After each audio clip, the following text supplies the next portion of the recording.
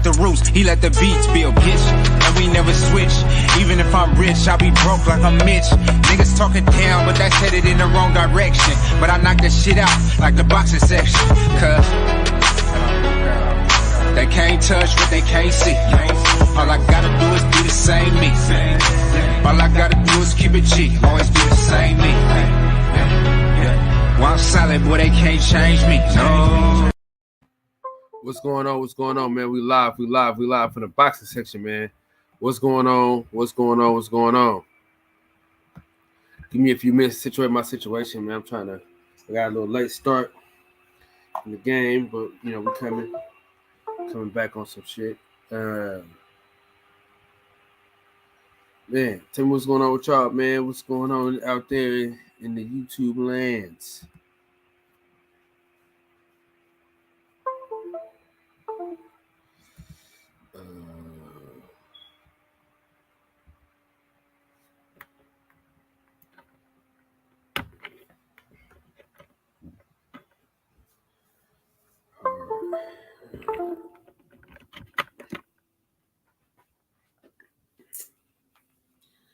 All right, so we got Clarissa Shields, Savannah Marshall. They had their press conference today. Very eventful situation. I know we got to be looking forward to seeing that fight, man. Two great women fighters fighting for supremacy. The only fight that Clarissa Shields has lost has been to Savannah Marshall. So it's time for her to avenge that loss from the amateurs. You know, amateurs and pros are two totally different things. So now we get to see them in full effect. So it's going down in a major way.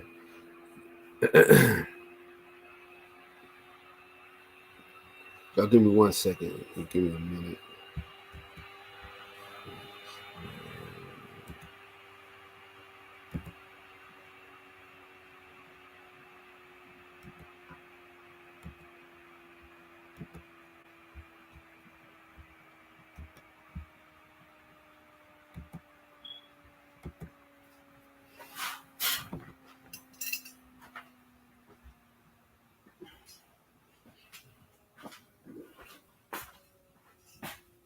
Hey, ready to watch the workout?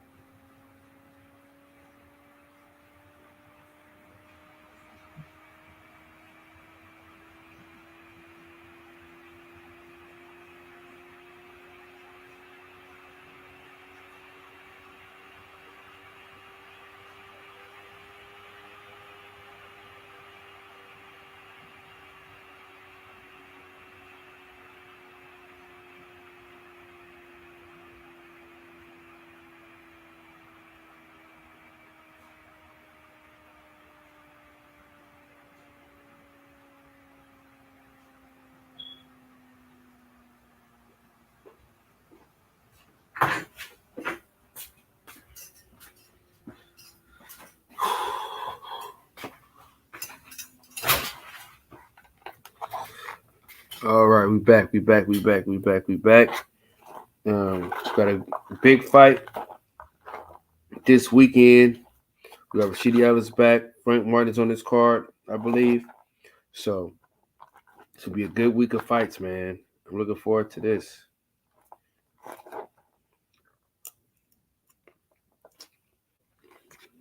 I'm going to it right now.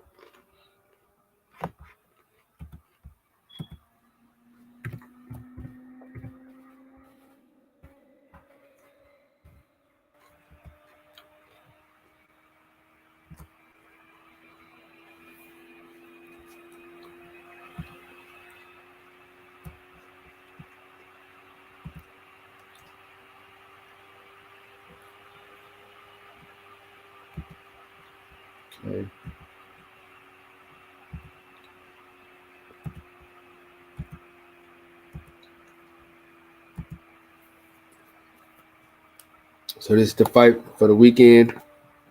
You know, they still old Manny Pacquiao favorites, so they're gonna keep putting this nigga in our face after he got his ass outboxed by Gary Russell with one fucking arm.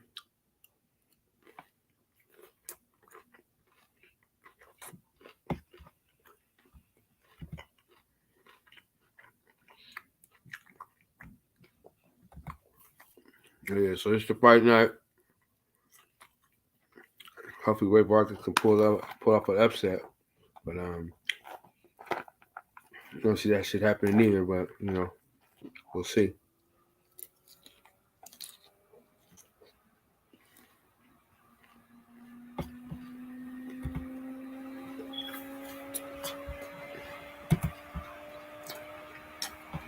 So this is in the chat for anybody want to hop on.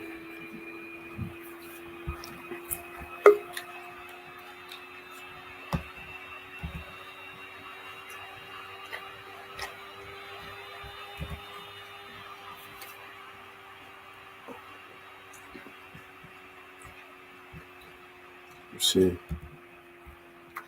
They don't say he was on a card just yet. Let me go look and see.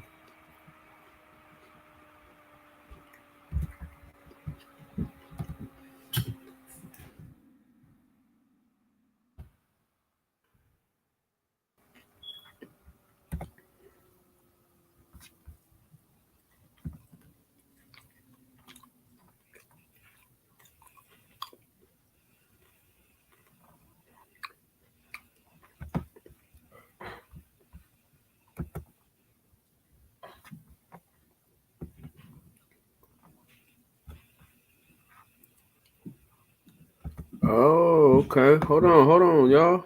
We got some action, boss. We got some action. Hold on. Check this out.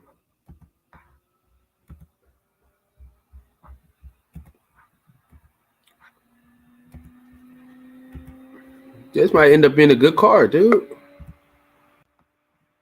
All right. That's the main event, which might be all right. Brandon Figueroa. His first fight at 26. Not bad. Okay, then we got Frank Warden on the card. So that's not bad at all. Which they showed us what time Rashidi Evans was supposed to be fighting. That'd have been nice. Oh, positive. What's going on, man? Yo, what's going on, man? I'm living, man. Sending positive vibes out to the young boy. Hey, Slim, whatever, dog, you got to show your face, bro. I ain't playing them games. Yeah, but I never show my face, though. Huh? I never show my face, though. I know who you are, though.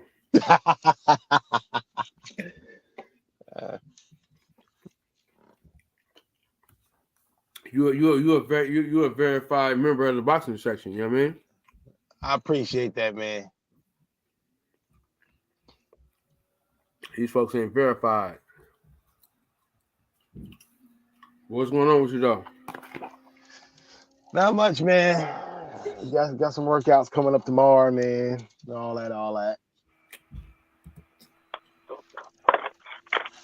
Hey, the boys are back in town.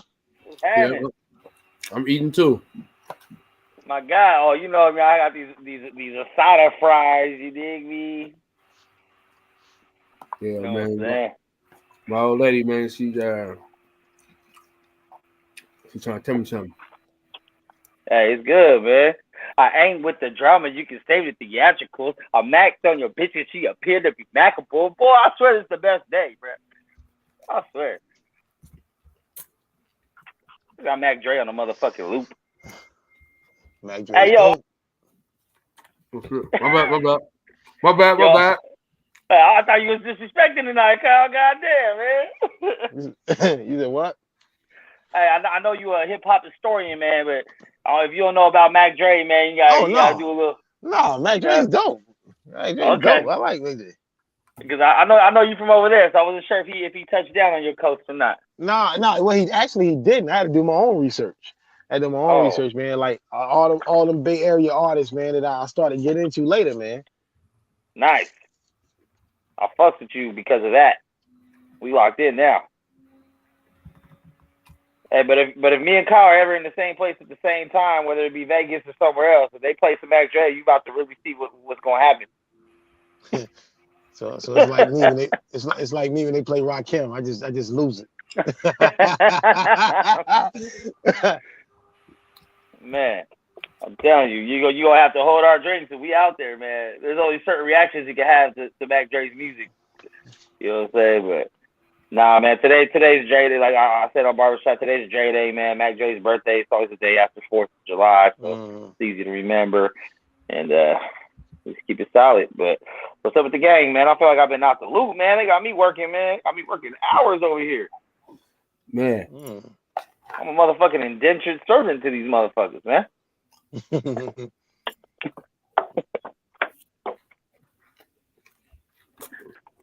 Did I miss any juicy gossip while I've been gone, man? Anybody else fucking go off on somebody? Gossip is bad, man. We shouldn't indulge in such behavior. Fuck it, we men. That's what we here for. If they ain't us, then who?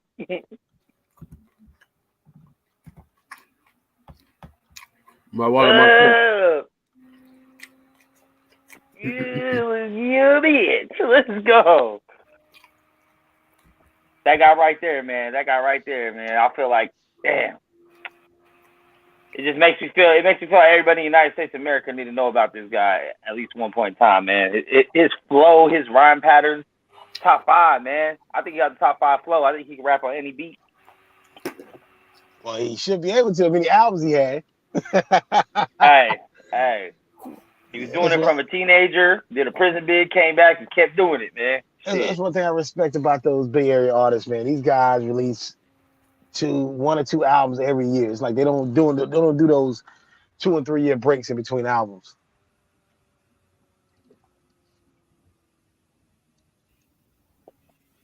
Yeah, when you're on that independent grind, you're gonna make the money back. Fuck it. Mm-hmm. Man, the most legendary is E40. You said what? Oh yeah, the most legendary. The most legendary is E40, nigga. Yeah, he got a million albums. Him and Too Short got a million albums. Dude, I was into E40, man, when nobody in my area was into him, man. I'm talking like early to mid 90s. Like guys just weren't feeling E40 over here. Man, I remember it was a comment or Rasheed Wallace has made about him. Biggie had. I never heard Biggie comments, but I remember when later on they talked about he had beef with him, whatever. But I think it was Rasheed Wallace and AZ. They was talking about E40 like around 94, 95, and 95, 96, whatever. They was talking about E40 deserved to be platinum or gold, whatever. I like E40, man. You know, everybody. I think regions are a good thing in hip hop. I mean, we don't have regions now in hip hop because everybody sounds the same. But I think it's good to have regions, everybody have their own sound, you know. Well, yeah, don't nobody sound like 40. Man, that In a Major Way, that's still my favorite 40 album, In a Major Way. Well, actually, Get a Report Card probably my number 1. You know me, I'm the 40 water. You know what I mean? You hear that shit? You already know, man. Man. Yeah, 40, but 40 like the godfather of that independent shit, man. Like he been doing all his shit out the mud, man. Hold on. JT the bigger figure too, man. Come on now. DJ, you got the Bay Area fucked up, my boy. Hey, hold on, what are you talking? JT the bigger figure been going for a while, man. I remember I was in high school reading about JT the bigger figure, the source. DJ, don't start. You know Alabama only got half a rapper. Salute to Magic DJ. JC, tripping. Monica Sultiva coming in here. The DJ, he on one. Hey, DJ, don't do that. Not tonight. Not on Dre Day. You wait till tomorrow for that bullshit. Oh, we got a Y'all trouble. motherfuckers got. We got trouble. Y'all got Mr. Biggs and Rich Boy. I know JC was gonna be a troll. The Rich Boy, ain't heard that name in years. What is he doing now? Yo, I love this album when it came out too. I love Rich that album. Boy still in net. All the haters want to tick. Yeah, want to Cadillac. I think Rich Boy just did a concert down here. I think he was a part of a concert out here like maybe some months back. Hey DJ, how do you feel about Simba and Lil Russell? Oh, La Russell, come on, La Russell's. You know La Russell fire. Whoop that. Well, that's cool too. You can't forget Jack and Huss and Mac Mall and as far as that era, she said they ain't got nobody, man. What you mean, man? San Quinn, Messy Mark before the drug. You know what I'm saying? San Quinn and Messy Marv, man. Yo, them guys got a lot of albums, man. I think Messy Marv, like, including mixtapes, he got close to like 80 or 90 albums. Yeah. Part of the Fab. Yep. Fab got that, was a Filthy Rich. You know what I'm saying? As far as the new era. But that prime era, that like early 2000s to about 2000s, yeah, man. Richie Rich is better than anybody that Alabama has ever even heard of. Damn. Shots fired. Hey, DJ, they coming at you, man. Hey, we ain't got much from my statement. We do got the Justice League though. Hey, you got the Justice League. That worked. yeah, we got Justice League, man. Well, where you from? You know where I'm from, man. North Carolina. That's right. Nigga, little brother. Yeah, that's Justice League. All those guys, Rhapsody, the collective. Nigga, J. Cole. What are you talking about? Okay, J. Cole, all right. The baby. Yeah, you got Petey Pablo. Well, the baby's not from North Carolina. J. Cole's not from Charlotte. No, the baby's not from North Carolina. He moved here. That nigga's from Charlotte, North Carolina, bro. You tripping? Nah, he's not. I mean, he claims it. It's fine, but he's not from here. Where you from? I don't know where he's from. I mean, I forgot, but he's not from North Carolina. He's not from here. Hold on. Well, he said the baby didn't check in with all positive. no, I mean, I ain't got no problem with anybody claiming it. Claiming it's fine. But he's not from here. When did he move here? I don't know. It's like Primo. DJ Premier is not from New York. He's from Texas. He moved to New York when he was 20, in his 20s. Brother, he claimed New York. I went to high school with this nigga. All positive? Okay, he's a teenager in high school. Right? You went to high school? Nigga. His brother, me and his brother was in school together, bro. He's from Charlotte. You tripping? Who? Nah, man. I'm telling you, man, I don't think you talking about the baby car? Yes, bro. Yeah, I mean, he probably claims it, but I don't think he's I don't think he's from here, man. I think what I heard, what I read, there was a while ago, like he moved here at a young age. He moved here, but he's not from here. Bro, what age are you from somewhere, dog? Like, nigga, if I'm there, if I move somewhere when I'm 2, nigga, I'm not from New York, nigga. Well, I don't think he moved here when he was 2. I think he moved here like a little later. I don't think he's from here. I'm saying that's what I mean. He said it himself. It ain't that I'm putting on a rumor. They say he was born in Cleveland, Ohio. Okay, what age did he move here? They don't say that, bro. It says origin is Charlotte, North Carolina. It's like Tupac claiming the West Coast. Tupac moved to the West Coast when he was like 15, man. Come on, man. Yeah, but that's where he became a man and learned his game, man. You can't claim no West Coast. You don't been living here. It's like almost half his life. He was over here on the East Coast, man. I think it's just wherever you became a man at, wherever you really got your game and were raised and learned about life. Like, I guess wherever you lived with your parents is a good one, but wherever you kind of came up on your own, I think should be where you claim to be from, where you're from. But some people are territorial about it. I mean, I don't care if he claims it. I don't care if he claims it at the state. It's not my problem.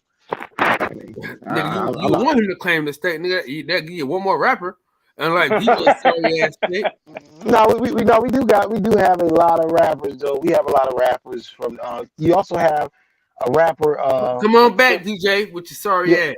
You also have Entice. She was a big rapper in the 90s. She had a song "Sure You're Right" with Father MC back in like 94, 95.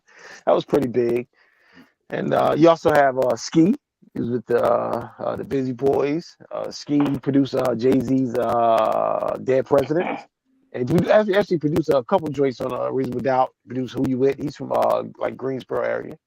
So yeah, we got rappers and producers from out here. Yeah, nigga, DJ got one. They got one rapper. Nigga named Rich Boy. He got one and a half. He got one and a half. Hey, He's a nigga, half. he had a fucking band. Hey, Rich Boy's first album might be a classic. If not, it's the next level down. Rich Boy was that nigga. I don't give a fuck what you're talking about, man. Yeah, Polo Bro, if you go Don did track one by before. track, there's only like 2 songs I don't listen to on that whole album. I'm gonna be honest with you, bro. I'm gonna be honest with you. What's his name? Really fucked that up for him. Who? What's it? Polo the Don. Polo Don, yeah. Fucking with Jay-Z and Beyonce and shit, man. Y'all leave them motherfuckers alone, man. Nah, man. What he do? Well, I didn't mess it up for him, man. What's going on? You know, they started trying to diss niggas. They meant the niggas Polo Don couldn't do any wrong his first few joints because he did a joint with Fergie. That was dope. But the thing about I think what hurt Polo the Don when he got exposed for using GarageBand loops. That one really hurt his career. He made that Nas song went crazy. Yeah, but you didn't say he gave Fergie what's the name of that song? What's the name of the Fergie joint here? The Fabulous Life. Don't ask me no name of no damn Fergie. Yeah, don't you ever like Fergie like that? I like Fergie album. I like Fergie's album. You the only DJ on this fucking panel. Glamour. DJ that's by initial. Not by profession.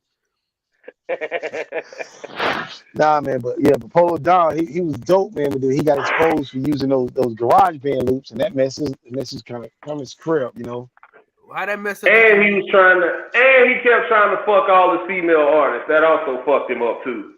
Yeah. Well, old girl was in a Polo Don video. Lena, Lena from WWE. You know what I'm talking about? CJ Perry? Hey, hold on. DJ so goddamn disrespectful, man. We about to kick him off the fucking show, man. I'm about to. It is what it is. I'm about to tell him to get the fuck out of my establishment, man. First of all, Simba got some songs, nigga. Them freestyles is actually songs. No, I have to agree with DJ on that one, man. I think he a better. Simba gonna sound. Hold on, Simba is gonna sound great on Funkmaster Flex. He gonna sound great at LA Leakers, but his songs by and large are not good songs. He gonna give you a hot 16 with no hook, no bridge, nothing. He's another one of these rappers that can't put a song together, and it's cool. Just follow your lane, bro. Well, Rakim never. Did you listen to his album? Hold on. Did you listen to his album? Did you listen to Dobie album? Okay. Who? Right. Who you say? Right. Dobie. Fuck is that? The guy with the eye patch that died. The T.I.'s artist that got shot. Oh, the light skinned dude. Nah, he wasn't light skinned. R.I.P. to him. No, but I wasn't really familiar with him like that. What about No Cap? You listen to No Cap? No Cap. I don't. Yeah. What about YB in the Mirror? You listen to him? Who? Right. See, I was doing that with half the niggas y'all was naming from the Wait. Who'd you say? Did you say YB in the Mirror? Yeah. Hell no. Now listen to Corday though. Corday, yeah. Corday's great. He okay. He cool. He all right. Corday going through it right now though. Hold on, Corday from Alabama? Nah, Corday ain't from Alabama.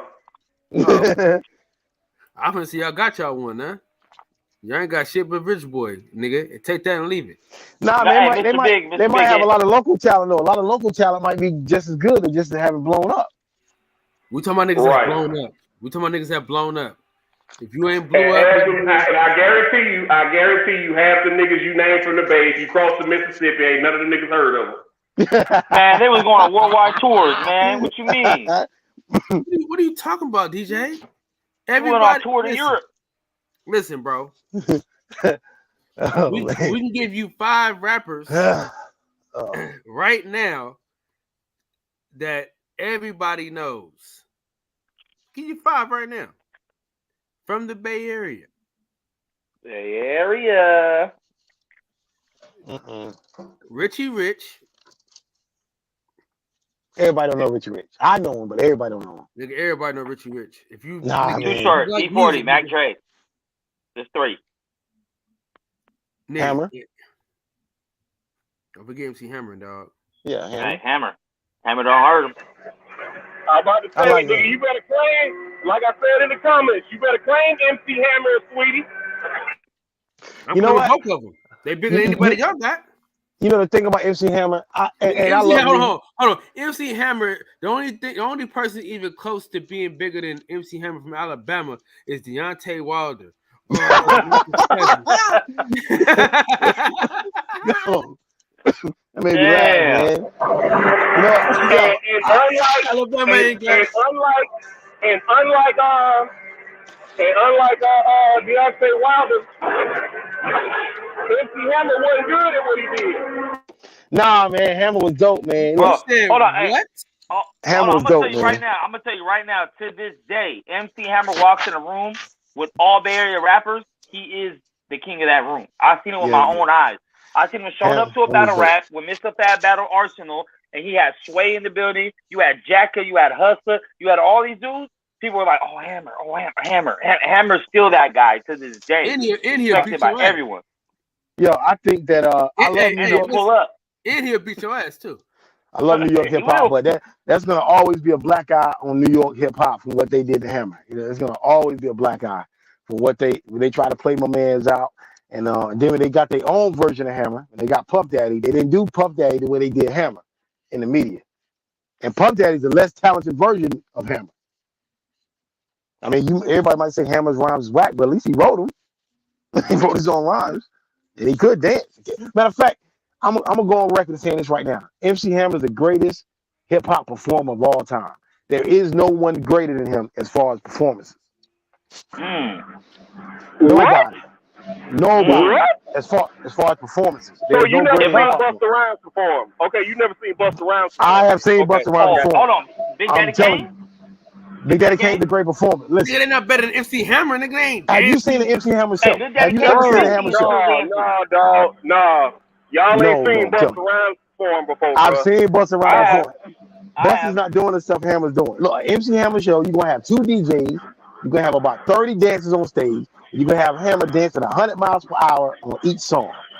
Like nobody's put on a show like that. Nobody in hip hop history. And I'm not saying Hammer's a better MC than Busta Rhymes, but no. Prime Hammer was crazy. Nobody put on a show like that ever. Look, just but like that. I see Big Daddy Kane at 50 plus doing dances, putting his legs over motherfuckers' heads and all kinds of splits. Yeah, Kane is dope. Yeah, I love Kane. You know what I'm saying? But I'm just saying a Hammer show is like it's never been anything like it.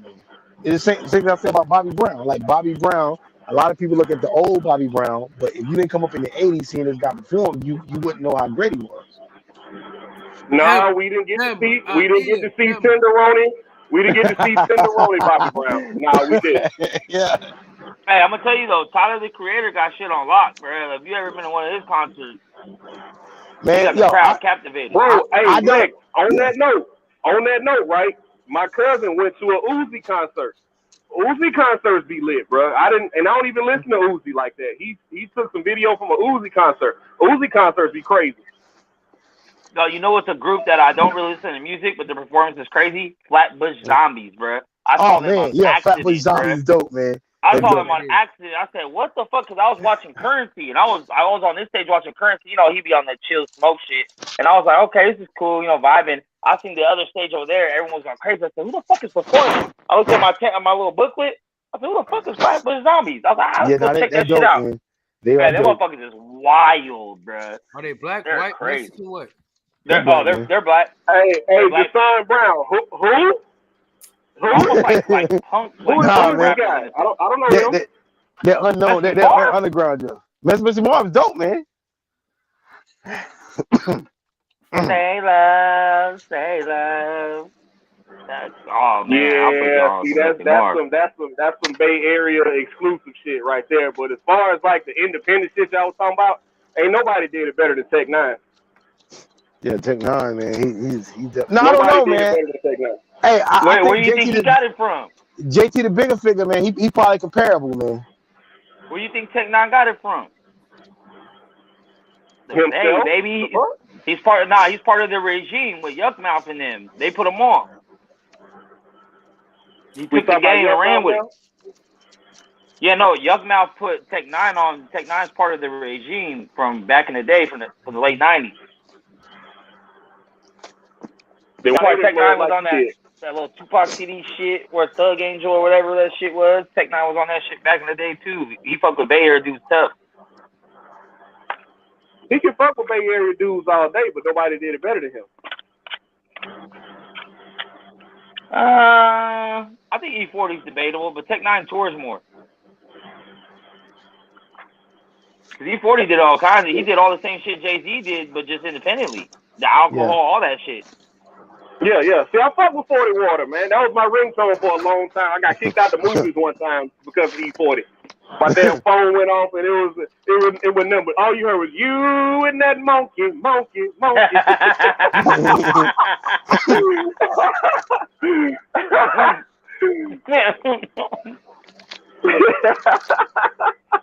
That was my shit.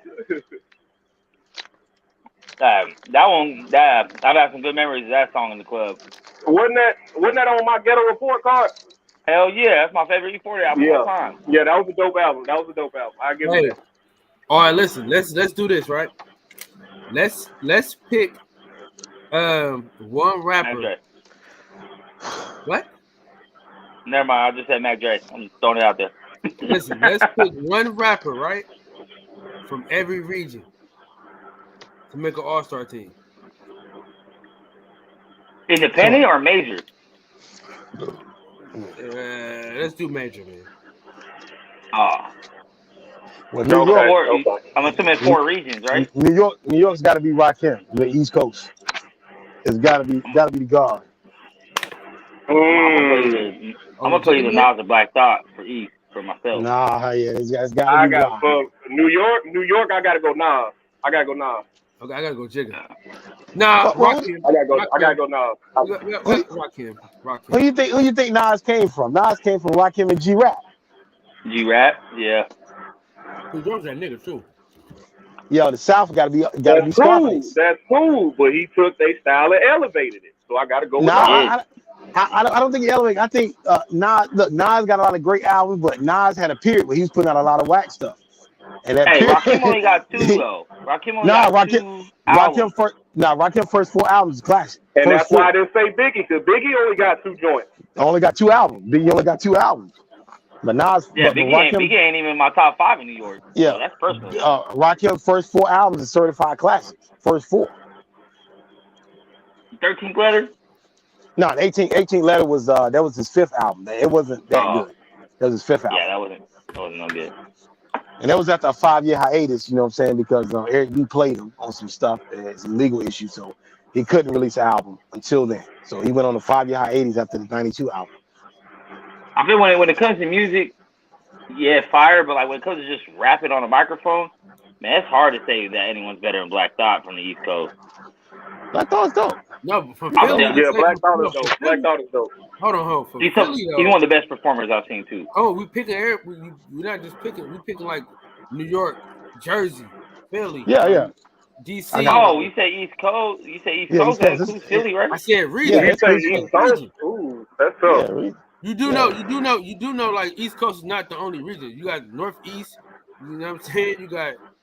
Wait. So how are you breaking it down then? I thought we were just going 4, Northeast, Southwest. Well, Northeast, I got it. I know y'all going with Black Thought. Nah, are we going by state? Are we going by state? Nah, region. Because the South goes from what? Texas to fucking Florida, bro. Like. Well, the South is Scarface. That shouldn't be debatable. Oh, always. That shouldn't even be debatable. Oh, King of the South. Oh, wait a minute. Who Who else? Scarface King of the South. Wait a minute now. Hold on. Who you going with? Ludacris is from Illinois. Let's talk about Bruh. this. And I was saying that earlier, and y'all couldn't hear me. I was saying Ludacris moved to Atlanta when he was like 12. So look at dude, the best rapper from New York. Luda ain't fucking with Face, bro. What do you mean? I didn't say Luda. I was just pointing out the fact that Luda from Chicago. Okay. By way Okay. Yeah.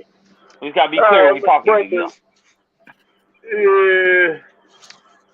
I mean, the South, you gotta throw Gucci in there. Come on. For man. influence. You gotta throw Gucci in there. Gucci wasn't better than Jeezy. Debatable. They ain't no fucking I never- debate. He is now. I never got into those guys like that. Debatable. Them guys Hold came out already. Positive. You ain't listening to Thug Motivation 101 all the way through? Dude, when Jeezy first came out, everybody kept talking about, yo, listen to this guy Jeezy. And I hadn't heard it for a while, so when I finally listened to it, I'm like, y'all serious? This got to be a joke. Look. Oh, you heard me. You heard me with that one. Look. I'm not saying it's bad, but I'm just saying you got to think about the area where I come from. I'm coming from the Rakim, G-Rap, Kane, era, even Nas era. So if I'm hearing Jeezy, I'm like, y'all got to be kidding me, man. Y'all got to be kidding me. Hey, TM 101 is the Bible for hustlers, bro. I'm not saying it's a bad album. I'm just saying it's not my cup of tea. Man. Fuck your tea. Fuck your tea. I'm just saying it's not my cup of tea. Now, I'm not saying Jeezy's a bad artist or the album's whack. I'm just saying it's something that I couldn't. I'm gonna say this though: Jeezy and Gucci put together, if they did a whole album together, they still behind Scarface. Listen, bro. Yes. Scarface definitely a king. I love Scarface. Watch it. Dude, nobody in the South got more classics than Scarface, even including his Ghetto Boy stuff. Nobody got more classics. I do love Scarface. But I'm gonna be real with you, man. That fucking Pimp C. See, that's it. That's that older generation talking about Scarface. I love Chad. I ain't gonna lie, man. Pimp C is dope too. I always thought Pimp C was better than Bun. I'm just gonna throw that out there. No. I learned more from his music than I ever learned from Bun. Bun B can rap as far as hold on. words. Before we get back to the regions, the best verse on Big Pimpin' was the shortest verse, and we can all agree on that. Yeah. I don't know, man. I think I always like Bun B. We forgive somebody. We forgive somebody in the South. We Andre? forgive somebody. Andre? You said, no. Because Andre never released the album. We forgive somebody. You said Scarface, ain't nobody got more classic shit than Scarface out the South. That's what you said, right? That's what you're going with? Yeah. That's what you're going by? Yeah. So there's this guy from New Orleans. There's this guy from New Orleans by the name of Dwayne Michael Carter Jr. No, man. Lil Wayne ain't got more class than Scarface. No.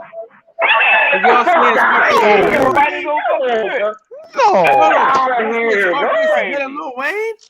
He's crazy. No. Scarface already had Scarface had about 5 or 6 classics before Lil Wayne ever released the album. Scarface been rapping since the 80s, bro. He definitely got more. Before Lil Wayne released the album, Scarface had about 4 or 5 classic albums. Dating back to Ghetto Boys. Okay, his shit was classic when he put it out, but then Lil Wayne proceeded to drop 3 classic albums back to back. Hold on. Scarface ain't better than T.I., blood. Come on. Y'all just being disrespectful now. Hold on, first Kyle, I'm with you. I'm with you. You got guys that ain't sampling. They sample like Kodak Black. I didn't know y'all supported Tekashi. These guys like Kodak Black. They're sampling Ghetto Boys and Scarface. They're sampling Mind Playing Tricks. Hey, hold on. There's actually audio of T.I. himself saying that Scarface is the king of the South. So T.I. don't even feel that way. No, but listen though, if we're gonna be honest, we have to put some respect on Lil Wayne's name as it pertains to the king of the fucking. He was the best rapper alive. You don't even know what he wrote though. Man, don't cut me off, brother. We having a show here, cuz. You're outlandish tonight. Listen, he was the best rapper alive. Nobody's ever said that about Scarface. Who's the best rapper alive? Dwayne Carter. Look, there was no point in Lil Wayne's career where he was ever the best rapper alive. He said that and everybody ran with it. No way. At no point in Lil Wayne's career was he ever better than Nas or Jay-Z. At no point. First of all, Nas is over fucking rated. Okay? Okay. Nas is over fucking rated. Oh, man. His albums may have sold a lot, but at no point was he ever a better lyricist than Nas or Jay-Z. Listen, I like Nas. No, you don't. Compared to Lil Wayne, man, Nas ain't shit. Bro, how you gonna tell me I'm hot like light, I'm cold like ice is better than anything Nas said? What? Come on, man. Come on. Hey, Juvenile wrote his first half of his career. Hey, real G's moving like lasagna. You know what I mean? I'm just letting you know. That's a trash bar. Listen, I'm gonna tell y'all something, man. From the West Coast, though, the best rapper, he come on our show all the time, so y'all know who he is. Who? Terrence Keith, Top Killer. You know what I'm saying? Can't nobody fuck with him when it comes to these bars. Ooh.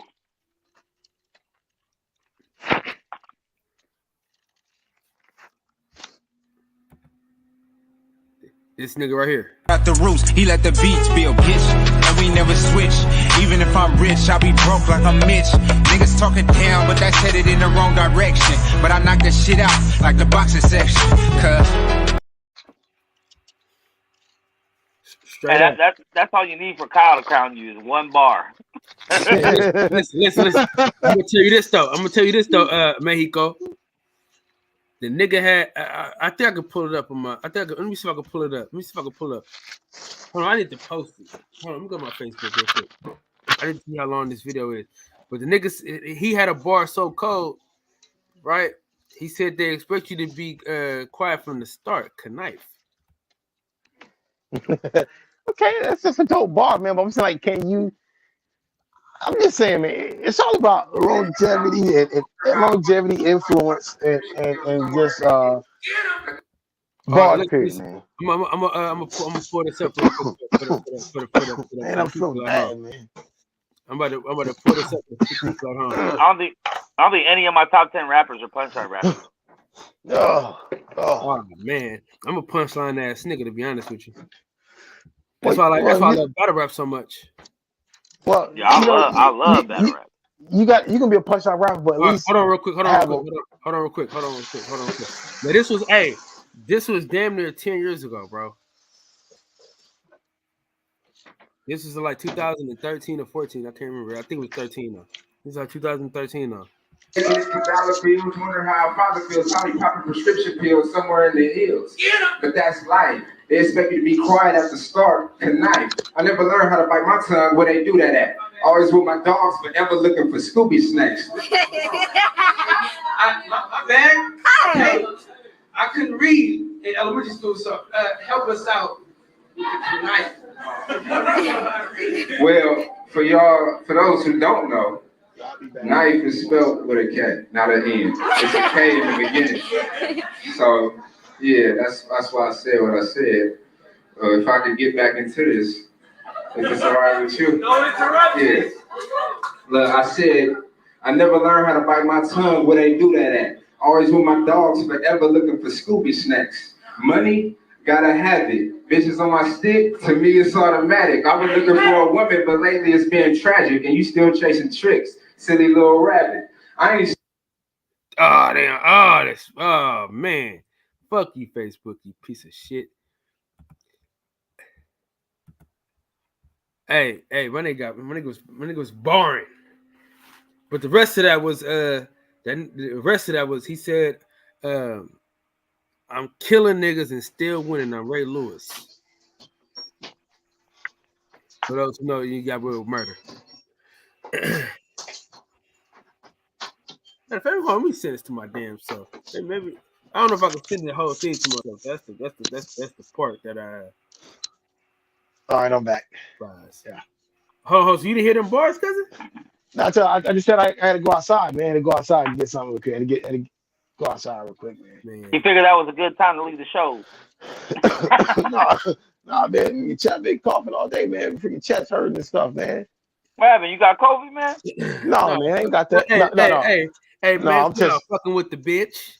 Nah, man. No, I test myself twice a day. I've been testing myself twice a day, man. But I don't know why, man. It's like ever since I hung out Sunday, man. It's like I've been messed up like that, yo. Every time you tongue down the wrong bitch. You a little too positive out there, No. Like I don't know what it is, man. I ain't got no COVID or nothing. I ain't got no COVID, man. Oh, boy. Yo, if we ever go to a fight, y'all, I'm gonna have to see you about that Scarface disrespect in person. I ain't gonna tolerate that shit.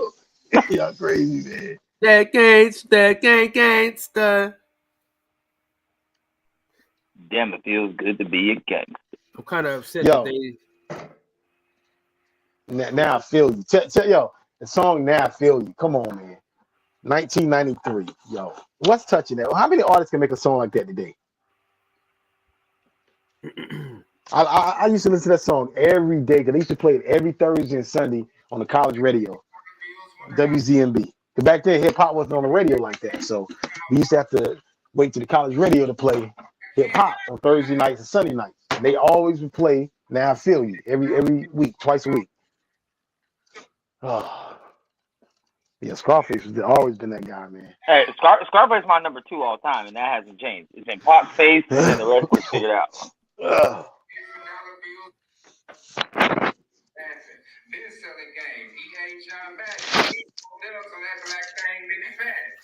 Hey, but Kodak Black is the goat of Florida, though. No. Shit, he might be. There's not a lot to choose from. Florida, I ain't gonna lie, Florida got some trash rappers. I'm just kidding. Florida got some trash rappers. You said who got some trash rappers? Florida. Nah, Florida man. got... Whoa. You got JT Money. JT Money and Debonair. Slow down. You got JT Money. You got Rick Ross, man. Rick outside, Ross is trash. It's probably like 5 niggas out the whole state that's good for Florida. You got JT Money. JT Money and Debonair from Poison Clan, man. Poison Clan. JT Money, who is this? Poison Clan. I gotta look him out of here. Y'all might know him. Y'all might not know him for who that, but he actually been out longer than that. He was with the Poison Clan in the early '90s. They was on the 2 Live Crew. The Poison Clan had songs like "I Hate Hoes," probably one of the biggest songs. You never heard "I Hate Hoes"? Still better.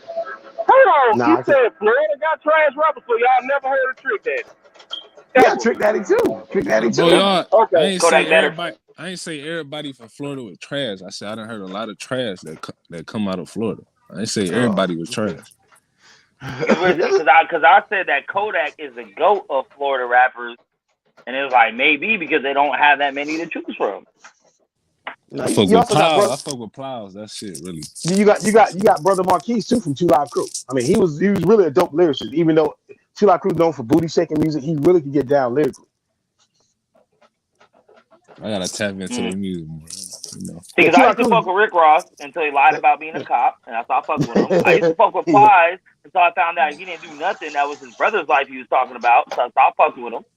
And I was fucking with Trick Daddy until he was over here talking about eating booty every fucking interview, and I was like, all right, well, hold on. like, Ain't nothing wrong with eating booty. Hold on, my bad, Kyle. Shit. Kyle licking up his gold. Hold on, nigga. You gotta relax, man. Don't be out here disrespecting the booty eaters out here in these streets. Hey, Kyle on the West Coast eat a booty gang over here. Nah, I ain't into that, homeboy. That's not my thing. Oh, I'm into that. I mean, all the ass. Nah, I can't do that, man. Nah. No, sir. I don't know. All positive. It kind of sounds in your voice like you might have ate some ass this weekend. Nah, I didn't do that. I wasn't doing that. I wasn't doing that, man. It was something else, man. It was something else. Oh man. I was just hanging out with my homegirl this weekend. That's all, man. We was just chilling. So you ate out your homegirl this weekend? No, I did not do that. No, I'm saying I'm just hanging out with her this weekend. That's all. I got messed up, man. Oh, Patrick got a little hand. Hey, got some hand in throat, don't it? Hey, got some hand in throat, don't it? Nah, man, I ain't into my homegirl like that. We don't do nothing like that, man. We don't do that. Nah. We'll let you live. Okay. We'll let you live. Yeah, okay. Oh, baby, you got what I need. But you say he's just a friend. But you say he's just a friend. Man, look, dude. I was look, man. Going up to the college where she was kissing. Look, dude. I am a member of the CCC community. I'm a member of the CCC, the cheek clapping community. You know what I'm saying? I'm a member of the CCC.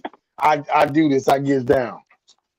But now I don't like my female friends. I don't mess with my female friends because that always leads to trouble. Always leads to trouble. Somebody get attached.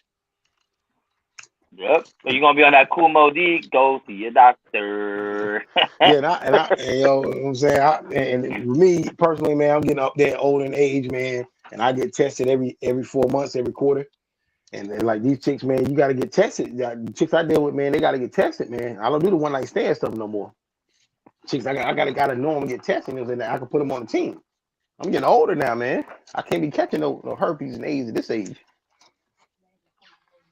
I mean, fuck you already did it all, possibly, right? Okay, Deshaun Brown wanted to talk about Midwest. Now, who we gonna nominate from the Midwest? Common. Hell no, I like Bump J, Kanye. man. Bump J. Common. Kanye, baby. Common sense. Classic album. You say Kanye? No, I said Common. Common probably the greatest rap. Common or Twisted. Them probably the two greatest lyricists from the Midwest. Okay, now Twisted for Adrenaline Rush and Speed Knot.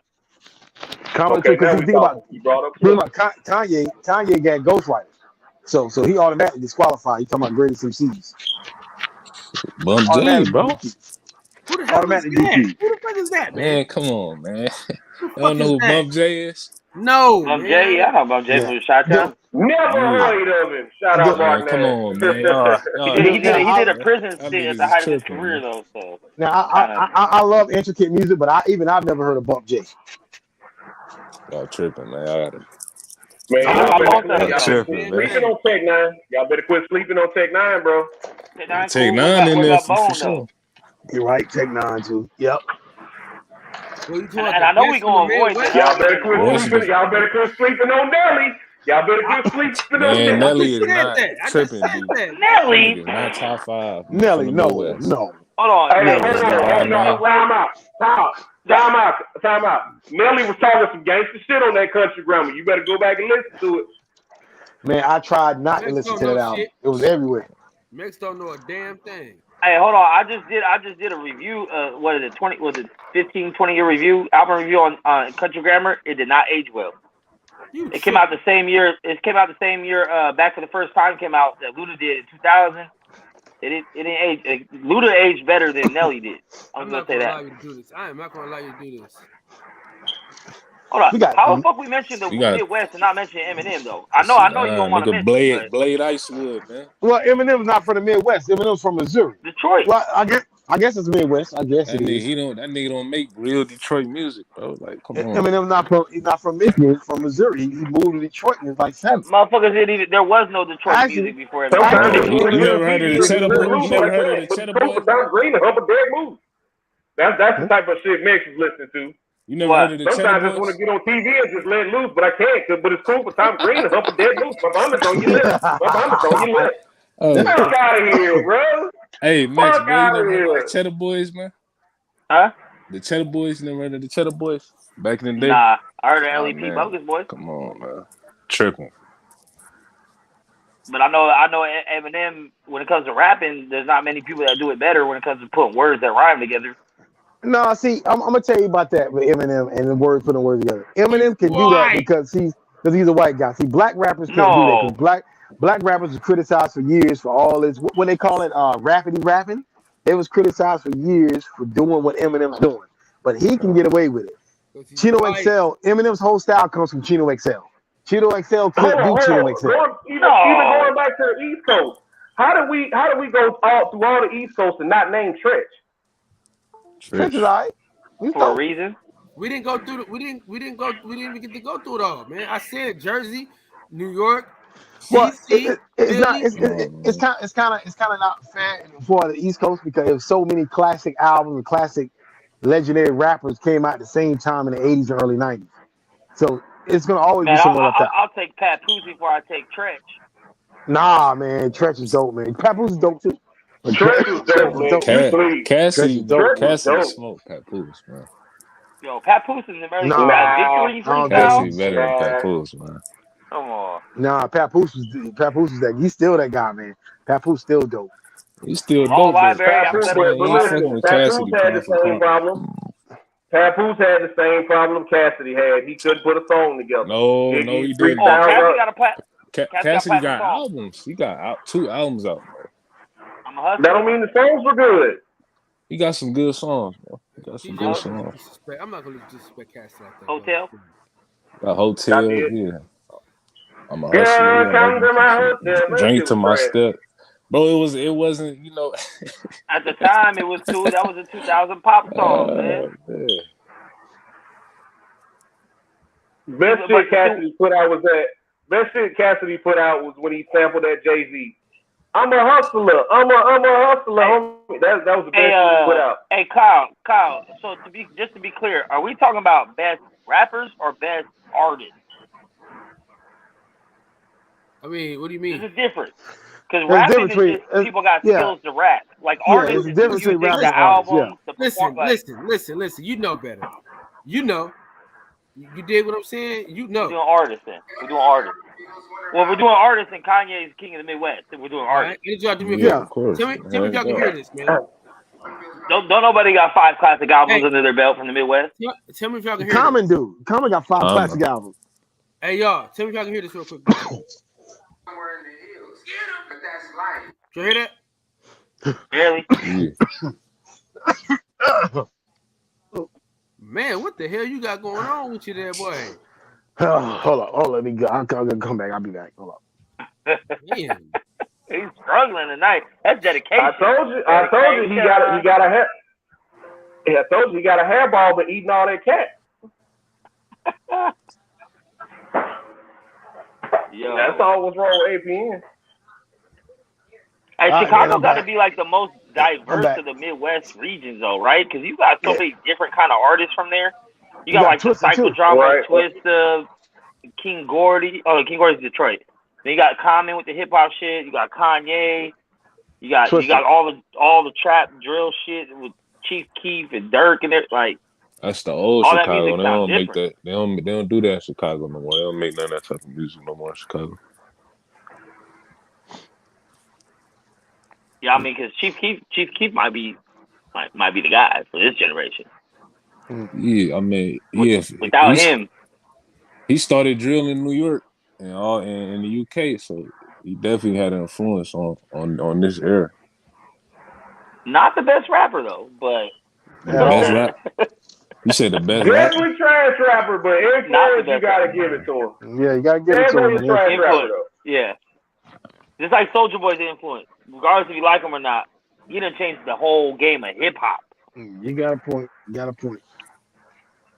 It's hard to admit. It's almost sad to admit that guy right there changed the hip hop as a whole. But he did. You heard me? And Kanye's right behind him. What's up with No Love for Griselda from the East? I mean, they ain't all-time greats, but they're running shit right now. Hold on, I think hip hop goes in phases, man. It's like different phases come along and everybody follows that phase and stuff, and then before they move on to the next thing. For a while everybody was doing snap music. I don't know if you remember snap music with the Laffy Taffy and all that stuff. Oh yeah. Like that, everybody, Yin Yang Twins and David Banner started doing snap music and all this stuff, man. So everything's like a phase, man. Yeah, then you go back to the 80s with all that ABC rap, You got the guys like Curtis Blow. Breaks in the car. Breaks make you move. Shit, man. Rakim, Cool G Rap changed all that. Yeah, but Rakim kind of changed the landscape. Rap. That's that Cool G same Rap, shit Freeway was all that. doing. Rakim changed the landscape, the lyricism. Shot. They changed the game That's forever. that same shit Freeway was doing. Big Daddy Kane. All that. You know, like Freeway, I think Freeway's dope. I'm talking about lyricism.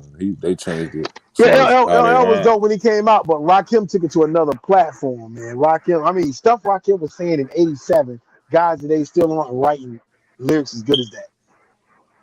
And this is 30-some years later. I got Cool G Rap ahead of Rakim, though. Well, Cool G Rap dope. Like I said, Cool G Rap dope. That's my favorite from that. Journey, you the journal. I'm a journalist. I'm either Boo. I never thought he was good. I never understood the hype. I never understood the hype. I never understood the hype. I'm gonna be Chance the Rapper. Okay. I never understood the hype. I thought you talking about Rakim. I'm like, y'all about to explode. No. Rakim was dope. Yeah, but Chance was from Chicago too, holding for style music. His shit, Rakim shit, unlike LL, it aged well. Like a lot of LL early shit did not age well. What? It did not age well. A lot of his I know you saw Terrence Crawford come out to that I'm bad. Don't tell me that shit aged well. Yeah, I'm bad with dope, man. Shit, man. You gotta think. Come on, Rock the Bells. I Need Love. That's all. Yeah, but Mama said but think about LL's third album, Walking with a Panther, that almost ruined his career, almost killed his career. Then he had to get Marley Marl on his fourth album. Obviously, knock you out. Marley saved his career. Because Walking with a Panther, he actually got booed off stage. But he was like 19 at that time. Well, he came out at 17, right? He came out at 16 in '84. I Need Love was my shit. I Need Love still my shit. A lot of people didn't like that. You know, he came out because LL. He came out as like a battle rapper, hardcore rapper. So he did I Need Love. A lot of people weren't feeling that on the second album. I'm sick of these niggas not feeling some shit, man. Hey, all positive was there. I was around that time frame, man. What was that? All positive was 17 when that song came out. And then everybody want to feel some shit afterwards, though. No, I'm saying it was one of the first. It wasn't actually the first rap love song, but it was one of the most popular ones from a guy of his stature because he was known as a battle rapper. And for him to put out a love song, a lot of guys weren't feeling that. Like it was like, man, LL done going soft. His name is literally Ladies Love Cool J, man. So it was the same album as I'm Bad. You know what I'm saying? So he had I'm Bad on that album. He had I Need Love. So a lot of guys weren't feeling that, man. But like I said, I think LL's a legend, and he's deservingly of all the praise he gets. Even though I think LL, he really hasn't won a top battle yet, because Cool Mo was killing him, Mo D was killing him back then. But LL just had the ladies, and he had the Def Jam machine behind him. But Cool Mo was really serving him on the one side of the battle. Then you had 98. Cool Mo was serving him, man. Nah, he didn't get Cool Mo, man. Look, LL. I'm not 50. I'm not 50, so I don't understand. I'm sorry. But I'm saying, LL's biggest line in Jack the Ripper, he's like, "How you like me now? I'm getting busier. I'm double platinum. Watching you get dizzier." I'm like, come on, man. Get that whack junk out of here, LL. Get that line. That was that 80s shit, though. Cool Mo was breaking down his name. At the wall, in the back of my mind, I'm hearing conscious call. Man, come on, man. Get that ADC rap the fuck out of here, bro. And then what that ADC rap the fuck out of here, bro.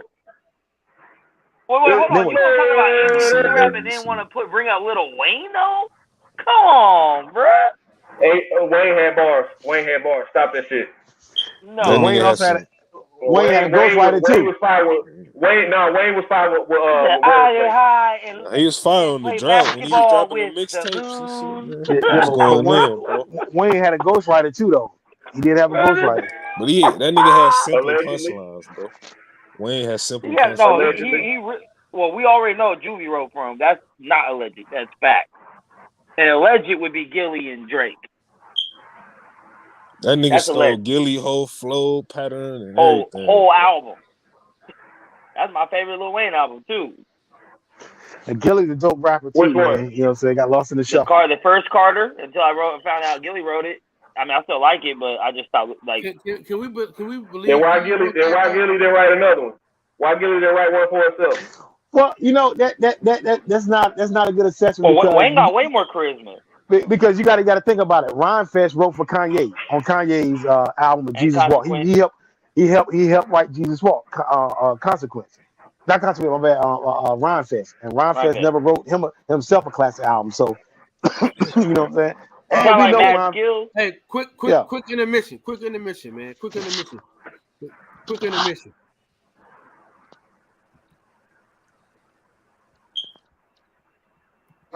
They expect you to be quiet at the start. Bills wonder how a father feels, probably popping prescription pills somewhere in their heels. But that's life. They expect you to be quiet at the start. Knife. I never learned how to bite my tongue where they do that at. Always with my dogs, but ever looking for Scooby snacks. My bad. Hey, I couldn't read in elementary school, so help us out tonight. Well, for those who don't know, knife is spelled with a K, not an N. It's a K in the beginning. So, yeah, that's why I said what I said. If I could get back into this, if it's all right with you. No interruption. Yeah. Look, I said, I never learned how to bite my tongue where they do that at. Always with my dogs, forever looking for Scooby snacks. Money, gotta have it. Bitches on my stick, to me it's automatic. I've been looking for a woman, but lately it's been tragic, and you still chasing tricks. Silly little rabbit. I ain't stupid. I know the do's and don'ts. And these days I'm often stuck on the wills and won'ts. Cause bitches will say they love you, but they won't though. But white girls love a nigga iced tea and cocoa. Always with my dogs, we don't fuck with niggas catting. All about the cheese, we don't fuck with niggas ratting. Wish a nigga would look like a genie, I'm Aladdin. Haters at the house crying while we at the bank laughing. Ben selling game, EA John Madden. Chrome dubs on that black thing, McFadden. Cause nigga, I'm a raider. Your bitch do me a favor. She say I taste sweet, so she suck me now and later. Something like candy, cool in a hot seat, so that's why they can't stand me. Oh dear, cancel that bitch like Bambi. Spit shit sick quicker than Hurricane Sandy. I'm fly as a bird, you niggas got 49 excuses. I'm killing niggas and still winning, I'm Ray Lewis. I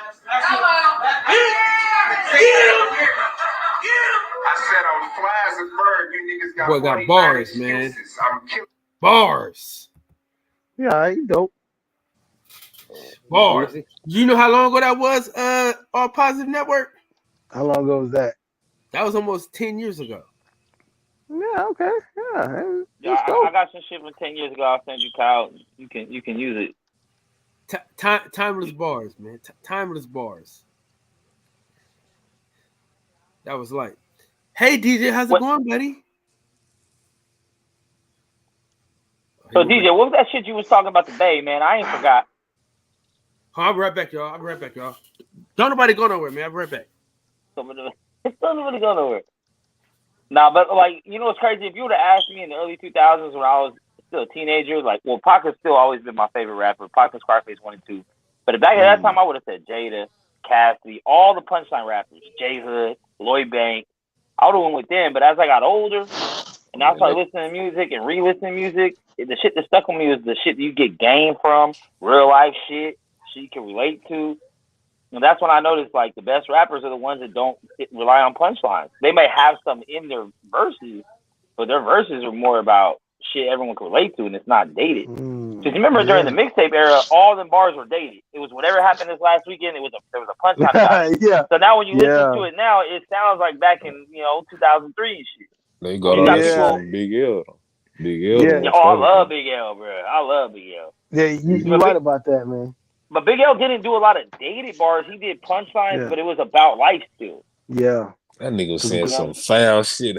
Because when you talk about current events, man, that really doesn't age well. Like Curtis Blow had a song called Basketball, but he talked about the hottest basketball players of the era, like Moses Malone.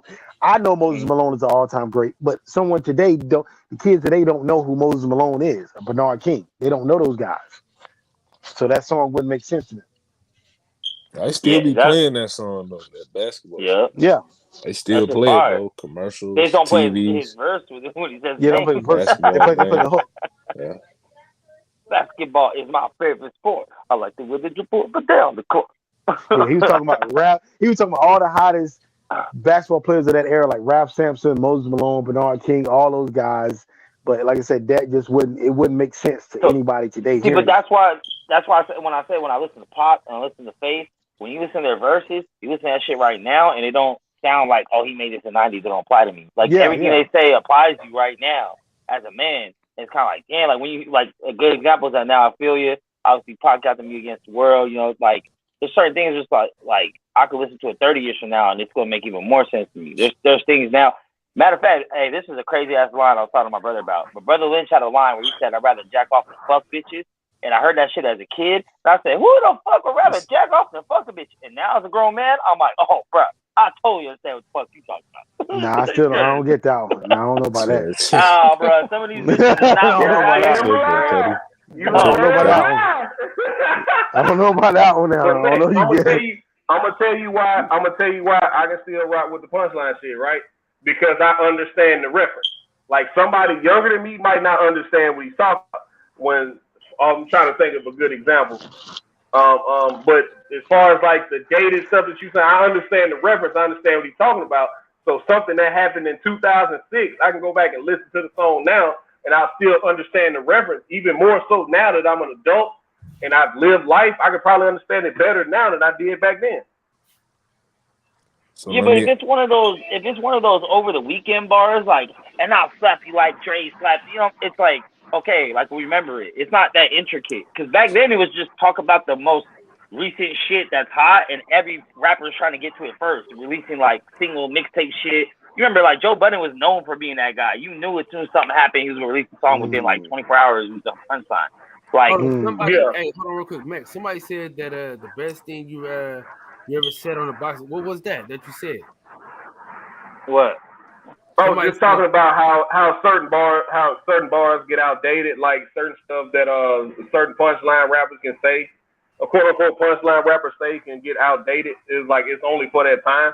But for an example, like one that just popped in my head that now you talk about slapping somebody is T.I. verse on Never Scared. He was like when he said I'll choke your ass out like Dre did that. Everybody know what he's talking about. Like everybody know what he's talking about. So you can listen to that now. You can listen to that 10 years ago. You can listen to it 10 years from now. If you old enough to understand that reference, that verse is timeless. That's one of my favorite T.I. Let me ask you this though. So you said, so you think Fabulous is dated? Like all his material he done put out the last 5-6 years? I think a lot of his mixtape shit in the beginning. No, I'm talking about all the work he done put out since 2010, like the Soul Tapes, Summertime Shootout, the collaboration album he did with Jadakiss, all that. Nah, because he had a different style. Like he had a different style of punchlines. Like his current style of punchlines is more like wordplay shit, where it's witty. It's like word association. Versus like, oh, last weekend Kobe went for 50. I did the same. You know, like where it's like you had to be there in the moment. Now one of my favorite Fab punchlines is like a lot of kids today wouldn't get it. When he said, "I got 2 nines on my hip like Warren Sapp." The kids today don't know who Warren Sapp is. You know what I'm saying? They don't get that punch. Bars like that, bro. Like I swear to God, if I hear another number jersey bar, bro, 2022, dog. Freddie Fox said, like how many times have we heard the 30 like Curry, the 9 like Rondo, the 9 like Parker, man. like exactly. Bruh, like you. And even more so to that, like when Lil Wayne said on one of his mixtapes, the leather guts and might I add in it's black on chrome like Darren McFadden. Like if you weren't in that time, you're not gonna understand that. Man, come on, DJ. Darren McFadden didn't play that long ago. Bro, I mean, but I'm saying though, it's teenagers today who not gonna understand that. Oh yeah, for sure. You know what I'm saying? If you weren't an adult in 2008, you're not gonna understand that. Exactly. I wasn't over 18 in 2008, but I know Derek McFadden. You like and but it's a lot of kids who's not gonna know that Derek McFadden played for the Raiders. A lot of them gonna associate him with either just Arkansas or playing for the Cowboys. Mm-hmm. Yeah, a lot of people don't know he was drafted by Oakland. The Raiders now. using those team names like teams with players and punchlines. That it's kind of can be tricky, especially if they're getting traded. All that. I know it. For example, everybody keep using the Monopoly. I hear the Mono Ginobili bar. That's one of the most What they saying? outdated bars. What they saying? When they I can't remember exactly what, but I didn't heard Put it like so a hole in many your times. head or some shit like mono. They be saying I shoot like mono or something like that, or the Euro like mono or some. Just always use it. I feel like the Mono Ginobili. That's another bar that's outdated. Yeah, but 30 like the name Curry. sounds good to rap. Yeah. But the thing is, they be rhyming. Yeah. Ginobili's not from Europe though. Why they always call him Ginobili? He's not from Europe. I've had to explain that. He's not. Yeah, but he popped. He was one. He didn't start the Euro step, but him and Dwayne Wade was the guys in the early 2000s that revolutionized the Euro step. But he did play in Europe, even though he's from Argentina. He did. He was one of the top European players before he came to the NBA. Yeah, I mean, there's always going to be those references, you know what I'm saying? Because you're going to have the white boy shooter reference, plug in your favorite white shooter. You're going to have, like, that shit's always going to happen in rap. It's just, now it's like, how creative can you be? Because we've heard all the plain ways. Like, I used to freestyle punchlines like that when I battled dudes. You're like, oh, call my guns Raiders. Why? Because they silver and black. Oh, like that don't even mean shit. That's stupid. That's basic, bro. You come up that shit off the top of your head. So for me, it's like if you sat in the studio hours upon hours, weeks on weeks, and that's what you came up with, I don't know. Now if it's a mixtape, but people not even rap like punchlines, right? Like you said, that was like a 2003, 4 way. People now they ain't no more punchline rappers like no more. Yeah, just it's slick wordplay. It's like slick wordplay.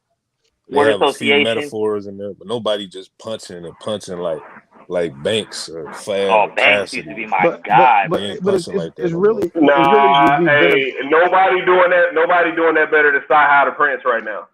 Sci-Hi the Prince got the best fucking wordplay. Yeah, Sci-Hi is dope, man. Sci-Hi the Prince got the best fucking wordplay. Like that.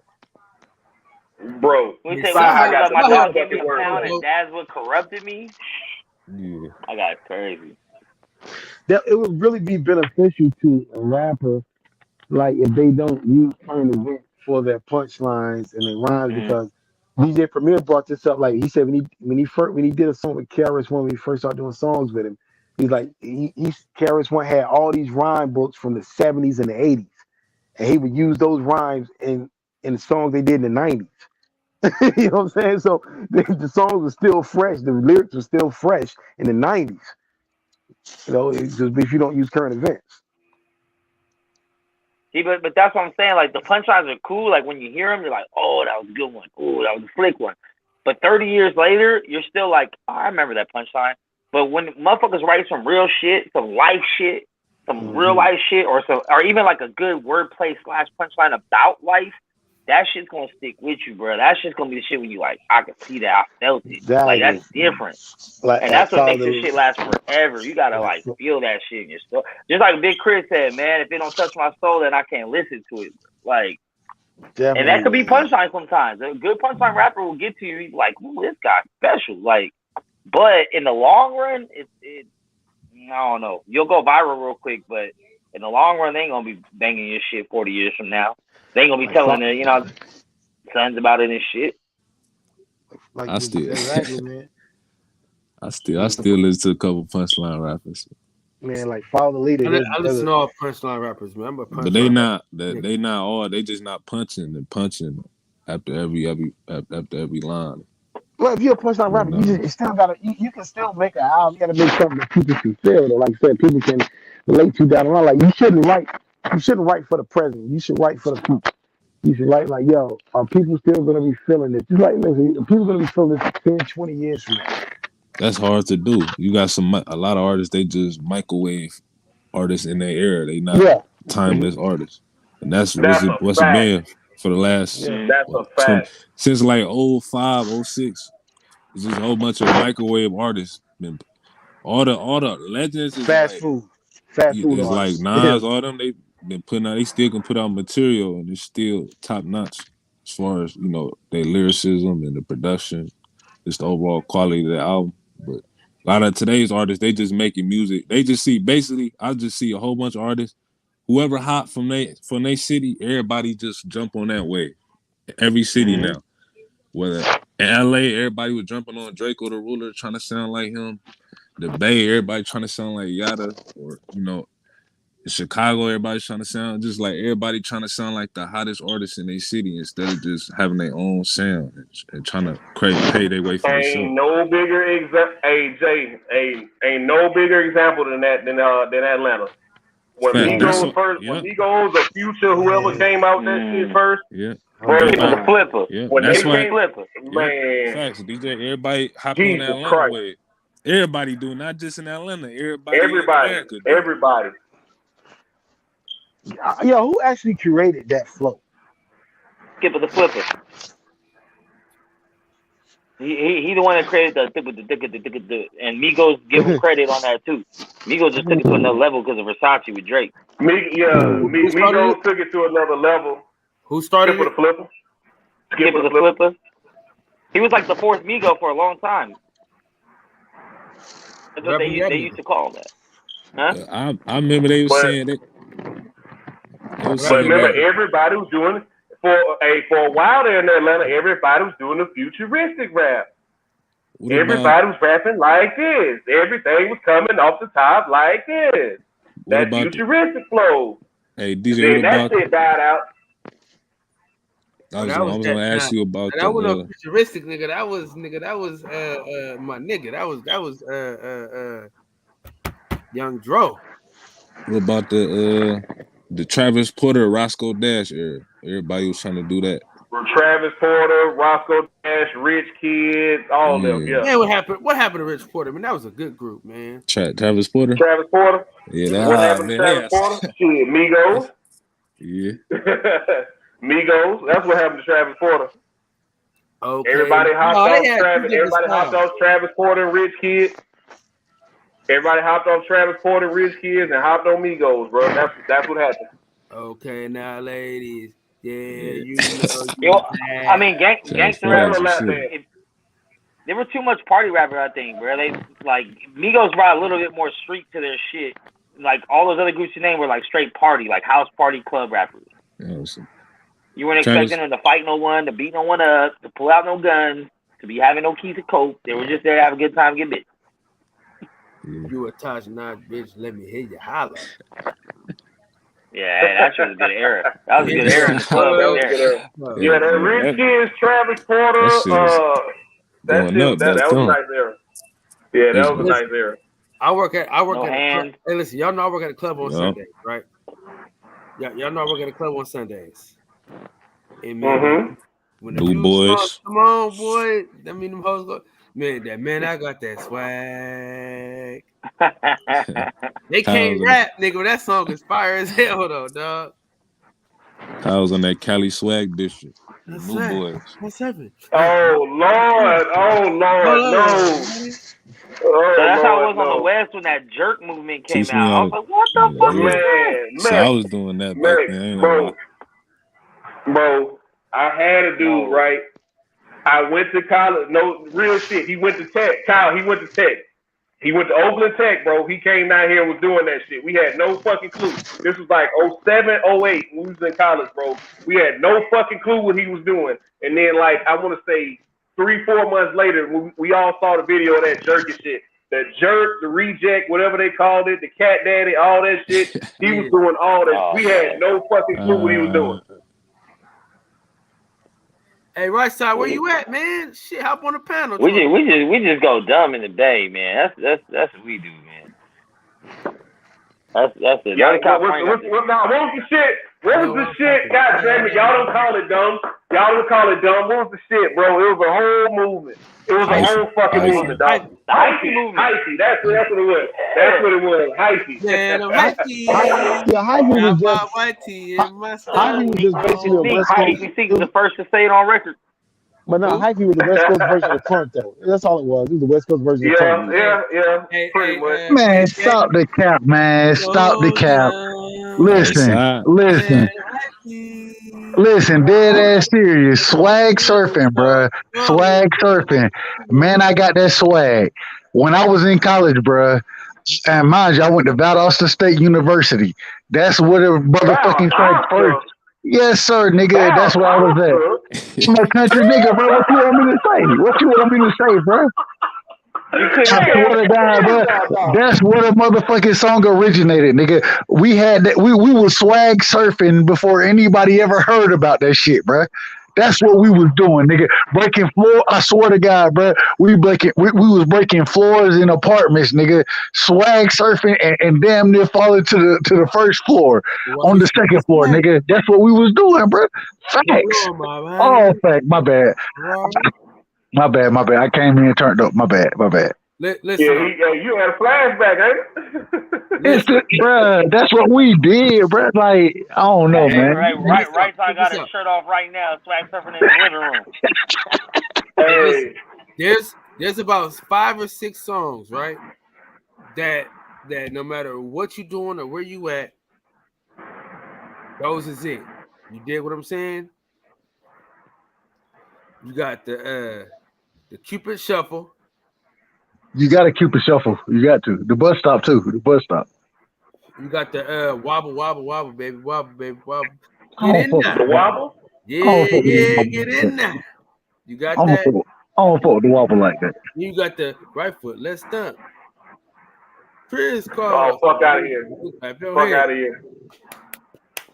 Bunny hop. What you know about the bunny hop? You got a bunny hop. No, I don't bunny hop like that. I don't fuck with the You got that swag and surf. Man. I rock with that shit. I'm telling you, bro, certain songs is a couple of songs that are like Laffy Taffy. They like that. Laffy Taffy close. Nah, I ain't know. This, look. We all hate Laffy Taffy.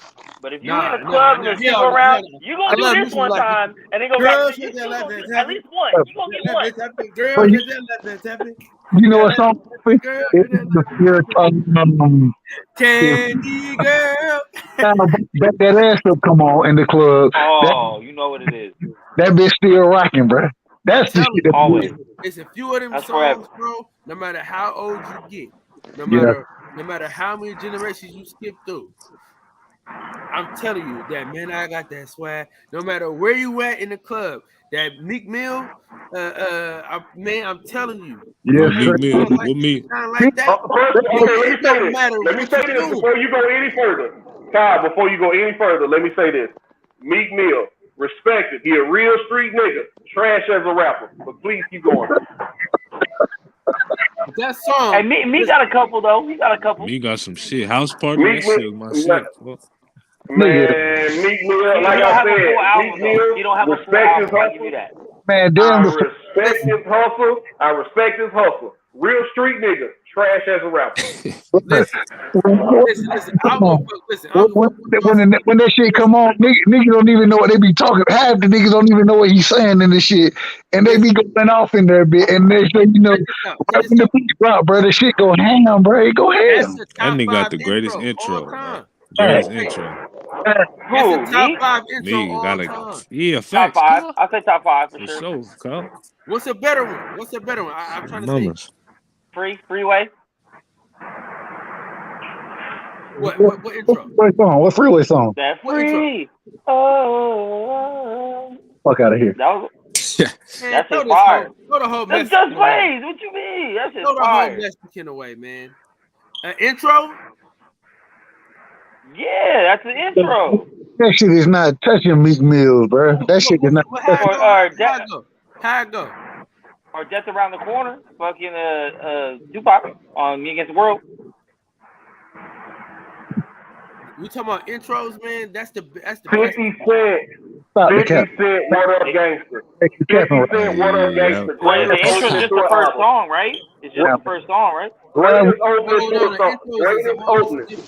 So we talking about intros, bro. Like intros. So look how Meek. In the intro, the way he comes in on the verse, you feel me? And then when the shit start to hit, you know, when the song actually going, bro, we talking about intros. I'm not sure what you talking about. That's what we talking about at the intro. I mean, the intro is the first song on the album, right? Where's All Positive Networks? He can explain to us. The first song on the album. What are you talking about? We talking about intros to songs, bro. To songs. Intros to the album. Ooh, Taylor Bell talking about that slow motion for me, moving slow motion for me. on Volume 3 had a dope intro. I like it Jay-Z Volume 3 had probably one of the best intros. Who? Oh, I'll give you one. I'll give you one right now that's better than that for sure. Common B. Oh, B's a dope intro. Bruh. It ain't better than Meek Mill's though, bro. Like what? I'm not qualified. The Lord Rise. Look into my daughter's eyes. I'm not qualified to say I've never heard a Meek Mill album. I'm not qualified to say that. Hold up, wait a minute. Hey, Cal, can you play that, bro? Can you play that for them? Because like I said, am I the only one that think that shit overrated though? I do. I think it's overrated. I don't listen to Meek Mill, so I can't tell you. Y'all niggas don't go to the club. Y'all don't know what's Haters, rest in peace to the parking lot. Car so big you can't even fit in the parking spot. Like what? Because you ain't got no money. We don't have no money. That's why. I sit in the hockey rink, Philly. No, I got money. That's not the point. That shit Philly was nigga, I'm flyer. Listen. That shit go hard, bro. Tell the nigga. I sit in the hockey rink, Philly nigga on flyer. Come on, man. Stop hating on Meek, man. Man, I did songs with Mariah. Man, get the fuck out of here, man. Man, come. Hey, I ain't gonna lie.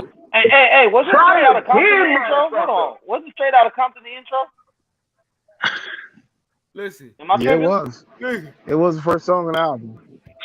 New York State of Mind? If we gotta listen. If we gotta reach, listen, if you gotta reach, listen, y'all gotta reach this hard to find Genesis the was best the intro, bro. That's the best intro, guys. Bro, I said What Up Gangsta a long time ago. What Up Gangsta is not a better intro than it is a fucking intro. Oh man, that's tough right there. That's tough. Jay-Z's $1,000,001 was kind of hard though. Yeah. I'm gonna Google it. Best hip hop intro. Hey, you got Mobb Deep started the ending on the Infamous album. Yeah, that's it, bro. If y'all gonna go, I'm gonna say Yo Gotti, bro. Yo Gotti got a as intro. You mean? Thank you. Yo, I got one for y'all. If y'all count it. Sipping on some scissors. Oh, hey. So not. But that's those. Okay, so look. That's how the album started off. Follow the Leader was the first song on Follow the Leader album. But we not the first song, bro. We're not talking about the first song. What we're talking about is great songs that had tremendous interest into the song. All on one. Sipping on some scissors had that whole intro. They talking, the beat builds up. Like it wasn't just a song. They don't even have. Hold on, man. Google it out of pocket. They don't even have him on here. I'm gonna let y'all see. Thank you. Shit backfired on you, didn't it? Yeah, shit backfired on you, didn't it? I'm gonna show you what they got. Okay, since we go that route, the intro to Diamonds and Wood was harder than that. Hey, that shit was. Hey, if we gonna go that route, bro, you know what the hardest intro was, bro? If we gonna go that route, guess what the hardest intro was? Papa was the Rolling Stone, man. They. Hey, nigga. What? Minute 50 seconds build up for a nigga to say it was the 3rd of September, bro. That was the best build up we've ever had. But no, let's keep real though, bro. Like all honesty though, the nigga, Meek Mill, man, that motherfucker, especially how it hit when it's in the club, the way that motherfucker hit. Nigga, that's shit. Let me Google that song when it came out. That shit been played. That shit be playing everywhere. I never got the Meek Mill hype, man. I never got the Meek Mill hype. I don't think what about the intro to Dirty Sprite 2? I just fucked your bitch. It's a Gucci flip flop. Bro, that shit hey. Bro, that shit's smack. That should go just as hard in the club as Meek Mill too. No, I don't. Nah, nigga. I guarantee you play that Meek Mill intro anywhere, that shit gonna go up. I'm telling you, it's gonna go up. And see, I guess it's just regional because that shit will go up with the guys. That's everywhere, dude. The guys. The bitches are singing hey, bro, I didn't see. Look, I didn't see bitches seen that. The hood bitches. Bro. The hood bitches. Nigga, I done seen bitches sing the whole intro from the first verse to the last one. Hey, check it out, bro. Check this out. Check this out. Look when it came out. Let me see, hood bitches. Man, sir. Now watch. Man, that shit go hard too, bro. I ain't gonna lie. Right. When that shit did not get released no way. Right when it dropped, bro. I swear to God, I done been in an apartment, nigga, where when they say I swag, now watch me surface swag. Dreams a nightmare. Right when Hypnotic hit, I done seen Forrest break, bro. I done seen niggas 2011, bro. Dead ass. Nah, 2013. The Message by Nas. Oh, that's up there. That's 2013, so it says 2013. Bruh, that's Machiavelli bomb first. Hey, I seen whole crowd sing that motherfucker. Listen, that's damn near 10 years ago. Ooh, Victory Lap, Nipsey Hussle. And to this day, nigga, listen to me. Y'all haven't heard that song unless y'all was in Philly. Listen, I'm in a club in Philly. You talking about fucking going? Oh no shit! No fucking wonder went on. Yeah, goddamn. Listen to what I'm saying though. No, it don't matter where you go. If y'all go to the club, y'all in Philly. They tripping, Kyle. Nigga, I've been in the club and niggas started going to the bar when that shit came on. Nigga, like that shit don't just be turning the club up everywhere.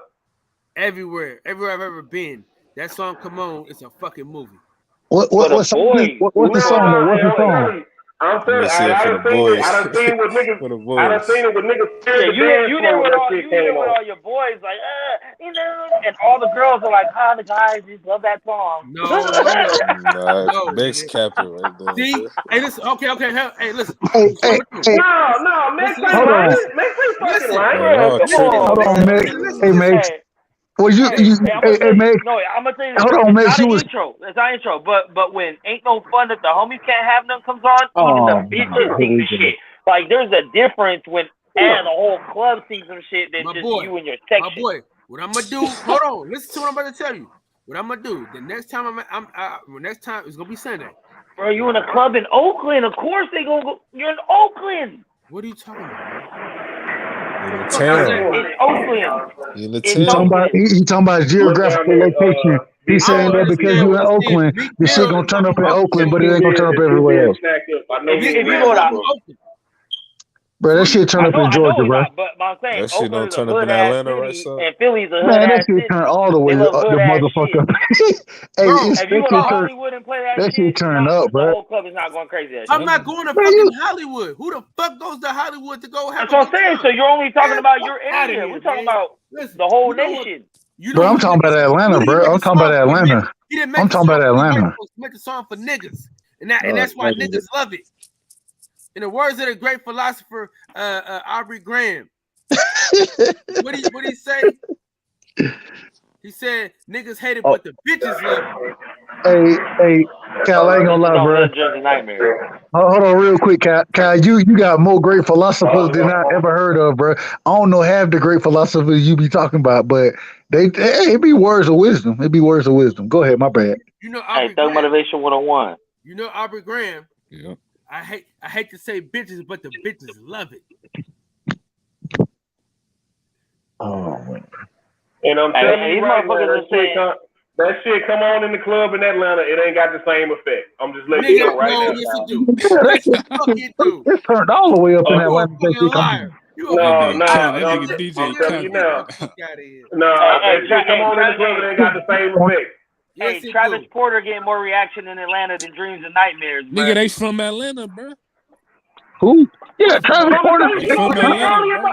You gonna turn up? Nah, that shit go up anywhere. Travis Porter go up anywhere. Hold on. Travis Porter, they live though. They live. I'm saying they live harder than Dreams and Nightmares. Hold on. That's not an intro though. Listen, we talking about intros, bro. Like Travis Porter. That's all ass shaking music. That's all strip club music. Yeah, that's a twerk anthem. You know, listen. You've never heard. But it do be live though. It do be live. Hold on, listen to me though. You've never seen 50 Cent, What Up Gangsta, played at the strip club. You haven't seen it. But that Meek Mill, hold up, wait a minute. Y'all thought I was finished? Bro. Go crazy to that, boy. But the club's not the determining factor on it. Nigga, hold on. Bro, I swear to God, I done been in the club, man. Hold on, real quick. And Bitches as a Writer was the intro. Let me All Eyes on Me. Let me just say this, Max. I done been in the club when the intro was playing, and I done seen niggas on just the intro. You feel me? On just the intro, not when not when the shit dropped, bro. Not when it dropped, because that's when the bitches start shaking ass. You feel me? I done seen niggas throwing money while just the intro is going, bruh. Ain't nobody doing shit but twirling around the pole a little bit. Niggas out there throwing all type of money. Why? Cause the shit go in, bruh. It go in. That's that I'm intro. not saying it doesn't. It's Man, I done seen niggas throw money. I done seen niggas throw money. You saying the greatest of all time? You saying the greatest intro of all time? I ain't saying of all time, but it's top 5. It's definitely top 5. Definitely top 5. It's probably up in maybe 5 areas. I never said greatest, but it's got to be 1 or 2. One or two. If it ain't Tupac, it's Meek Mill. If it ain't Meek Mill, it's Tupac. However you want to do it. You know what? I'm gonna Tupac. No. Y'all know what I'm gonna do tonight? Fuck. That shit ain't going. But they're saying Regulate was the intro on Warren G's album. Regulate, I love it.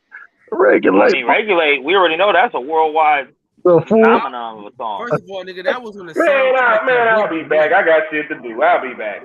I got shit to do. Nigga. I got shit to do. I'll be back. Hold on, DJ. Hold on. You ain't told me what you. Oh, he left. Listen, I'm gonna do this though. I'm gonna do this. This is what I'm gonna do though. I'm gonna sacrifice. I'm gonna sacrifice my monetization. Nigga don't do that, nigga. You gonna sacrifice your monetization to play some trash for Meek Mill? Hey, you ain't got to do that though. You ain't got to do that. Listen, I got the. I want to play. Just play that Thug Motivation 101 intro while you at it too. Hey, will it only be for this live? Will it only be for this live? Yeah. Oh no, you good, man. Ain't nobody go super chat you no way. So. How the hell you know that, man? My bad. Hold on. You might as well send a cash app. Shit. Man, let me send the cash. What's the cash app? Let me send the cash app, bro. Yeah, man. Yeah, man. My monetization on this here live stream. Hey, Straight Outta Compton's a hell of an intro too, man. That's right. Man, I wish I knew how to do that. Straight Outta Compton. A quick question. Who had the best ad libs? You know what I'm saying? As far as rappers go, who ad libbed the best in y'all opinion? Young Jeezy, bro. Young Jeezy. It's by far Young Jeezy, bro. Hey, Jim Jones got some crazy. I'm gonna say somebody. I'm gonna say somebody. I say Chief Keef, bro. Hey, Chief. Out of here, dog. Are you talking about rappers ad libbing themselves, or you talking about ad libs in general? No, you ad libbing yourself as a rapper. That's what we talking about. Okay, you talking about best ad lib? That's Flavor Flav. The Flavor Flav the best ad libber, but he didn't. You know what I'm saying, he ad libbing Chuck D though. You know what I'm saying? So that's what West Side Gun got like three fucking trademark ad libs already. And then you can't forget West Side Gun from Griselda. You can't forget Freaky Ty ad libbing Mr. Cheeks. Man, hold on. So I want to respond to everybody, but Max, you said who? West Side Gun, Griselda. Man, come on, man. He didn't have better. Right, I'm talking about right now, 2022, bro. He's the best one. I'm talking about the all-time ad-libbers, nigga. Jeezy is the best ad-libber of all time. Yeah, I think that's Flavor Flav, man. It gotta be Flavor Flav. He made a career out of it. Jim Jones in there. Hey, Jim Jones has some. He did. I ain't gonna lie. Jim Jones did have some fire. Yeah, he got some crazy ad-libs. Look. Flavor Flav has the greatest ad lib of all time. All I gotta say is Elvis was the hero the most. You know what comes after that. You know what comes after that. Bro, if you don't know, look it up. Chief Keef got some crazy ad libs. I know y'all listen. Who? Chief Keef. Oh yeah. Bang bang. Elvis was a hero the most. That's all I but got to that's what I'm say. saying. Like right now, Griselda got the Hey, finish it up. they got the Finish it up. and they got hey yo, like they got ad-libs right now. Oh yeah, nah. That ad-lib fire though. I ain't gonna lie. Ad-libs were Jeezy ad-libs. As soon as you hear hey yo, you know what it is. When Conway be going Westside come crazy on, it's that. crazy. Hey, y'all crazy, man. Jeezy ad-libs was killing all of that shit, bro. Jeezy Or E40. E40. The best was by far. Yeah, Jeezy makes it smooth though. Nobody had better ad libs than Young Jeezy, bro. He Facts. made ad libs so popular, cuz He made ad libs for a lot of niggas, bro. Like he made that shit. Oh, all right, my bad. I'm wild. Max B underrated for them shits too though. That's right. Yeah, free Max B. Get your mind right, man. Come on, man. Bruh, so Motivation 101, man. It's the Bible for the hustlers, I'm telling you. Bruh, you know, like that the first leather was a hard intro too, though. I'm saying that intro on Thug Motivation 101. Oh yeah, that's up there. I swear to God, y'all gonna think I'm crazy, bro. Trapper died. That was when I finally was able to drive and shit. I was 15, nigga. I had an 89 Lincoln Town car with the beat in the back. You feel me? You know what I'm saying? And you know they got them deep ass trunks in the 89 Lincoln. Bruh, the first CD I ever played on my shit was Trapper Died, nigga. And when I was hooping at the time. I had the full front seat, you know what I'm saying? The full back seat, so damn near 6 niggas can ride with me in the goddamn in the whip. You feel me? I'm taking everybody around to the game, and we beating the block down. And what we rocking to? Trapper Died, nigga. That's what it was, man. It was Trapper Died, and it was the Carter 2, the Carter. No, it was the Carter 1. Birdman Jr., bro, BMJR, bro. Those 2 tracks right there, man, we beat the motherfucking block down, bro. At 16, young niggas having a good time. I had that shit going, man. I had all the mixtapes ahead of time. I was on it. That was back in the day when I got hella viruses on my computer from downloading fucking bootleg, fucking mixtapes and songs and shit. Man, I had to have it. Because with my dad being in a military background, I always met dudes from other places. So they would always put me on like the hottest dudes in their city. So I was put on Jeezy early. I was put on T.I. before I'm serious. I even heard Laffy Taffy like a year and a half before that shit came out. That shit was banging in strip clubs before they even fucking made a video or did anything with it. Man, look, D was rocking, bro. They was rocking at that time, bro. Like, come on, man. I don't know. I'm a country dude. You feel me? So I grew up in a base town, like you know what I'm saying, like you said, Max. We got African base here. You feel me? So I met different dudes, but at the end of the day, man, it was always country ass shit that we was listening to, and it was niggas from around Atlanta, like Ludacris. That's the shit I love. Lil Jon, Jeezy, Gucci Man. Those the niggas I was rocking with. You know what I'm saying? Like.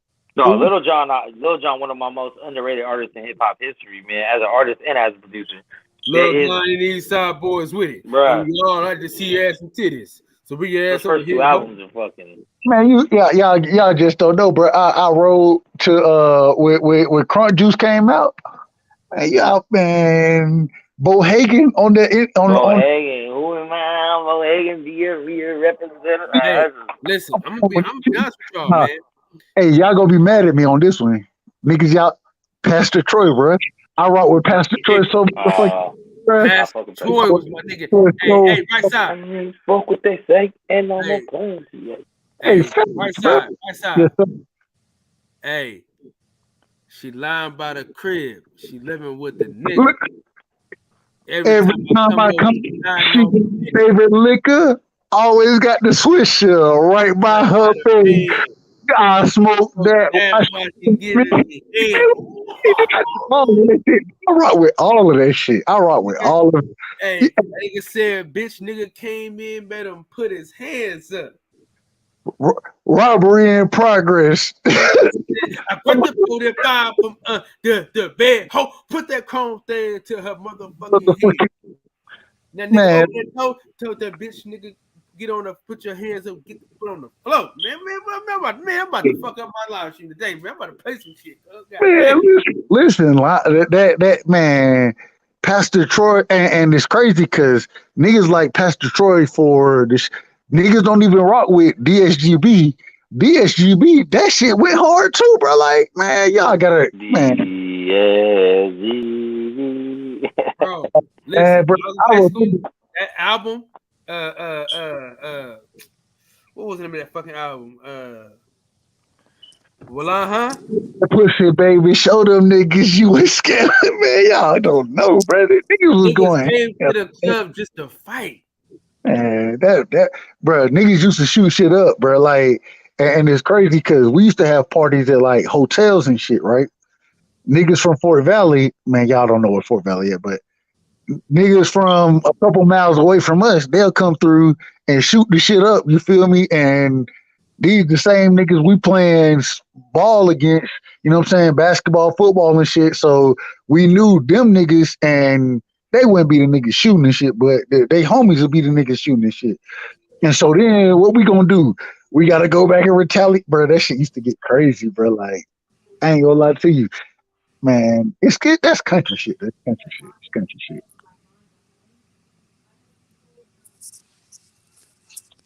Rapper Big Crit by far. Hey, Big Crit go ham though. He go hard as shit, bro. Bro, it's hard to find someone with a better discography. Like his first 5 albums are smacking. Hey Max, check this out. The nigga Pastor Troy made every nigga in my high school get a Lacoste or a polo shirt. Facts. Hey, fucking Pimp C and Trick Daddy made everybody throw away their fucking heel figure and only fuck with polo. I remember that shit. Where was that? That nigga said, I'm walking polo all the costs to get her all the horse. I fit the bill easy. Man, that nigga Pastor Troy, man. That nigga said I don't even. He said nigga. He said I got a tie, nigga. I don't even wear suits, but I can dress, so I'll make it fresh. Bro, it was crazy because niggas don't. When nigga was talking about, you know what I'm saying, the wood grain and shit like that. And like I said, I had shit, right? So when I went and got, for me to have the beat and shit, I had to get a stereo and shit. And so when I got my shit, bro, I had them, they did my whole front, bro, with wood grain in that bit. All wood grain. And I'm riding, like, I ain't gonna lie, the Lincoln, that bit, it was a stinking Lincoln, bro. That's what it was, stinking Lincoln, bro. And mind you, you 16, 17, bro. Like, that shit was going ham. Bro, that was my favorite car of all time, bro. You put bodies in that bitch if you needed to.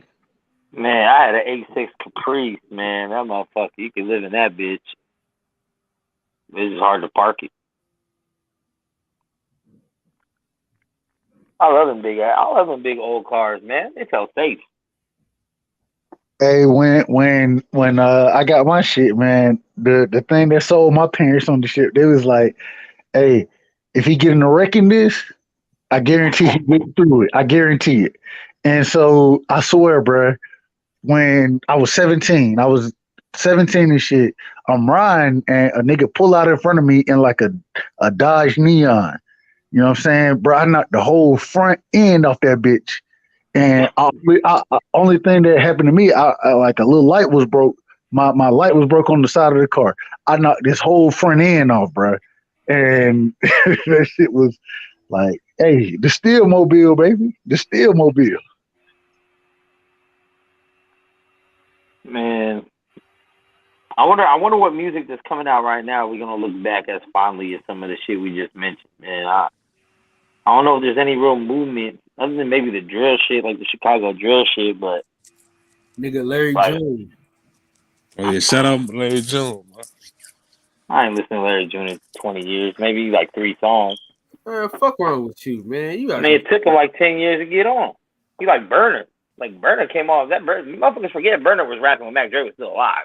He just took Mozzie like down there 15 years to get on. Yeah. Mozzie still putting out quality music. That Blotted Eye is still one of my favorite songs. Mozzie got some Sack got some niggas. Sack going up. They've been going up. Shit, even Lavish D. Yeah, bro, I'm telling you, EBK J-Bo is the hardest out the young boys, bro. Hands down, nobody fucking. I'm gonna say Briss, but Briss before he died. But I fuck with J-Bo. I rock with J-Bo too. I fuck with J-Bo over Briss too, man. I heard the Briss shit, and I know Briss that's kind of like where they got influenced. So I gotta give him the props on that. But J-Bo took it to the shit J-Bo say. You know he's killed people, and the shit he says. It's like J-Bo. He got that grimy shit. I feel like Briss shit was like slick and witty. He was more slick and witty with this shit. Oh yeah, J-Bo sound like he masked up, ready to murk a motherfucker every time. J-Bo got that. Them EBK niggas, they going hard though. I ain't gonna lie. They turned Stockton up. They put Stockton on the map. J-Bo said, "I'm just looking for a human I can vandalize." Like, who the fuck talks like that, bro? Like, come on, that's crazy. Hey, no Lotto, that Blotted Eye was something crazy. Oh, Blotted Eye's classic. It's classic. You already know, man. Classic. See, that shit out here will shut the club down for a little bit, but that's in our area.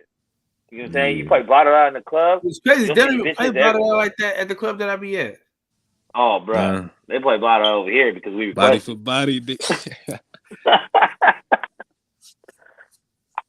for body, we body shit. Yeah.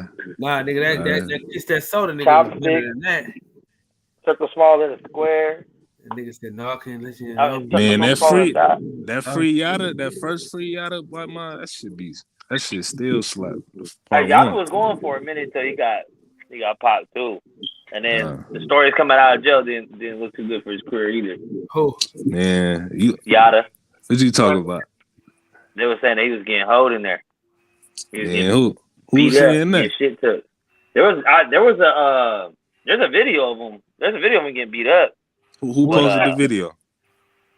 It's on YouTube. Who is Yada? Who was it? Yada, he's a Bay rapper. He a rapper out of Sunnydale. Out of Sunnydale. You said he got beat up, got a shit took? I don't believe that shit, man. No, not Cheeks. I'm saying like they used to be punking him in there and shit. Man, you believe that? How you spell it? That's what the report was. I don't believe that shit. YATTA. He's not that big. He's not that big of a guy. See, my thing is, a lot of these dudes, they might be shooters, but when you go to jail, there's no gun. What is it? Bands? Yada the bands? Nah. It's just Yada. It's a different guy. Yada, just Yada. YATTA, right? Yeah. Yeah, without the bands, that's a whole different artist. Some bitch told me about some song by someone named Yada Bands. I was like, oh, you mean Yada from the band? Like, Yada?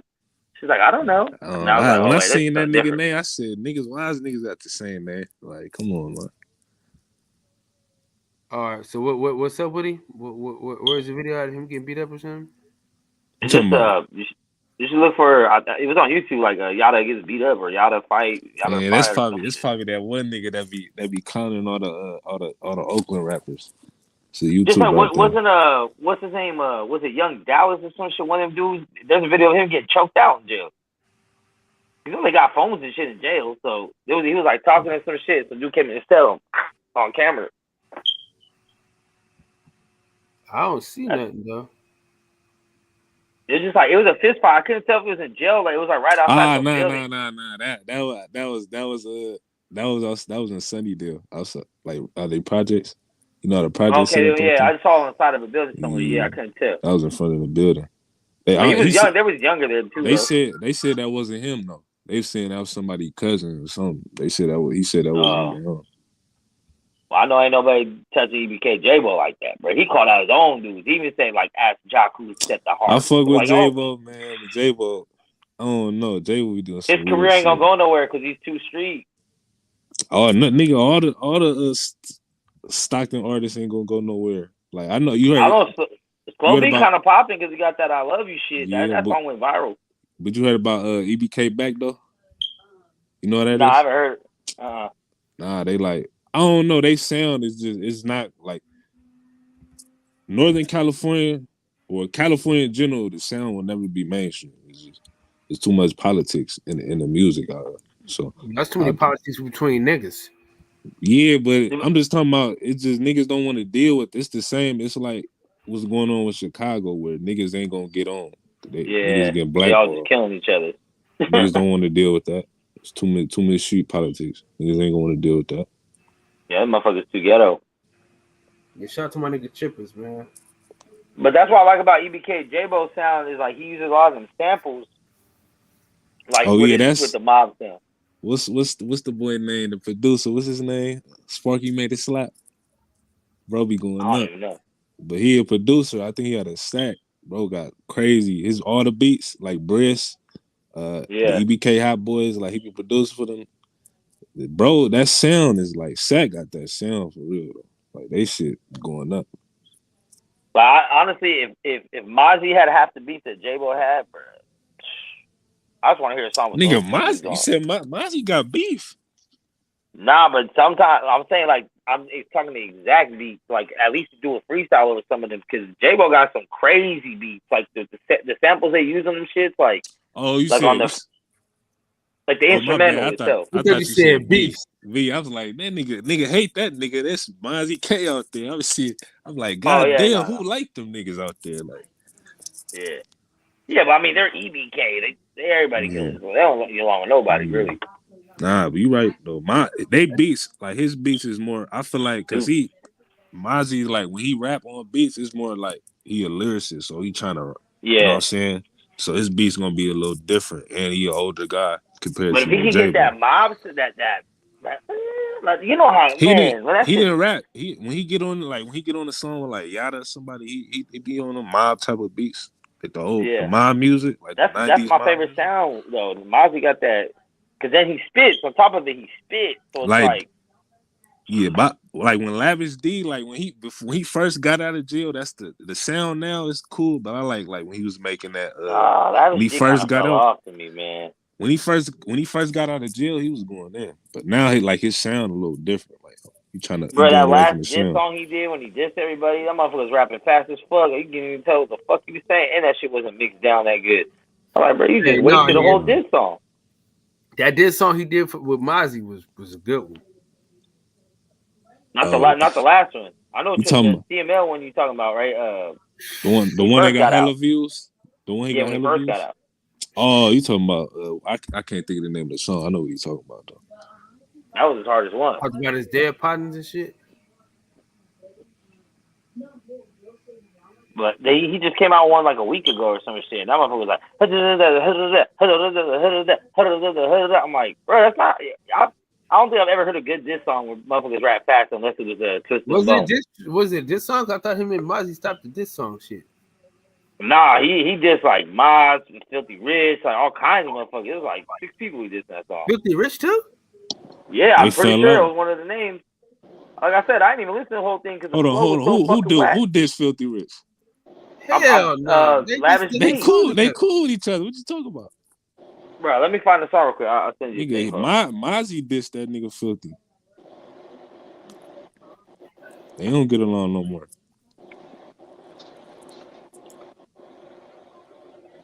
What's good, Pittsburgh T? Shining fellas, what's going on? What's good with it, Pittsburgh? That mean it's late. That mean it's time for me to get in the shower and go to sleep then, huh? Santos ain't in here tonight. Nah, I don't know where his old ass is at, but DJ in the building though. Oh, DJ is? Yeah, DJ here though. Hey, DJ, what you thought about that fight on Saturday, DJ? Oh, he ain't in here right now, but like he ain't in there? Oh, okay. Oh, that shit's called child abuse. Wait a minute, when I walked in though, what's going on? No, we talking about some rap beef. Yeah.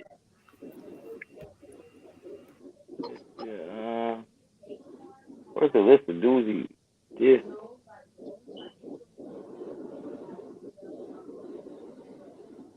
What y'all talking about? Music still?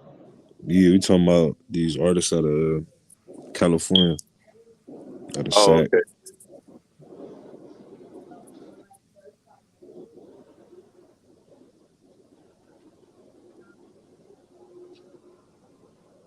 Oh, it's trash. Now a little different now.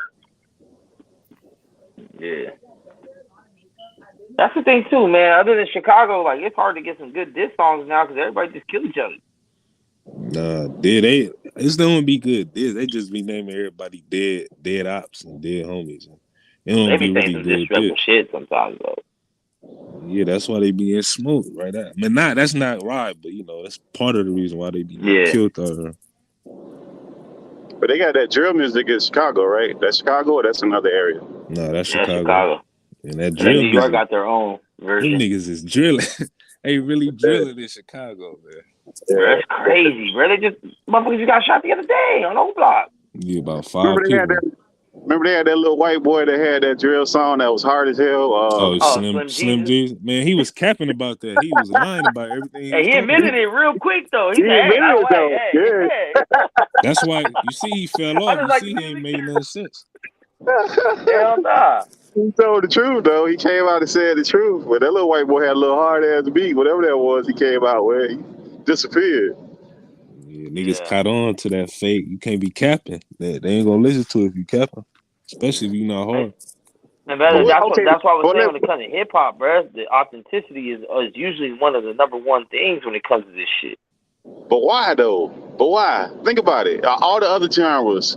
Why hip hop? You got that? You know why? Because hip hop was always a soundtrack to the street. Like rock and roll wasn't a soundtrack to nothing. Country isn't a soundtrack to nothing.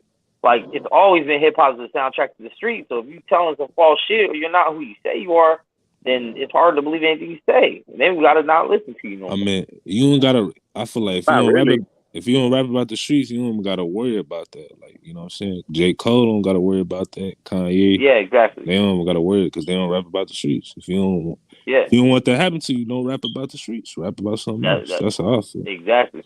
No, but they kind of got a crowd hybrid now. You got characters like Rick Ross, and there's a couple cats out here that we know just completely fake. So that's not. It depends on the artist. No, but I'm just saying, look how big it is. So I don't fuck with him, but there's plenty of people that's fucking with him. Yeah, there's plenty of cats that's fuck with him. But his career did take a hit, rapper wise. I mean, as the owner of the label, he did his thing. But when all that shit happened, his shit took a hit. Just like Jeezy shit took a hit when the BMF got locked up and he tried to kind of distance himself from the dude.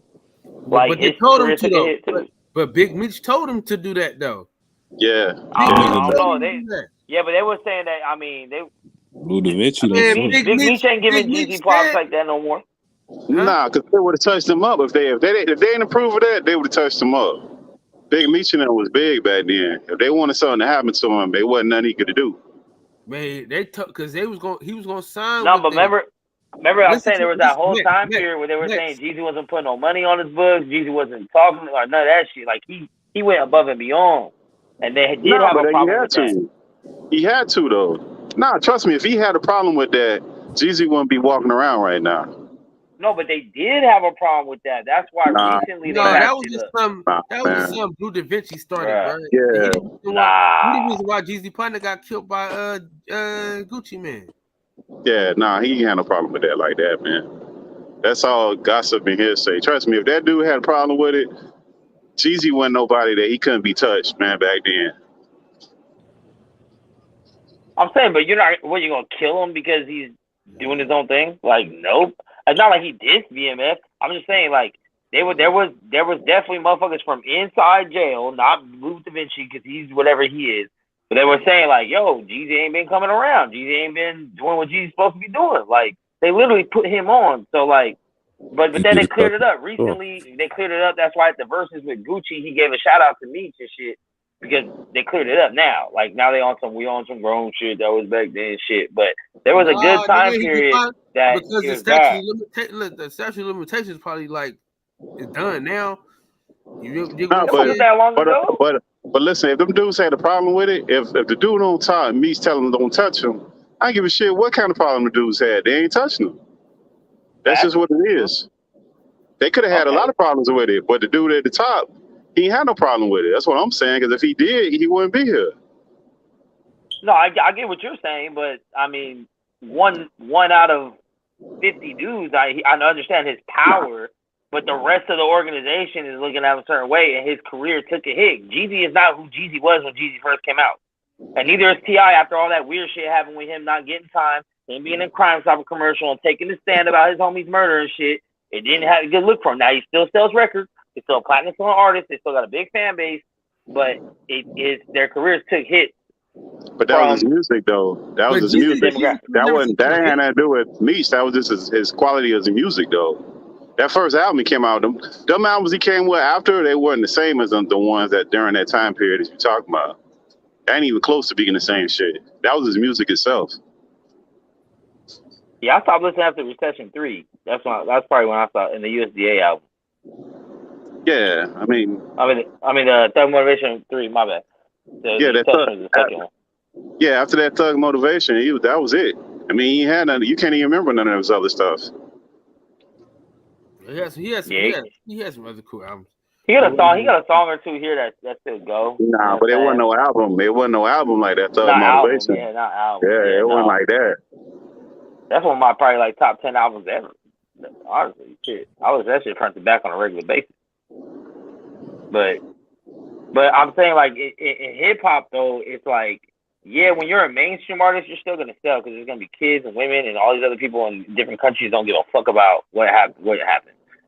But it takes a hit when it comes to the streets and shit. You know what I'm saying? Like there's a certain because this is all it's about out here. It's like that's why everyone gets their whole card pulled and so many people die because everyone's trying to prove they're who they are. But if it gets proven that you're not, but like you said, if you're not a street rapper, you don't have to worry about that. If you're just a hip hop artist, you like to rap, you don't got to worry about that.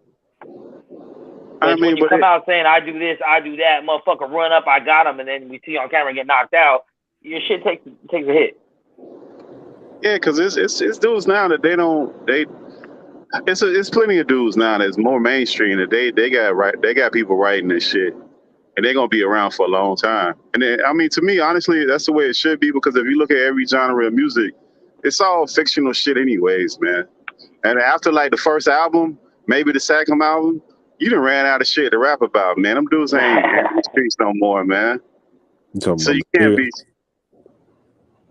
be in the streets forever, man. After the second album, you being good. You ain't in the streets no more, man. Stop it. Yeah, that's facts. Like, so I don't know why. You right about that. I don't know why some of these artists, get their deal and move out the hood. They still rapping about they out there drilling ops and it's tough, man. It's tough. Dope, sipping lean and all that. It's tough because you still want to have a piece of the hood. I don't like it. I don't understand it, but that's just what it is. There's very few rappers. Look at Wayne. Rappers that mature with that shit. Like Scarface, Nas probably mature with what's up with them. They still talk good shit, but they also ain't acting like they acted. But Nas wasn't just out here saying he was killing everybody. And Scarface, all Scarface did was steal Lil Troy swag. Nobody talk about that. Well, how did he get away with it? How did Brad get away with it, but nobody else can get away with it? What do you mean? That fool was out before Lil Troy. You never seen the documentaries though. You ain't never seen the videos and shit, huh? I see. Scarface out in the 80s. Lil Troy didn't come out to early 90s. You talking about as a solo artist? Lil Troy never even came out, bro. All he did was put a bunch of niggas on the song together. He was the first DJ Khaled. The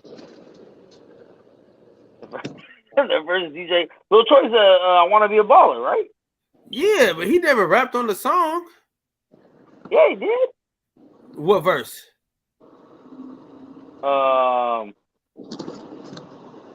gotta make me think of the fucking song. What order it's in? He don't have a verse in that song, bro. Who else was on the song?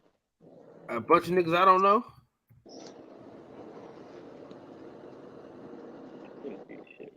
They gotta make me go through the fucking verse. They call it nigga rapper, but he ain't rap on the song. He ain't have one verse in that song. I actually had that album on fucking CD too. I don't know if I should admit that in person, but get another hard song. Wanna be a baller, shot caller, 20-inch blades on the Impala. All getting laid tonight. Switch the road type, guys paying for nothing to hit the highway. Making money to fly away. But it's got to be a better way. A better way, yeah. Nah, that's still my shit, boy. That's how I know Lil Troy wasn't rapping on it. Yeah, what was you saying, Kyle? He was the first to do what? He was the first to do what? Like not be on the album and be like put dudes together. On the song and just talk. Not DJ Khaled be doing. I saw a little Troy did on this song right here. Nah, Puffy was the first one to do that. What you talking about? That was Puffy. If you want to go way back, that's the first dude to do that stuff you talking about. Dog, Puff used to be on records. He used to be singing, dancing, and shit. Yeah, but he wasn't making no records. He would like do what you talking about. That's what he was doing. No, DJ Khaled just be talking and shit. He just talk on the record. He don't actually get on a record. But he on the record though. What DJ Khaled song you know where he rapping or singing on it? Oh, but say, wait a minute now. See, I'm from down. Remember now, he from down here. See, okay. Let me give you a little history about DJ Khaled. I don't know if you know this. Back in the day, see, now he was on the radio, trying to get on the radio down here. Before 9/11, he had like his whole little shit. He had the terror squad. Then 9/11 hit, and he switched it. It was called the terror before it's called what it's right now, because he's from down here.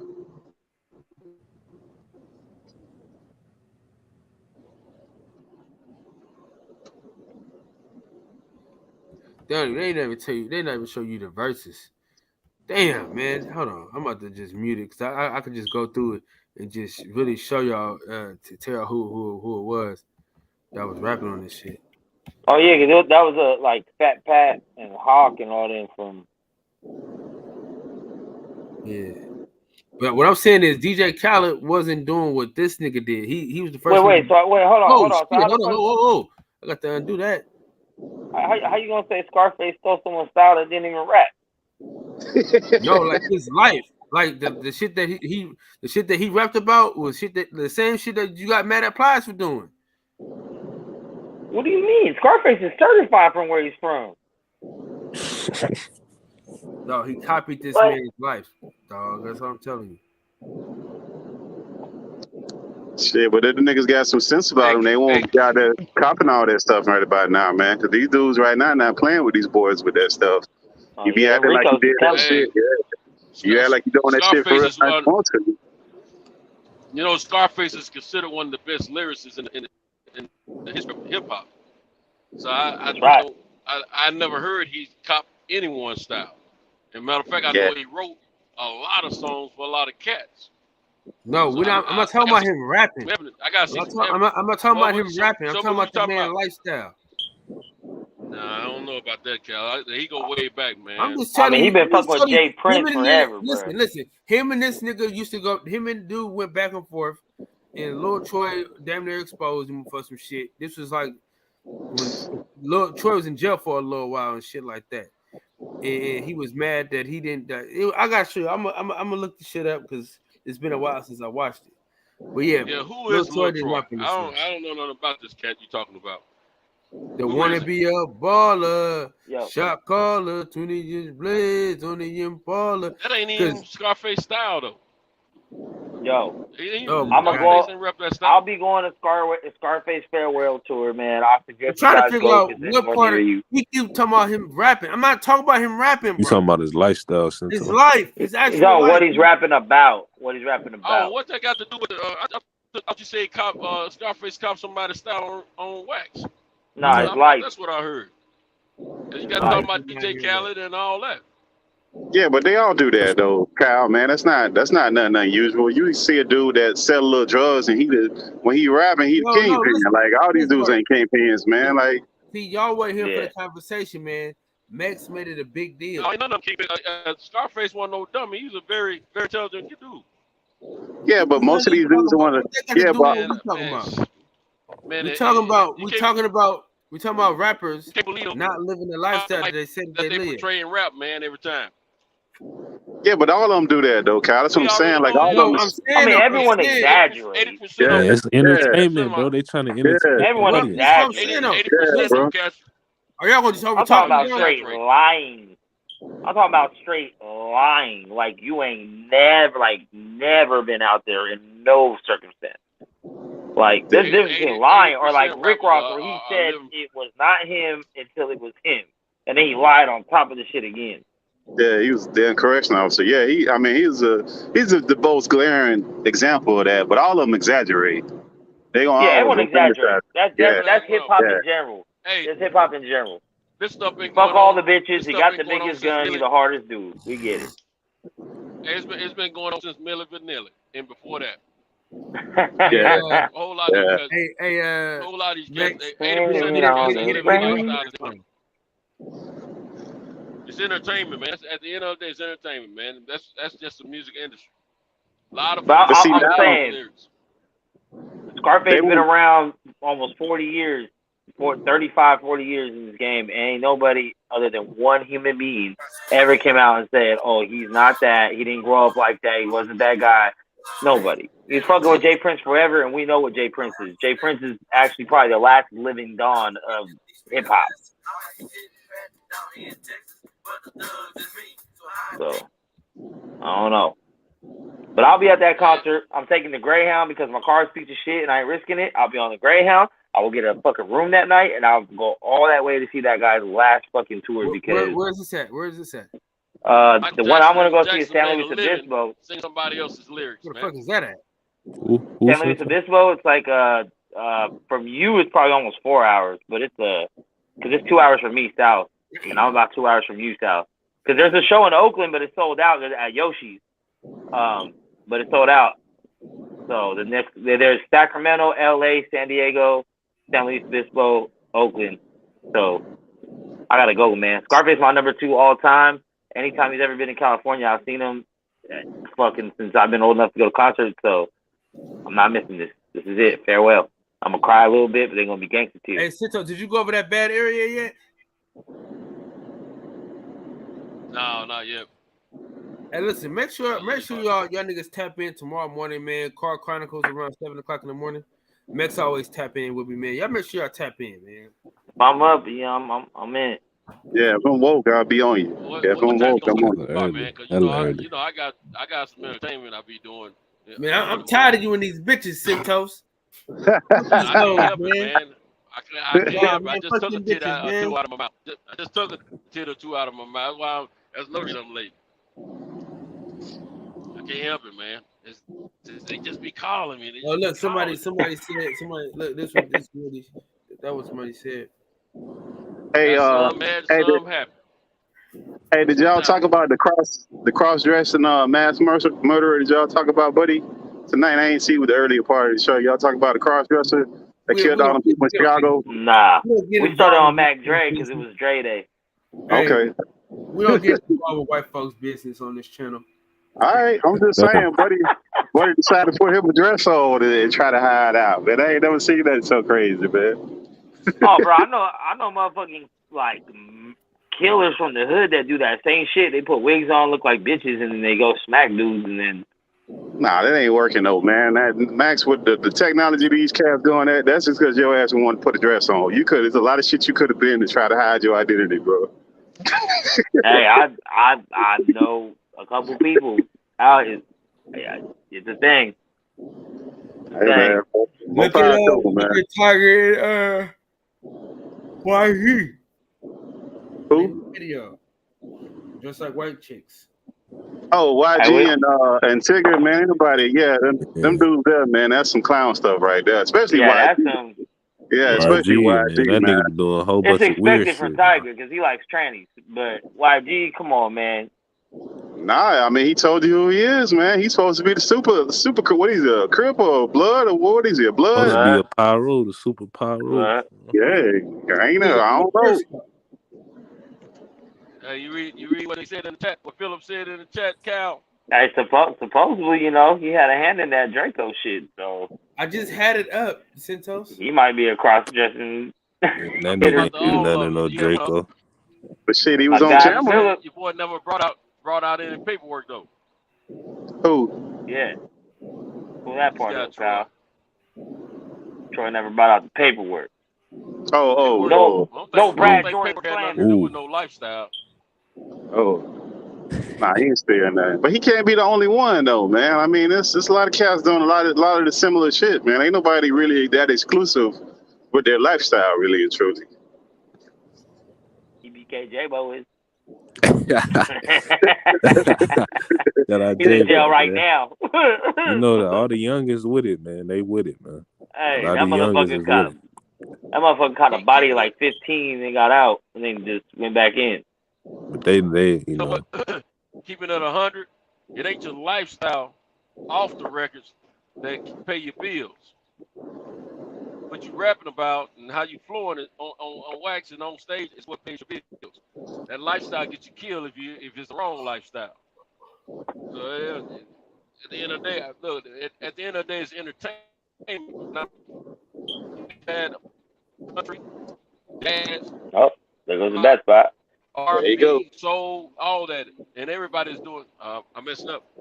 Can y'all hear me? Hurry up, give that bad spot, nigga. Yeah. No, I ain't there yet. Y'all hear me? What you doing now? Yeah, you got you.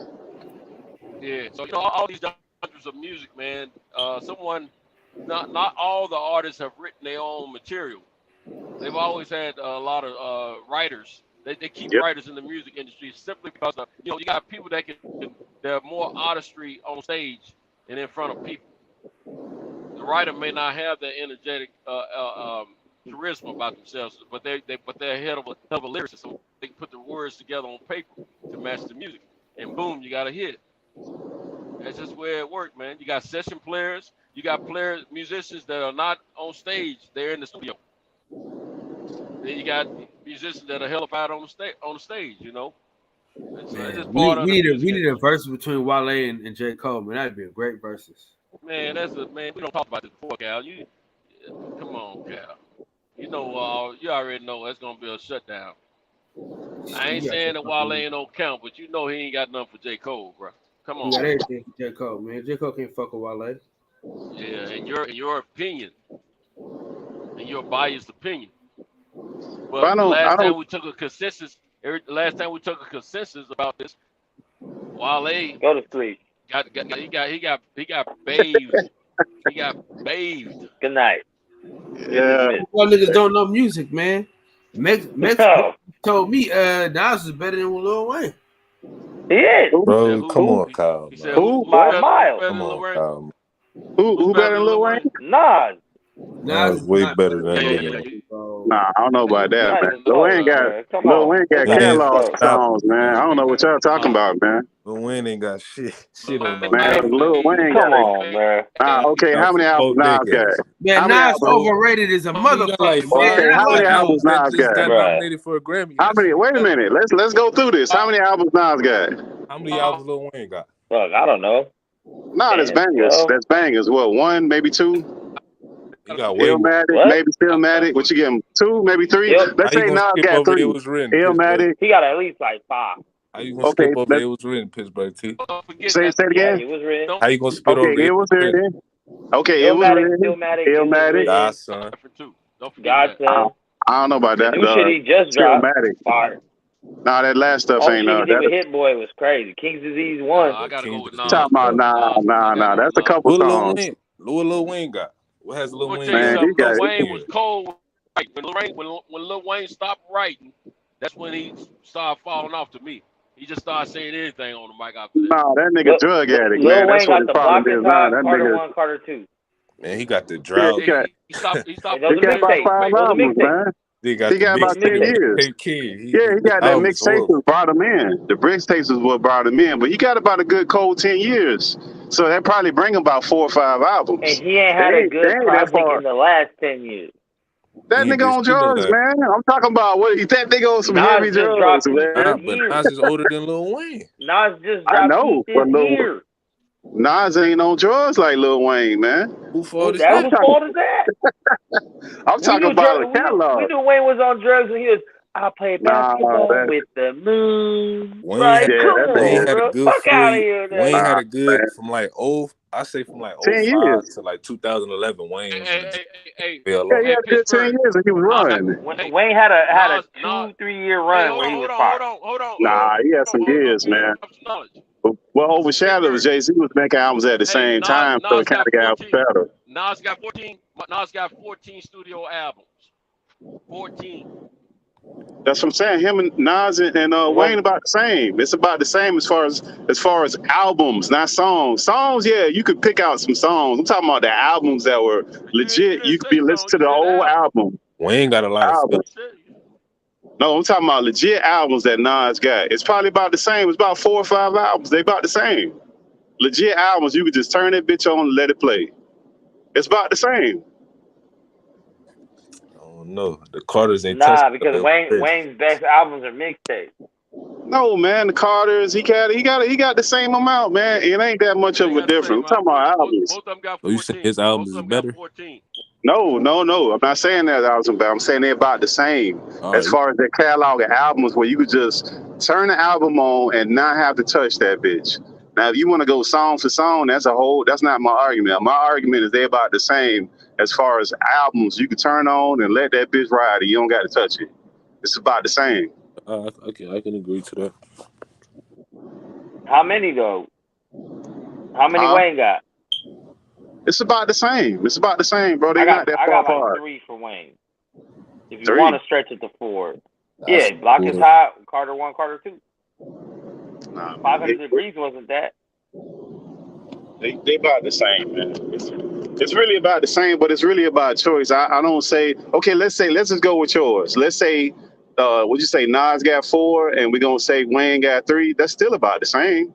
Even if that's true, which is not. I mean, they're not that far off. But I'm saying that the quality of them, like taking Wayne's best album is not fucking with Illmatic. He already said he ain't talking about that. Pittsburgh T. No, I didn't. That's not what I'm talking about, brother. I'm talking about you can put that album on because that's all about taste. So I'm not even going to debate who's better.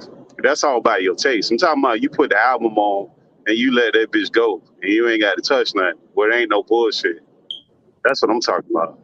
So you saying Wayne? Now this is different. You think Wayne better than Boosie at their peak? Boosie not my style, so I wouldn't be the person that I don't. That's not my taste in music. You know what I mean? So I wouldn't be the right person to say that. So I don't got nothing against his music. That's just not my forte of music. I don't really mess with that kind of music that you do. Man, Lil Boosie, my spirit animal. Yeah. That's my God. Free Boosie, man. Free him from Instagram. They hate. Man, but these cats now they gotta be careful with some of the stuff they doing. You can't be out here trying to be talking about that's your real life, and then people come knocking on your door now. So they got to be careful with this stuff now. They have to be a little bit smarter with this stuff. Depend where you at, Depend what type of city you in. Cause some don't care, but in Atlanta, they dropping the Ricos, and New York they dropping the Ricos. So yeah. Atlanta fucked up though, man. You been to Atlanta? They got metal detectors in the fucking mall now, man. They got them gun metal detectors in Lenox Mall, man. Yeah, Atlanta fucked up, man. Atlanta ain't no joke. They got to do what they got to do over there. That shit ain't what it is, man. Well, look, y'all can keep this shit going for sure. Listen, I'm gonna be in the background of shit, so if niggas need to hop on, they can hop on for a little while. Now, I can't promise y'all niggas that long. Drop that shit in the chat. Let me get their last shot at hopping on right now. That's it. You from Miami? Hey, Philip, Stool, 817. Y'all want to get on, DJ? How's your chat? DJ's probably in the background. He probably still watching. For sure.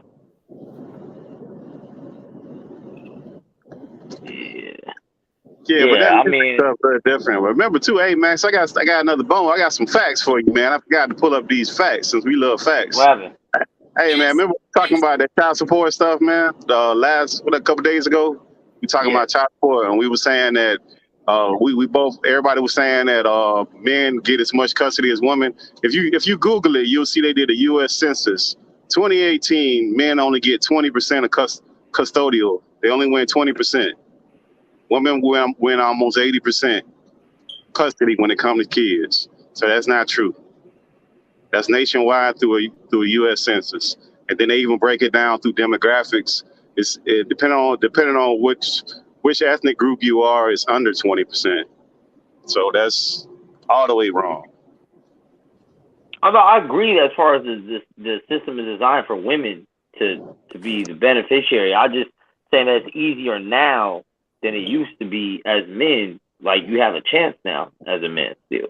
I mean, I know that 20% shit. 20%, crazy, bro. But from 2014 to 2018, it went from 16% to 20%. So that ain't that much of a fucking difference. That's a lot. That's a 4% gap in 2 years, and that's only 18. So if you go by that growth. And that's 18. 2 more years is 20. We're in 22. That could be a whole other 8%. That's 28%. Stop it, Max, man. Cap it, man. They ain't no 24. We ain't doing that. Okay, no, but I'm saying you went from 6. You have the stats of 16, and you show the difference between 16 and 18. We have gotten more progressive as a country since then. Absolutely. So I'm saying if you're just using some type of logic, then it'd be like that was the growth between those 2 years. There has to be at least some more growth, right? It's on a trend upward, not downward, not consistent, not plateauing either. Nah, I mean, a lot of stuff. When you start looking into the numbers when you get a chance, you'll see what I'm talking about. Yeah, send me a link. I'll check it out. Yeah, look into the U.S. Census, the 2018. It break it down by African Americans, Hispanics, Asians. It break it down. The census was 20. Yeah, it break it down into different groups too, and you'll see how far away that shit is. That shit ain't it. 20% you might is be in the overall. wrong state, man. You might be in the wrong state because Cali. I know you got a chance because I know a couple of my friends personally as men got full custody of their kids. And I know a couple of different dudes. Yeah, but that's a few people, Max. I'm telling you, as a whole, for the whole United States, it's 20%, bro. That's not much of a chance. That's 4 out of 5 times. But what is it in your state? No, the U.S. Census for the whole country. Forget my state. I know, but that's I'm going by the your state because that's where your case would be. Nah, man. Because remember, I give you an example. This is the way I look at that. Even if they change the laws right now, because even if you read each state, they tell you that it's supposed to be fair, right? But you got a lot of these judges that's been on the bench for 30 and 40 years, way before they changed any of that shit. So I don't give a fuck what you change to. That old stinking judge ain't changing nothing, man. You got to prove him that woman is not capable for the most part in a lot of these situations, man. So if it's only 20%, it's not like women are 80% more capable of being the guardian of their kids. That's just not possible. There's a lot of factors that go into that shit. First of all, you got to have some money. That's the first thing, because when you go get an attorney, you got to have that retainer money, or they ain't even fucking with you without that retainer money. And then when you burn that retainer money, they're going to want some more retainer money, depending on how many times she contests and how far the woman take it. It really depends on the woman how far she want to take that shit. You need to get a lawyer, man. You sound like you be dealing with some shit. No, I'm straight. My kids is all grown. I'm just telling you, I went through the system. Oh, you went through that? You went through all that shit. Yeah. And I know plenty of people on both sides. It's more men that don't get custody than do. It's way more. And if at best they might get 50-50. It's not like what you think. And the dudes that do get it, they paying money. They ain't just walking in there off the streets unless there's some kind of special circumstance going on, or the lady, she pretty cool with it. So it's depends. But if you get a woman who want to be in there making up shit, that's saying you're beating the kids or whatever the fuck, she just make up shit, you better have some pockets to deal with that, man. Stats bear that out, though. That's what I'm telling you. The stats bear out what I'm saying at 20%. Okay, but look, so I'm watching this shit right here. I see the stat probably the study you saw, but it also says in 51% of custody cases, both parents agree that the mother should have custody. Is that no? But they agree. But who gets custody? The U.S. Census says the women get custody. I know that's what it says. But it says both parents agree that the mother should have custody. So of course that goes into the numbers of mothers getting custody. That don't mean no. Remember, agreeing mean that I done went to my lawyer and he done told me, look, this is what it's gonna cost me. So either you can, because I done went through this. I'm gonna tell you how this situation goes. Because I know somebody else did the same thing. When you go to that attorney, they're gonna say, look, you can fight for custody, but your money will be better served to try to get as much visitation as you can. Because the more she contests, the more it's gonna cost because they bill out by the hour. They don't bill out by the case. This ain't traffic court. I don't know, man. The stats don't show that. That's what they're saying. They said 51% of child custody cases both parents agree, and like you said, you know, with your lawyers and shit, right? But it says 29%. Well, 29% of those decisions were made without a mediator or the court. 11% required a mediator. 5% of decisions were determined after a thorough custody evaluation, and 4% were settled in court. But where you getting that? But where's that? Is that a census? That's legaljobs.io. 30. Nah, man. You gotta do the census, man. No, they're all from the census. But you gotta do the census, bro. I'm telling you, it's more broad based, and you get more people up under that because they got all those different like little groups. Like they got men's ones, they got women's ones, and they all kind of skewed. The census is what it is, man. And then they got ones from the states. So it is what it is. At 80%, it's hard to say that it's fair, bro. There's no way that could be fair when almost 80% of the women are getting cut. But in those cases, 50% of the time, the man is saying, "Yeah, it's cool. Go with your mom." Yeah, but he's only saying that because after he talked to the lawyer, he ain't got no money. Max, listen, But 29% of that, there is no lawyer or mediator. It's just the two parents themselves. 29, almost 30% of that. Listen, Max, if you ain't, most people are middle class people in the United States of America. That's just a fact. Most people are middle class Americans. So when you leave your woman, right, the chances of you having most people leaving and having liquid money to go and deal with a lawyer are not that likely. You need money to deal with a lawyer. So most people are not even gonna have no fucking lawyer. That's just the fact. So you trying to work out the best deal that you can with that woman. That's just what it is. So all that lawyer shit, most people don't have no lawyer when they standing in front of no judge. If the woman's cool, y'all kind of make up an agreement before, but that whole lawyer talk and all that, most people are not doing that shit, Max. That shit's expensive. You need the lawyer, the retainer that they're gonna ask you for gonna blow your mind. And that's only a retainer. Depending on how much she contests, you could blow right through that. And you need some more money. Quick. If she want to be a bitch about it and say crazy stuff, then you got to contest all that. And every time they contest, you got to go to court, file more paperwork. And your lawyer is billing you out those hours. So you got to pay. If you got the means to do that. And most people don't. But anyways, the numbers is what they is, man. It's at 80%. It's at 80%, man. That ain't. Man, that's let this shit go. Nah, but Max wanna hold that. That's like all these stats, bro. Like, but that's cap though, Max. That's like the dudes that's like the district attorneys that plead out cases. All these people just take plea deals. Like the percentage of people take plea deals in the United States. But that's I don't feel bad for no man that took a fucking deal, bro. You took that fucking deal. Don't come cry about it later. Oh, I just did it because I had to. Nah, bro. If that's not what you wanted, then don't sign up for that shit. That ain't what I'm saying, Max. What I'm telling you is the same thing. But what I'm saying is the study says that 50% of all custody cases, both man and woman agree the kid should be with the mom. So then 80% of these cases, kids end up with the mom. But 50% of the time, they're both agreeing on the shit. So they have to agree. You have to agree if it doesn't go to mediation, you have to agree. I don't know if you know the stages of that.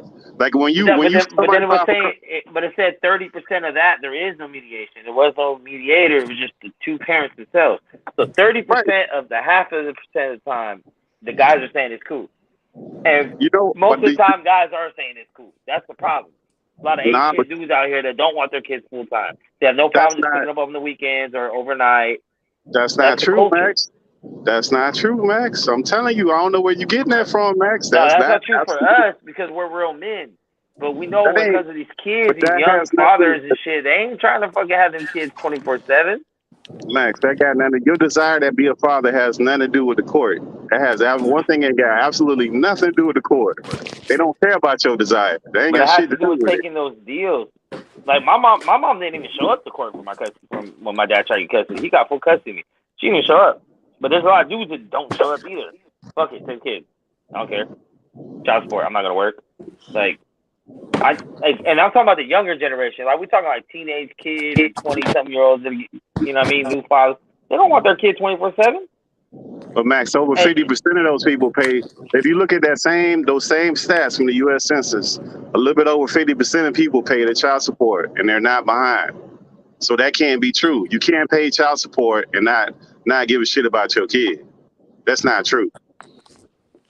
I mean, if the bitches make them, I think what just because you spending money, just because you got child support, that nigga, you cannot give a fuck That about mean- the kid and still pay child support. I know a few niggas. But I know plenty of people that don't pay nothing, and they won't get a job. They won't pay file taxes. I know girls they that won't put their baby shit. daddy on child support because they think they being a real bitch about it. Like, well, I'm a real bitch. I don't even go after him for child support. I don't need him. Like, I'm like, you should. I tell every girl, like, if he's really a deadbeat, you should go after him for child support. Why would you try to save his life?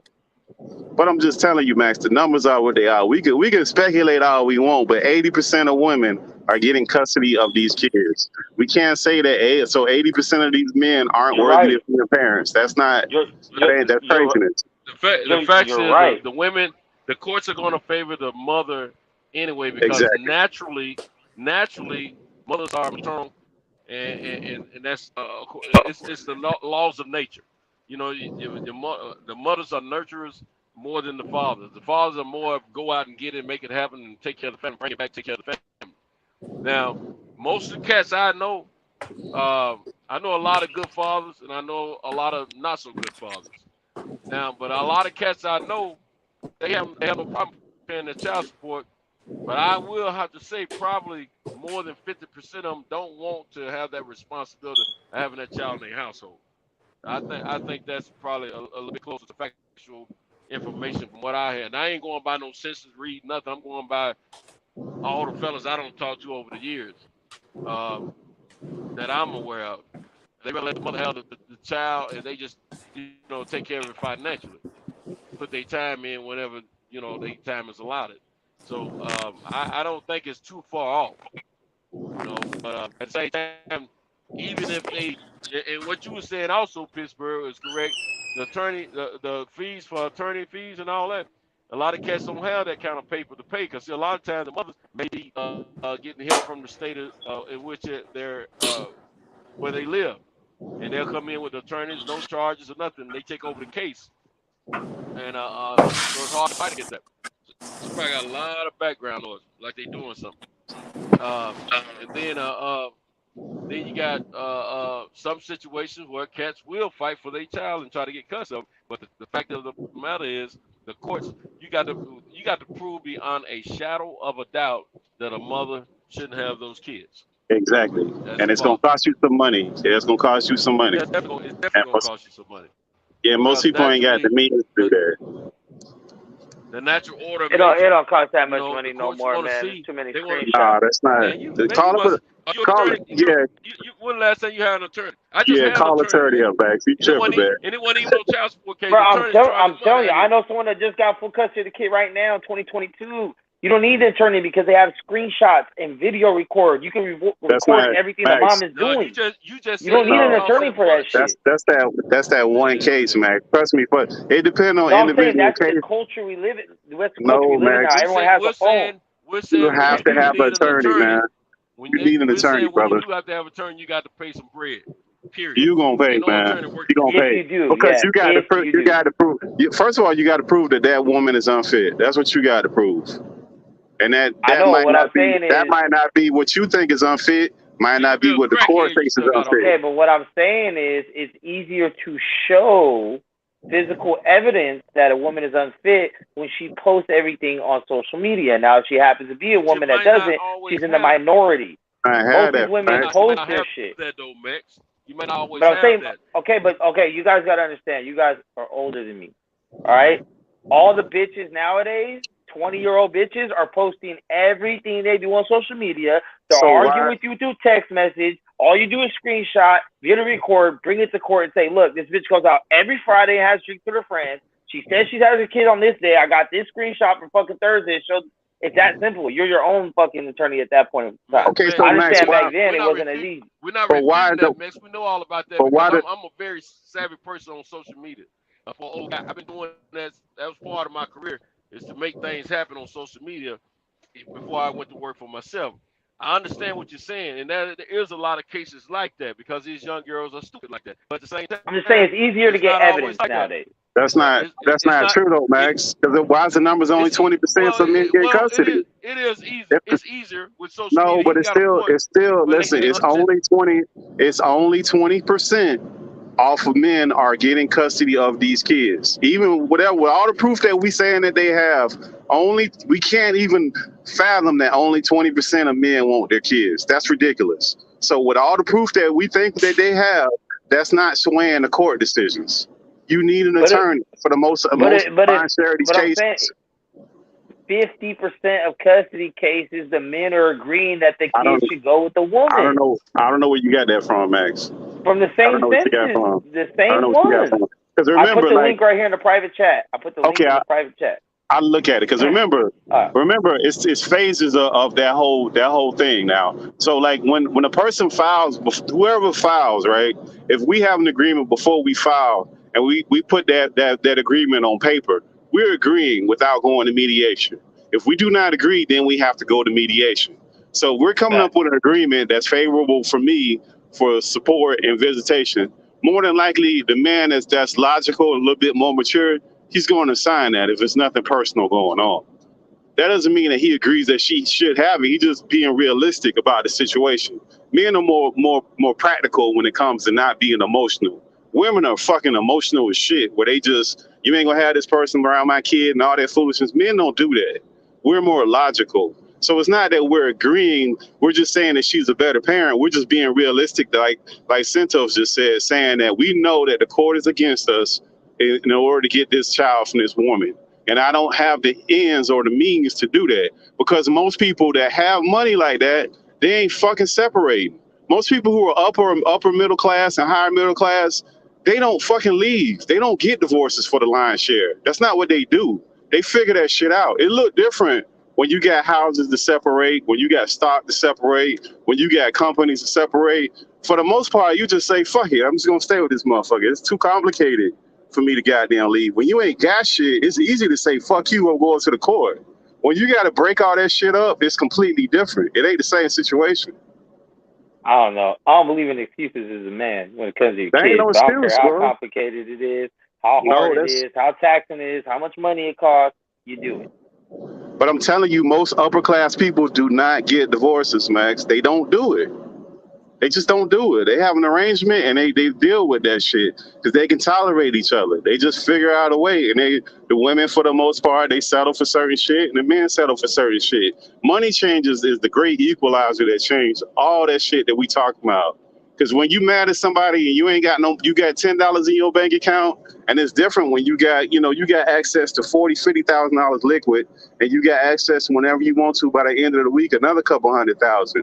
That's a completely different situation of not being happy with somebody. That's not the same thing, man. It's a little bit more urgent when your ass broke. You got a lot of shit going on. Your belly might be hurting. You might be about to get put out. That's some other shit. That ain't the same situation, man. That ain't an excuse. That's just reality. Even them numbers, if you look at the numbers up, you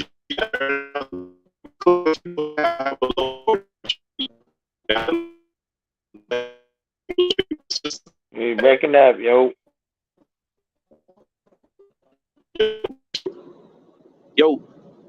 Yo, Max. Yeah, you back. Yeah, but just look up the numbers for the upper class divorce rate and the middle class divorce rate. Those numbers will be drastically different, man. Those are numbers that are cemented and they haven't changed over the years, really. It's not even close, remotely close to being the same. The country's divorce rate has gone down 2% since the last. This is the same census. I mean, this shit, this clip I sent you, they break down a whole bunch of shit. They break down earning, how many percentages of fathers that have jobs, percentage of mothers that have jobs, portion of custodial mothers with at least an associate's degree. I mean, they post everything on this shit. Yeah, I mean, the census are pretty accurate. I mean, the only thing you could debate with the census is how many people are reporting in the census, but it has it's the greatest pool of people that you're going to get. Yeah. Now, you're not going to get everybody. You're not going to get everybody, obviously, but you're going to get the biggest group of people to give out information. Yeah. When was the last one? When was the last one? 2019, 2018? I don't know. What's the census? Every 10 years? Thought it was 10, yeah. But I think that when I was reading, it was 2018. That's why I thought it was. I don't know. I thought that they did it in 2020, right? I don't know. I think they started then. I think they started in 18, and it takes them it takes them a while to do that shit and tally all that crazy shit up. You could dig in there and find all kind of stuff. Remember Kevin Samuels? You used a lot of that data when he was arguing with chicks about stuff, and they was telling about their feelings. He was all in data. That's where he got most of his data from, was those census reports, the incomes and all of that.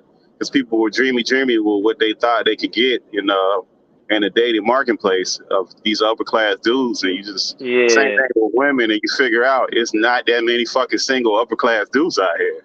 I mean, you might think it is. There's not that many of these motherfuckers out here. Yeah, I've been watching that Fresh and Fit all the time. They be killing bitches with the fucking stats. But stats ain't moving, man. But that's the thing too, is like that's what I use the census numbers. I use the FBI database numbers for crime, and then every time it's not in someone's favor, that's not a real. It's like, of course, it's not 100% of everything, but it's the best picture you got.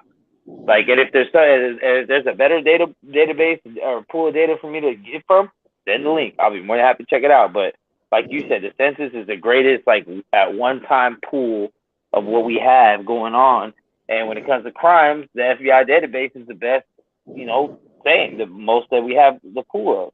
So you can say like, oh yeah, I don't do the census, it's missing me. Of course, there's probably a couple, might even be a whole million or a couple million people that don't partake. Cool, but you are getting majority of it, so you can't really speculate on anything else. You just got to use the best of which, and that's why it's like a science thing, because it's not definite. As the variables change and numbers change, then so the outcome. So yeah, well, you can't manipulate the numbers, man. You can't manipulate the numbers. They're not gonna change. Yeah. Men lie, women lie, numbers don't lie, man. But hey, another thing too, they doing that next week. I want to say it's next week. That James Webb telescope. That's up there, man. They're gonna be starting sending images back on that. I don't know if you're familiar with that. That's close to that the Hubble. Remember the Hubble telescope that they sent out years ago, and now it's supposed to be the latest and great. Well, this thing's supposed to be 10 times more powerful, and it's supposed to be sending back images. And off of those images, they're supposed to be able to look back in history, because it uses some kind of infrared and some other imagery, so they can look back and look at the land masses and try to piece some shit together. So they'll start giving us like bits and pieces of stuff. I don't know how much information they're actually going to share with the public versus what they actually know. Who knows? But I mean, you'll start seeing some information start dribbling out. I want to say it's next week. It's definitely by the end of this month. You'll start seeing information start dribbling out from that telescope. So look out for that info. That should be interesting stuff. Is it going to be actual images, or is it going to be CGI deposits like everything else has been so far? Or composites, sorry. No, it'll be actual images. Now, they're not going to give you all the fucking images, obviously. They're going to filter. They never give us all the information, man. They filter out what they want us to have and what they want us to know. They're going to filter certain shit out. They ain't going to give you everything. That's just like UFO shit, man. They never really going to tell you everything. They're going to they just going to leave some shit open. Because they can't leave they can't even say certain shit, because it'll create chaos and pandemonium. They don't even want to do that. So you're not going to get certain information. That's just not going to happen. And some shit will fuck people up at the core of from their belief system. So they can't even do that. But that'll start dribbling out soon. And one more other thing as far as news goes, and we're going to go back to this. Fucking Biden is now meeting with China trying to get the tariffs. They're trying to negotiate the tariffs off now. I don't know where the fuck he been at for all this time, but now all of a sudden he's trying to negotiate to get the tariffs lifted from China. So we'll see how that works. That might bring down some costs. Even if he does it a day, it'll take some months for that shit to unwind. That's kind of good. He should have did that shit as soon as he got in. Motherfucker be sleepwalking. I don't fuck with that dude. You talk about the tariffs that the last administration put on. Yeah. He's negotiating with China. Remember, Trump put them on in China. He had them bitches on in Canada. He had some on with Mexico. Trump was just going fucking wild with the tariffs, man. He was fucking. You get a tariff. You get a tariff. Trump was tariffing up every goddamn body at some point. And then Biden came in and he didn't want to look weak, so he didn't change any of it.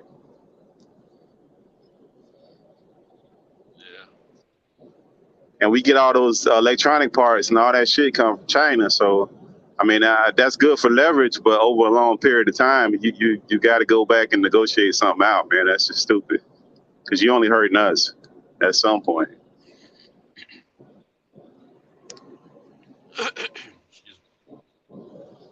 Yeah, we'll see. See what happens, man. What about Juvenile, Max? What you think about Juvenile, man? The rapper? Yeah. What happened to him? Nah, what y'all think about Juvenile? Max fell out. Max fell off? Yeah. He probably can't even get back in now because Kyle probably sleep. But DJ is lurking around. Yeah. What happened with Juvenile? Nah, I was asking Max because he was talking about Nas and Wayne. I was asking him about what he thought about Juvenile because those cats are like those Southern dudes, man. So a lot of people ain't even listening to those cats back then, man. Them cats was high. Juvenile is cool. He's very entertaining, but he's not in that category with Wayne and Nas. He's not in that category as far as a lyricist. You know, saying some real. He had that one album though. Not in that category. Yeah, he had that one. But it was a one fun album. It was a fun album. Yeah, 400 Degrees. Fun album and a deep lyricist in album, or a song or whatever. Two Live Crew had a fun album for years, but I mean, they weren't really lyricists. Nah, Two Live Crew different though, man. They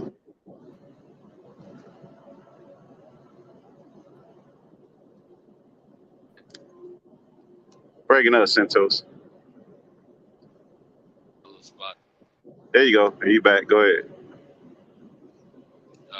Yeah, I was saying, a lot of them Southern groups you're bringing that bass and talking about, having a good time with at the club and all that. That was fun party music, man. Party rap. They weren't worried about trying to be the best lyricists and all that. The only one of the most serious rappers that came through that era, in my opinion, that came through that era out of the state of Florida was Trick Daddy. As far as trying to show fun and his lyrical ability. The rest of them was more like having fun, making money and having a good time. Yeah. Trick Daddy did both, Yeah, he had a few albums. Yeah, one or two. But, that 400 Degrees of Juvenile, them, they had most of them. If you look at them, most of those dudes like that come out of the South, they have like a really good beat maker. They had Manny Fresh over there with them. I mean, he was that joint was strong, man. That put Gas Money on the map nationally to me. Yeah.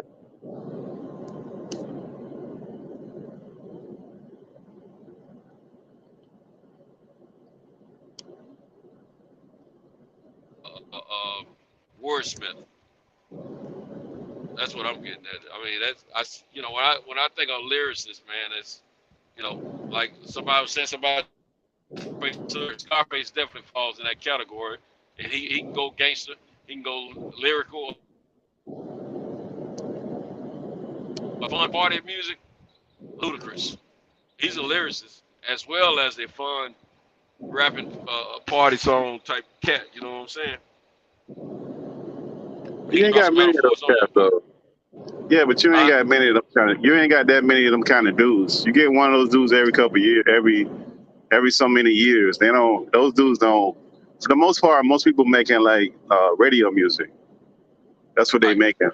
The most popular ones making that radio stuff, and then the one that's not, they get pushed into a certain genre by the label, and then they got to put on that character.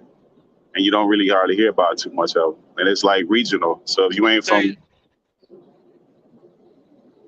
I tell you somebody's that's lyrical. They got a little thug side to them as well, you know. Is that 21 Savage? Which one did a song with J. Cole did got on one of his songs, vice versa? which one? New recently you talking about?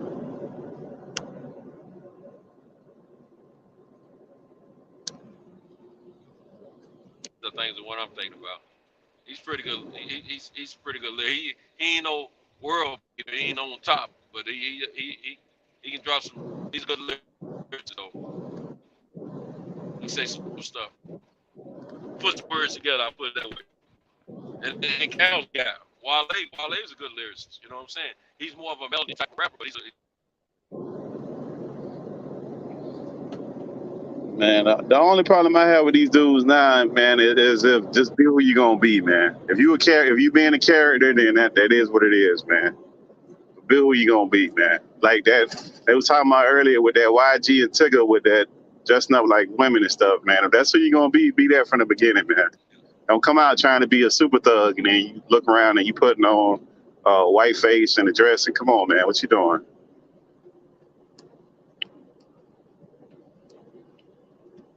the cats that really bother me, man. They come on the scene and they really blow up.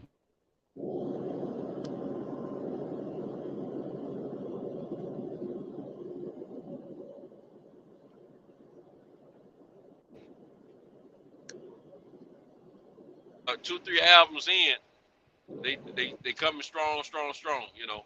Then all of a sudden they get lazy, knowing people waiting on some music, and they just put anything out there, and then, you know, they don't put no real true effort into it, you know what I'm saying? But they selling off the core base audience at that point. And I'm gonna tell you, man, I mean, you know,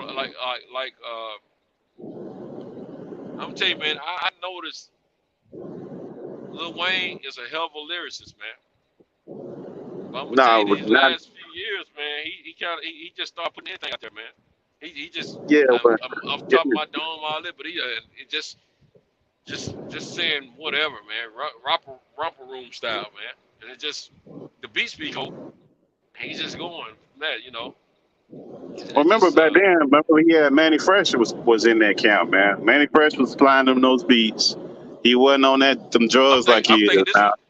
This was after Manny Fresh, what I'm talking about. When Manny wasn't doing all his albums. Yeah, but you could tell the difference. Like you could tell the difference from the. Yeah, you can tell the difference. He still had a couple hard ones after Manny. The Carter was after. Yeah.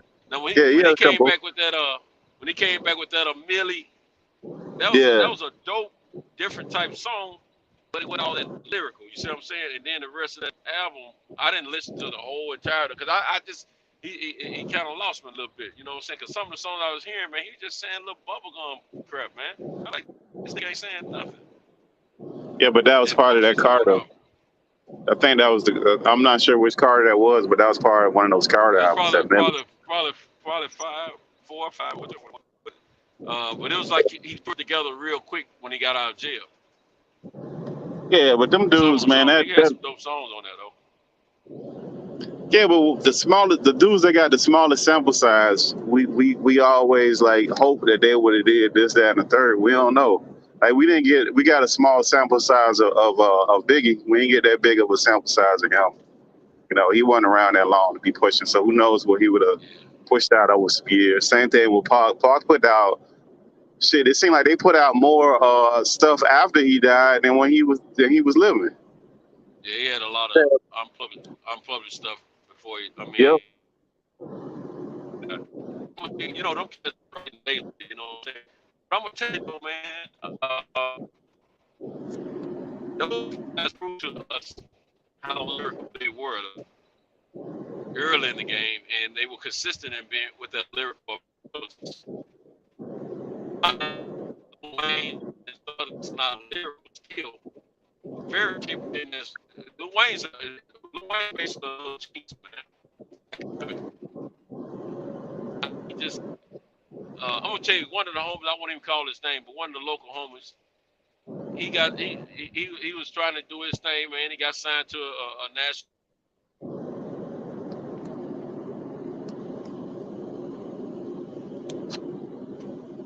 He had built up a certain fan base that followed him, and he had a certain persona about himself. When he signed that deal, and he started getting a little pub, he just kind of fell off because he just felt like, oh, this rap game easy. I ain't got to write this stuff down half the time and all this old kind of stuff. And this cat, man, he was very capable, but he didn't try hard anymore. He admitted to it. And I think a few of them do that. It's just like our boxers. Just like our boxers we love so much, you know. They go in there, they do a good job for a little while, and then they start, you know, not doing their best. But some of them get surrounded. They get caught up in the machine, man. Like, you know, them records, they writing them in the room on a piece of paper on the pad. Album or two later, they got a whole studio in the house, and they barely going down there because they too busy having fun. Same thing with the bosses. You know, they not hungry and they not really into it. Right, that's what I'm saying. The hunger leave. And see, they're on the mandate to put these albums out at a certain amount of time. You know, every so often, and they on the deadline, so they pushing anything out. You know, give us whatever. Yeah, I don't know, that music stuff now it is what it is, man. I don't necessarily listen to too much of the new stuff. Every now and then I try to catch something, but it ain't. I'm the same way, bro. I got my old school. I don't have nothing different. It's just different. It's a different style of music. I mean, more power to them. Kids want to listen to it, not it sells out. It's just different. Because I know most of them now see, when the time frame that you're talking about music, all these labels actually have power. It was more than the couple little 3 or 4 little major record labels that it is now. Now all these labels are up under like one of these 4 or 5 major record labels, so they don't really have no control over what gets produced. So one of these artists could really put out some good stuff, and the album and the record label could say, no, we ain't putting it on the album, and they can't do nothing about it because they don't own it. They, you know, most of them artists, they so far behind because they get that advance. Once they get that advance money, they in the red. And then when they get the next album, they get another advance and they still in the red. And they got to put so many units out, so they always running off of credit. So they lose their leverage and control on what they have because they run in the red most of the time because they're getting that upfront money and they fucked up. They can't. They just can't do nothing. It's like you going to work and, you know, you asking your boss for a raise, and he said, okay, I'm gonna give you. Matter of fact, I'm gonna do you one better. I'm gonna pay you for the next 6 months. The chance of you saying something crazy to your boss when you done got your money like that and he got you on a contract is probably slim or none. You just gonna go and do what that man tell you to do. Exactly. You ain't even gonna say that because it's better for these artists to be independent and just work their way slowly if they have to the top. When their deal do come their way, they can have more control. And that's my hats off to my hats off even to Cash Money. You know, my hats off to let me see who else did that independent. I just had them on my mind and they'll slip me already. Nah, but Cash Money ain't independent no more. Cash Money not independent no more. Cash Money not independent. Well, they started off. I'm saying they started off independent, and that's how they got the deal. The deal when they worked to get more control than average organizations would have had coming up. But yeah, but they not. They not no more. They not no more though. My man, out of Memphis, he live in Atlanta now, or both places rather. What's his name? Got CMT. Jermaine Dupri, talking about him? Old school? Five star beat. Okay. One of his big hits a few years ago. What's Memphis? There's the homie, man. He got his last joint was popping. He got a few artists under him. What's his name? Thanks on the Memphis Cats. See, you got he got Black Youngster on his label. Oh, I don't know anything about that them cats. I think I know. I don't know nothing about it. He came after 3-6 Mafia and MJ A-Ball and MJG. He came after them, you know. Damn, man, he got his own record label, man. He got, he was independent for a while, man, and he got the deal he wanted. You know what I'm saying? Later on, but he came in the business with money in the industry. Well, you got to be the same with boxing too, because if you look at the boxers, the only one of the major dudes is out there now that's really independent. He kind of trying to inch his toe in and stuff is Devin Haney. The rest of these cats, they can't really move how they want to move, with the exception of Canelo. Canelo can make them networks move how he want to, but he doing what he doing. He ain't really trying to do nothing. He just trying to get paid. He a prize fighter. But it's pretty much the same thing with boxing. That's why it's hard to make them fights. They can hide behind that excuse and say, "Oh, it's a network. It ain't me. I'll fight them, but it's the network." No, it ain't, man. Cut it out. You don't want to fight that, man. They don't really want to fight. Philip H. What's my man out of Memphis, man? He pretty much, well, he was in Atlanta, but I think he living in L.A. now. I'm thinking not, and I ain't talking about DJ Paul. He's part of 3-6 Mafia. I'm talking about the cat that came behind them, man. You saw he used to do everything white. He used to do everything white, his cars, crib, furniture, all that stuff. But he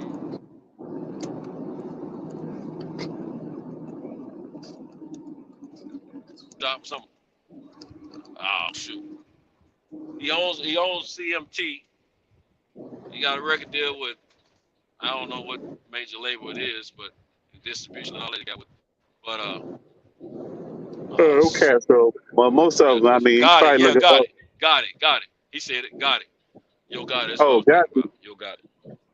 Yeah, but Gotti got he was one of the majors too, man. Them dudes, they start off independent. That's what I'm saying. He started off independent, made a bunch of bread, but see when he got his when them cats like that get their deal, they have more control.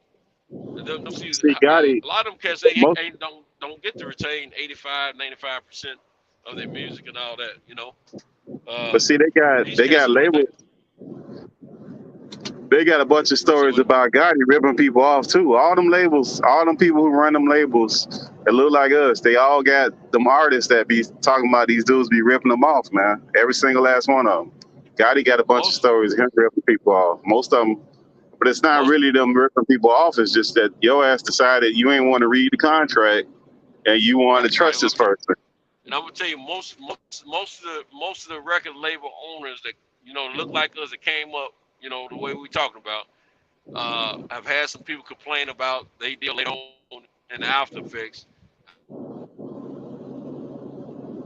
But the only one I know that no one is really, fortunate. Now I heard about one cat didn't get the kind of deal out of him that he should have. But for the most part, I'd say 90% of his artists didn't have a complaint about money and all that opportunity was under Master P.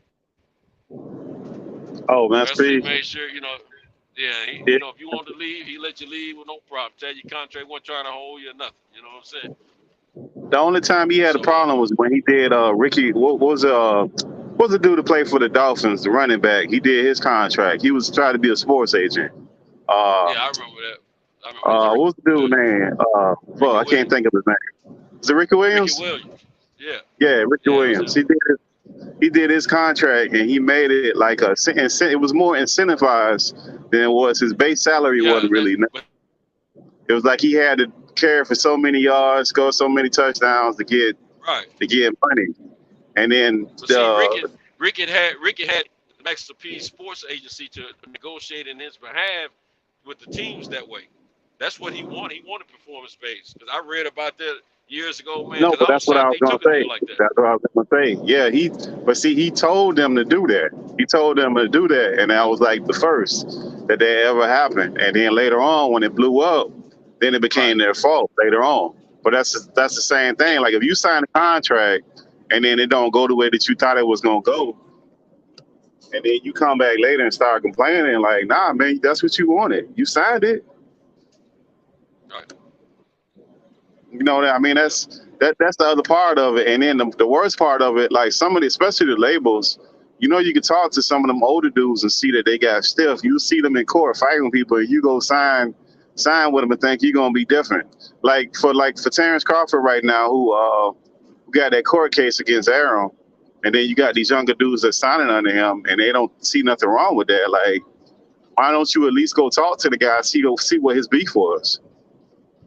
Could be nothing, could be something, but you at least need to go inquire and figure out, hey, what's going on here? And that don't even have to be done in public. You could just go, if y'all on the same team, you can go talk to them. Yeah, I think Jay Prince folks are straight with Aaron. The last time I heard, the first and last I heard they had a problem, Aaron was Jay Prince was due some money from his deal with Top Rank.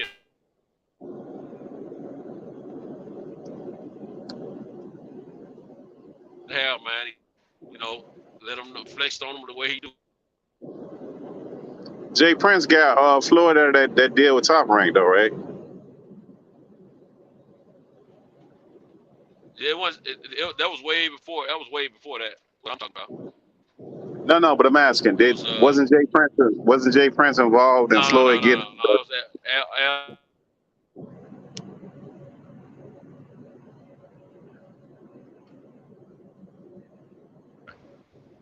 Say it again, Santos. You broke up. He was hooked up with Al Heyman by then. Him and Jay Prince. No, I'm talking about when he bought his way out of his contract. When he initially bought his way out of his contract, wasn't that up under Jay Prince? He was on the Al Heyman. You sure? He was on there. Yeah, he was.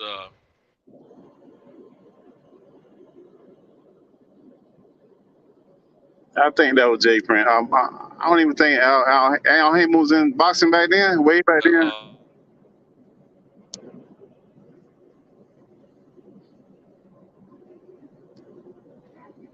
That was way before that. Say it again, Santos. You broke up. Say what you just said again. I could be wrong about what I'm about to say, but I'm thinking that's when.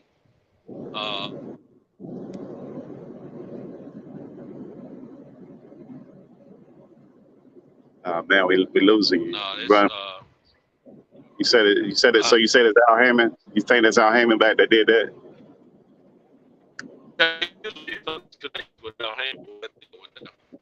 When he fought De La Hoya. Okay. Yeah, that's okay. I didn't know he was in back then. De La Hoya still got fighters? He helped whether yeah, De La Hoya still got fight. Yeah, Goldberg still got fight. He just had a fight on week 4 last, I think.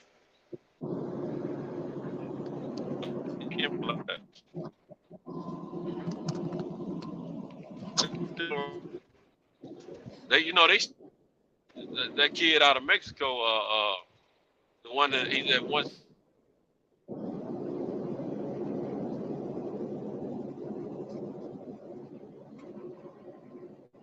Can't think of how to pronounce his name right now.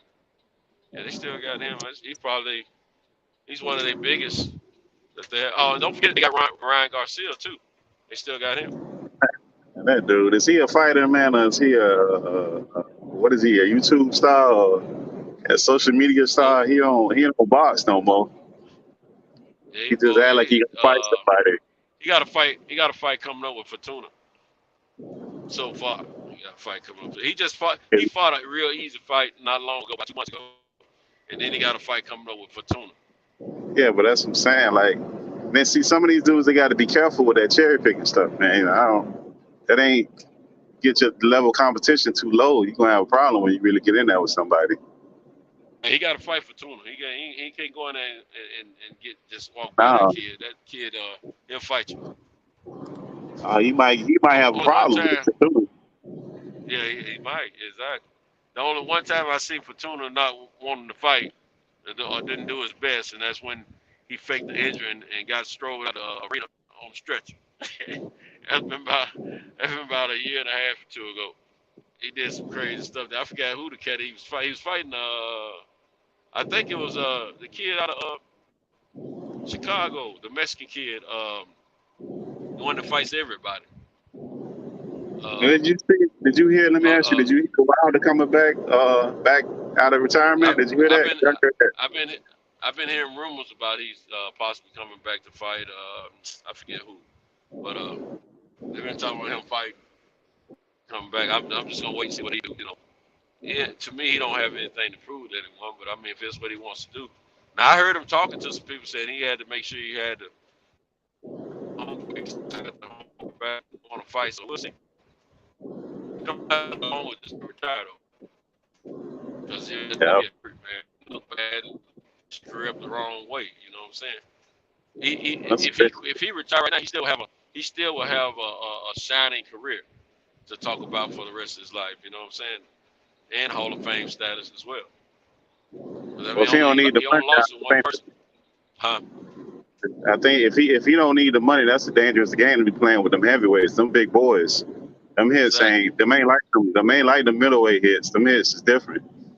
All them cats. Not there. There ain't but one out there he really got to worry about right now. That's the same one to beat. Yeah, Fury. Yeah, Fury. Yeah, Fury getting the problems. Yeah, he can't do nothing with Fury. Yeah.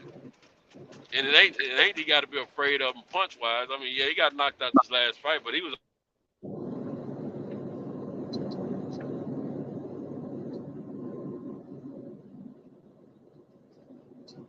But he ain't been the same. He was unconscious. I mean, he had a concussion after that punch.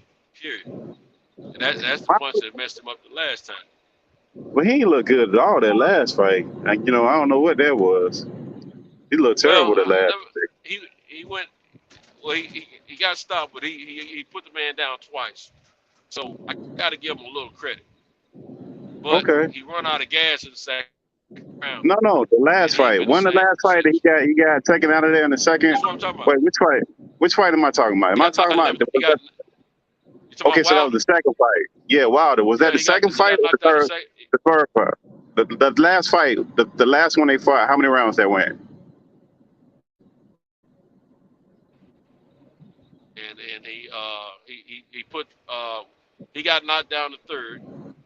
He knocked Fury down twice in the fourth.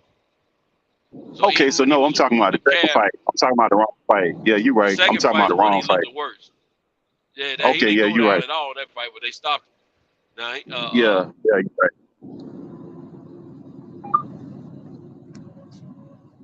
Now, but I'm gonna tell you, it's his anxieties when he get in that fight with Fury, man, just off the Richter scale. To me, he wants to prove so bad he's better than him that he can get him out of there. You know he can't outbox him, man. So you know he has to knock him out. And his anxieties are worked up so much, and I think it has a lot to do with the fact that he's not afraid of him. He's not afraid of anyone, I don't believe. But I think it has a lot to do with when they were younger and they sparred probably. Well, I don't know if they sparred or not, but they found out about each other through the camps training with Emmanuel Stewart, and they had another training camp where they sparred another fighter when they were younger. They were getting another fighter ready for a fight. I want to think it was Klitschko. Okay. So I think it has something to do with that,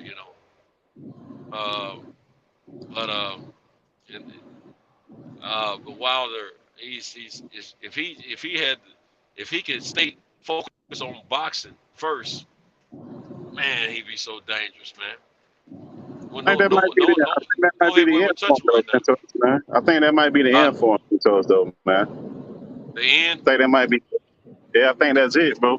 I think sometimes, remember Hagler, you got to know when to walk away from that, man. You shouldn't be holding on to that when you get the hell out of it. That's why I said that if he's not 100% in this thing, he's not really hungry. He don't need to be boxing anymore. Stay retired. You don't have anything to be ashamed of right now. But if you go back into Roy Jones, people are gonna be talking about that. Now Roy Jones still get kudos because of what he did before all that. But man, don't go in there and do a Roy Jones, bro. If you ain't really in it, don't be in it. You got beat by the best heavyweight on the planet right now.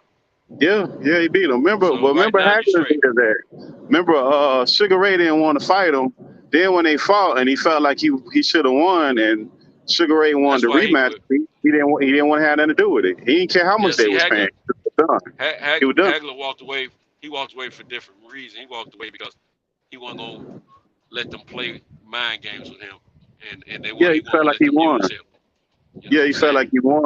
He didn't care how Yeah, much money they were paying. He felt like he won, he and knew he knew that no matter how well he outboxed this man, if he didn't knock him out, he knew that the politics of boxing was going to protect the darling of the sport, which was Sugar Ray yeah, at the time. yeah. But I think his career went the way it was supposed to because he left, he moved, he went to Italy or somewhere and acted and whatever. He didn't hang around too long and get beat the hell up for no reason. He was able to enjoy the rest of the So other part of his life. Kyle had was it Cal or was it? I think it was Kyle. It was either Kyle or Fred. They had his grandson on. Oh, okay. Which one? Hagler? Yeah. Hold on a second. I got to do this. Hagler. Let me do this delivery right quick. Hold on a second.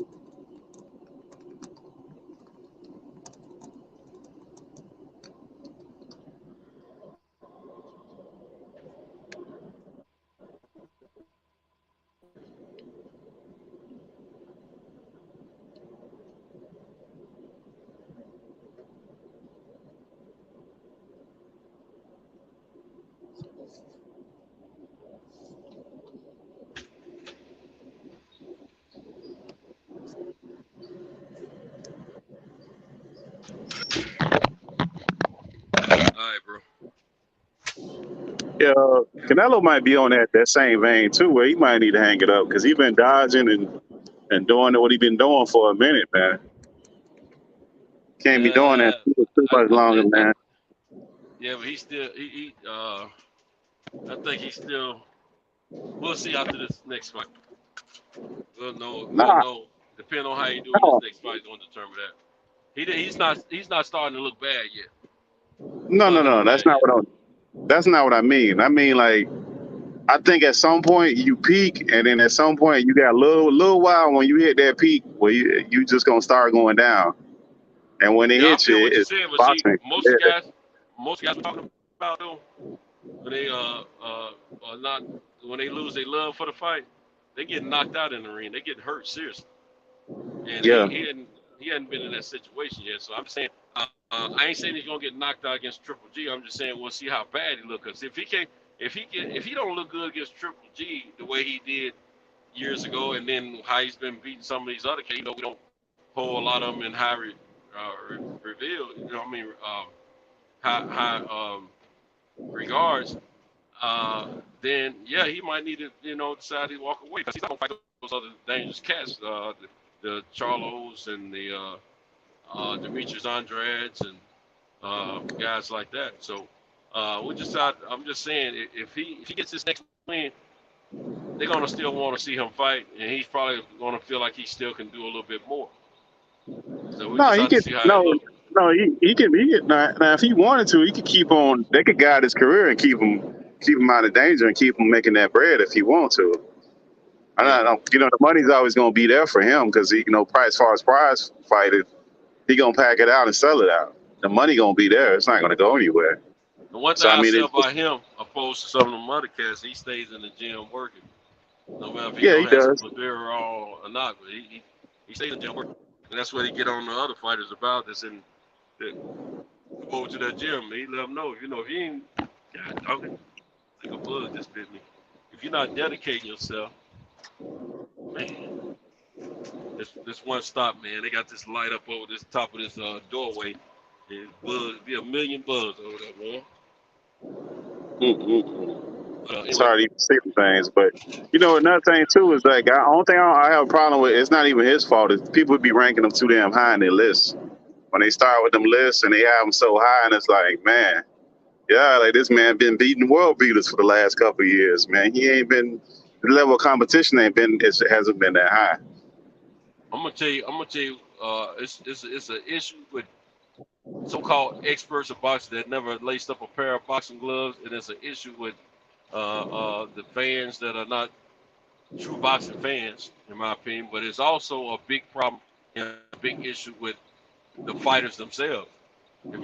Every time they interview these brothers,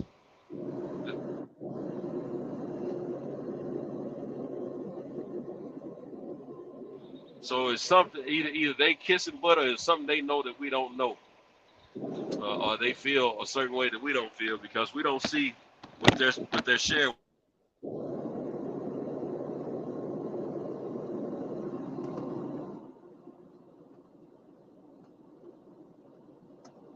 Of course, they want to fight, but my man Spence, both of the Charlos,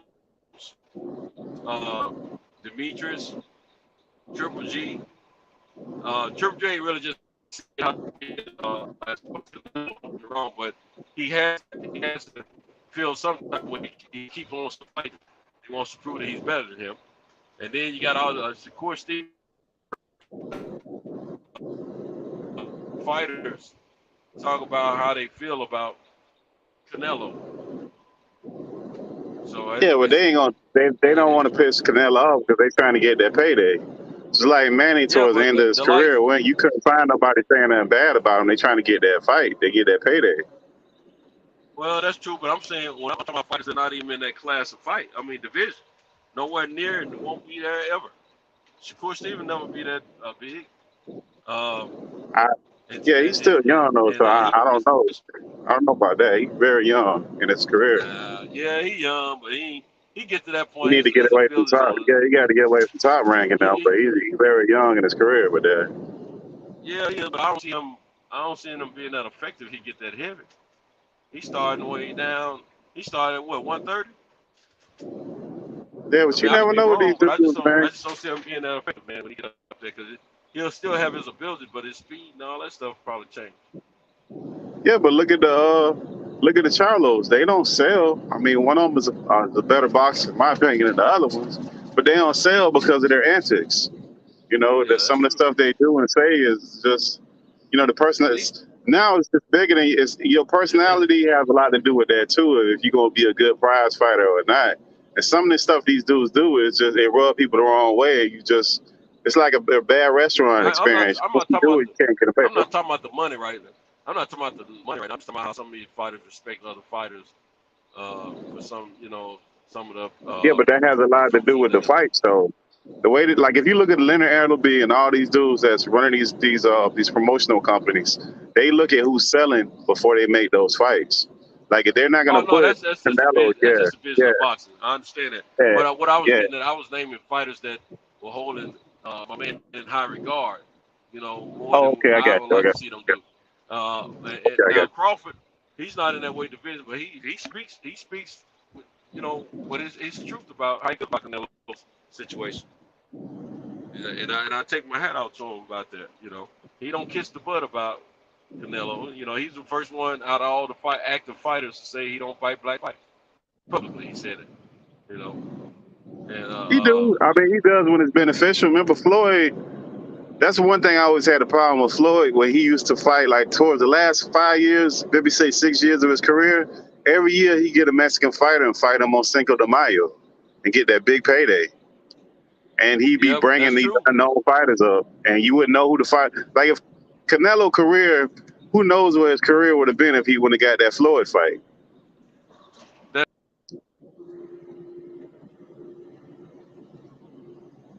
Yeah, who knows? Because even in him losing, you know, Floyd passed that torch on. Floyd wouldn't really fight no black fighters like that. He was all about that prize towards the end. That money was talking.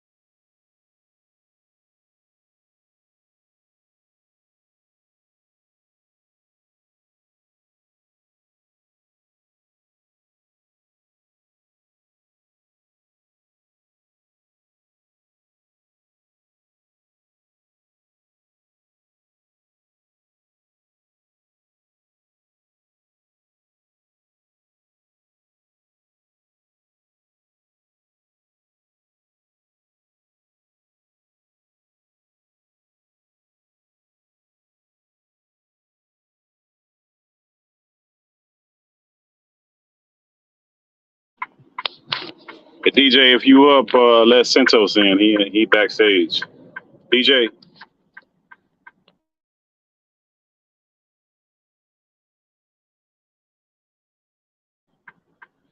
Oh, positive, you in here?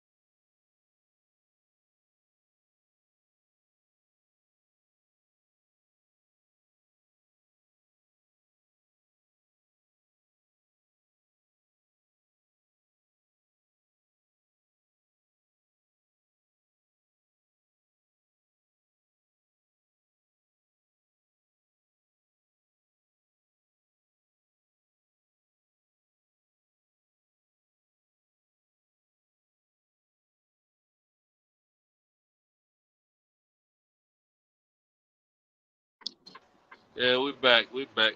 Hey, DJ, I might need another minute. Well, no, I might not be going that way, so I might be good. Appreciate you. We appreciate the conductor. Shout out to the conductor. DJ in the hizzy for shizzy. You understand? But yeah, man, I forgot the last day we were talking about Pittsburgh. Oh, we was talking about Canelo and his fights, his last couple fights he was gonna have. Yeah, I know. I wanted to add to that. Yeah, Mayweather, he didn't give a lot of brothers the opportunities like we would have liked to have seen toward the end of his career. But one thing I will say, he was fighting a bunch of Mexicans, but he was keeping a lot of people with belts in front of him on the opposite side of the ring, or they had highly regarded, notarized fame in the business. You know, now Canelo, he's not fighting, and there wasn't a lot of guys that really had the level of that could bring the level potential of money to a big fight the way on the Ford level. I mean on the Floyd level. That can stand across the ring for him and still bring a bunch of money to the fight. Like Charlo. A lot of people want to see this Charlo fight. A lot of people want to see that Demetrius Andres fight. I think with Canelo, There's no money in that Charlo fight for Canelo. Now, if he fought Errol, that'd be like a mega fight. Now, if Errol it'll bring some money. It'll bring some that'd money. Be a lot. I think that fight would be money wise. That's fight gonna be way bigger than Crawford and Spence. But I'm that's gonna be tell you way bigger. The man poured 73,000 people to come in and watch a fight with a person who he used to spar with, who didn't have a household name. So I think the Charlo, Canelo, that guy Edrum or whatever his name was, that dude shouldn't have been in the ring with him. But that's what I'm saying. Like the Charlos don't really have no fan base to bring no money in like that. But what I'm saying is, if he can draw 73, let's just say 40,000. If he can draw 40,000 with a no-name guy, he can do that plus more with a Charlo. Nah, Charlos don't really have no fan base. Their last couple fights they had, that's what I'm saying. He don't need no fan base. He don't need a fan base. That guy that he beat, who used to spar, didn't have no fan base. But that's what I'm saying. They're not gonna march out their prize out there like that to fight Charlo and take that kind of risk, and he ain't got no fan base. I'd be surprised if that fight ever happens. They don't, man. Canelo don't need a fan base. That's why these networks and these promotion companies are willing to give him $40 million up front. I mean, guaranteed. He don't need he don't need a fighter that has a fan base. He is the fan. He's the fighter with the fan base. Just like Mayweather didn't really have to have help to have all those big fights to sell over 1 million fights. Mayweather didn't need any help. But that's why they get to pick and choose. We saying that's why he get to pick and choose who he gonna fight, and more likely he gonna pick mediocre or average fighter. He's not gonna pick that kind of challenge. But what I'm saying is, what Canelo is not doing is fighting guys that are worthy of giving him a challenge. You don't have to though. Active That's what I'm saying. fighters. Yeah, he ain't got to though. I hear what you say. I hear what you're saying, but Yeah. listen to what I'm saying. Now Floyd would fight a guy that will give him a challenge. He would fight those guys. He didn't fight as many as we wanted to see, but he would fight a guy that gave him a challenge and that could help sell the fight. Yeah. Floyd didn't just want his numbers. He wanted a guy that can bring almost $1 million plus to the sales as well as himself. Well, we don't have anybody doing that right now. Everybody's in the hundreds of thousands. Ain't nobody just really just blowing a roof over with $1 million plus sales right now. But you got Spence. Spence ain't doing no million. He ain't doing no million. No. But he also carrying those fights. Like if you look at, he doing 200,000-300,000 pay per view. I mean, it still ain't no major numbers. No, he can't. Listen, the dudes that he fighting, they are not no pay per view fighter. Porter is not no pay per view fighter.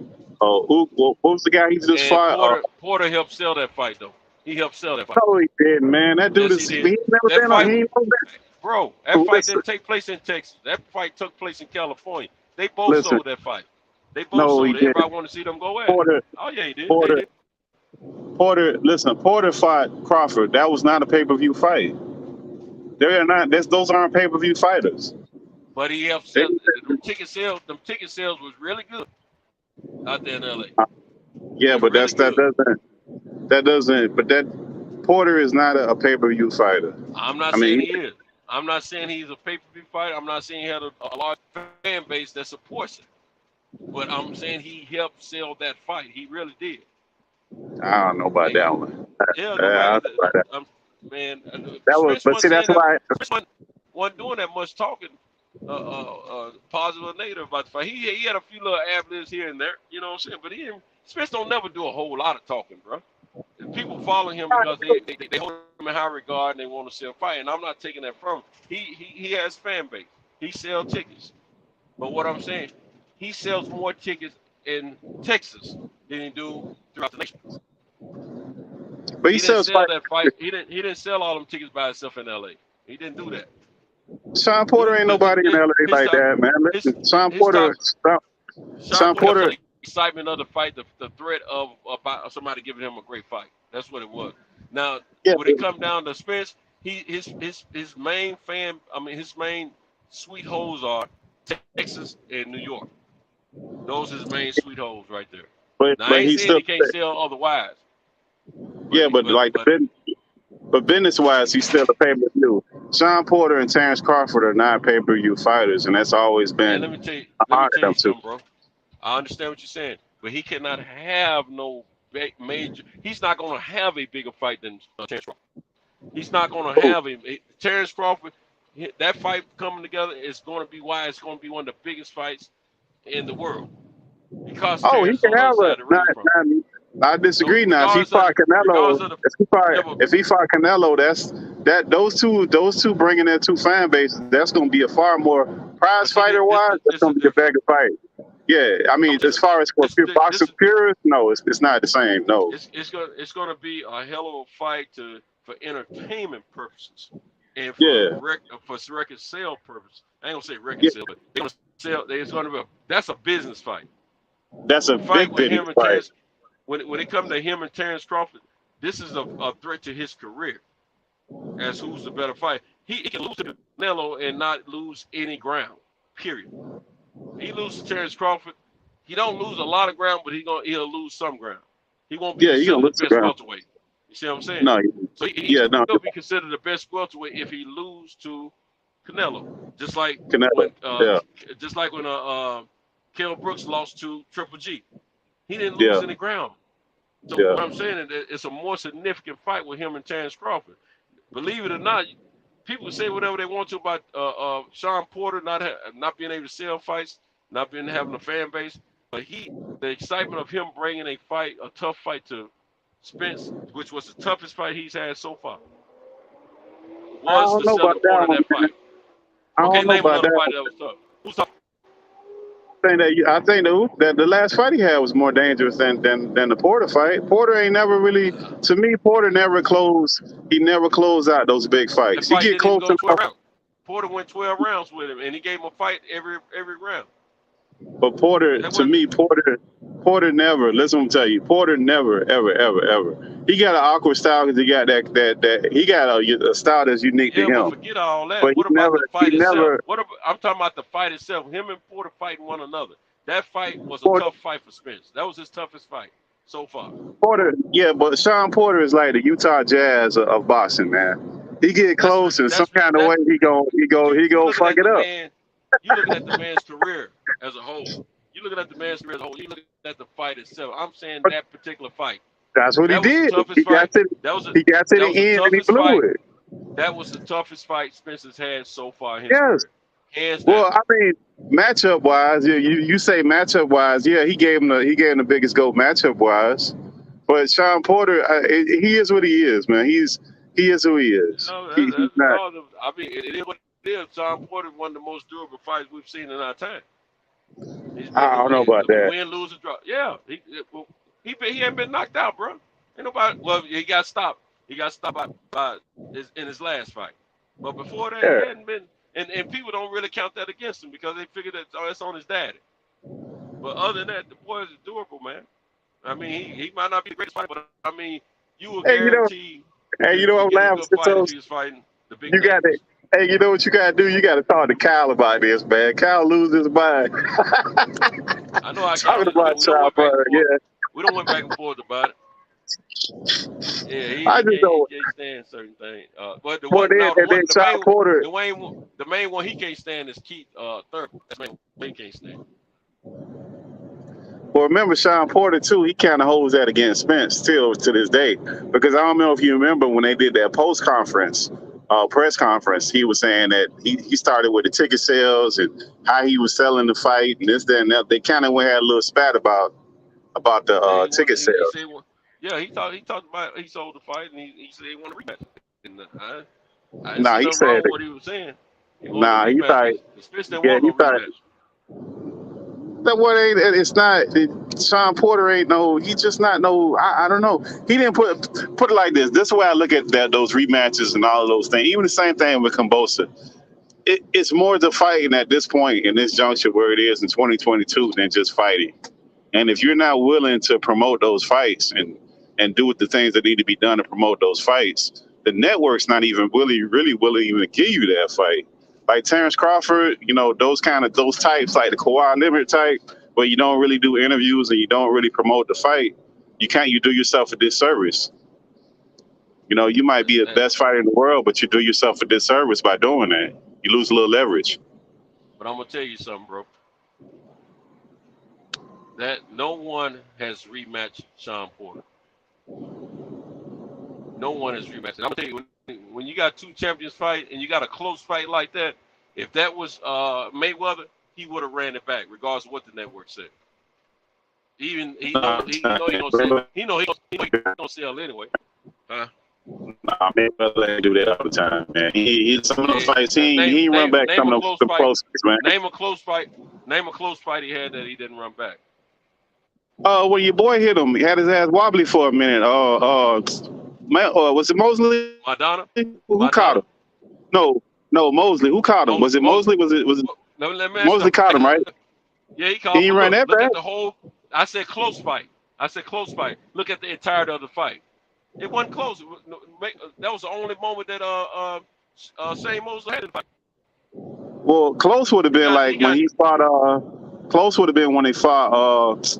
What was the guy name that had that drunken style? Julian, whatever the hell his name is. Emmanuel Augustus. Emmanuel Augustus. He didn't run that back. He didn't run back his Ab Judah fight. There's a few fights he had that was close. He didn't run them shits back. Nah, he ain't do that all the time. Nah. He did. He ran a few of them back, but he didn't do them all the time. That was close. Bro. That Zab fight wasn't no close fight. That wasn't close. Come on, man. The first couple rounds was close. Yes, it was. That was close. I'm talking about the entirety of the. You can't go by no couple rounds, but you got to go by the entirety of the fight. Man, that was pressure on him, man. He ain't running. Listen, he never ran something off the back. He never had Mayweather in trouble. Mayweather, they had a plan for it. They knew he was gonna start fast. That's what that allowed him to do. He never had Mayweather in trouble. I don't know about that, man. I don't see him. I don't see him running all them fights back that he would have them close. That's not. I mean, he ran some on back. Now he ran some on back. He get credit for running some on back when he got advised like Deontay Wilder. When the crowd said they didn't like the outcome, if they had like a questionable point of how the fight finished, he ran it back. Matter of fact, he was saying before he even let the fighter say that. Hold on, sir. Let me drop this box. Hold on.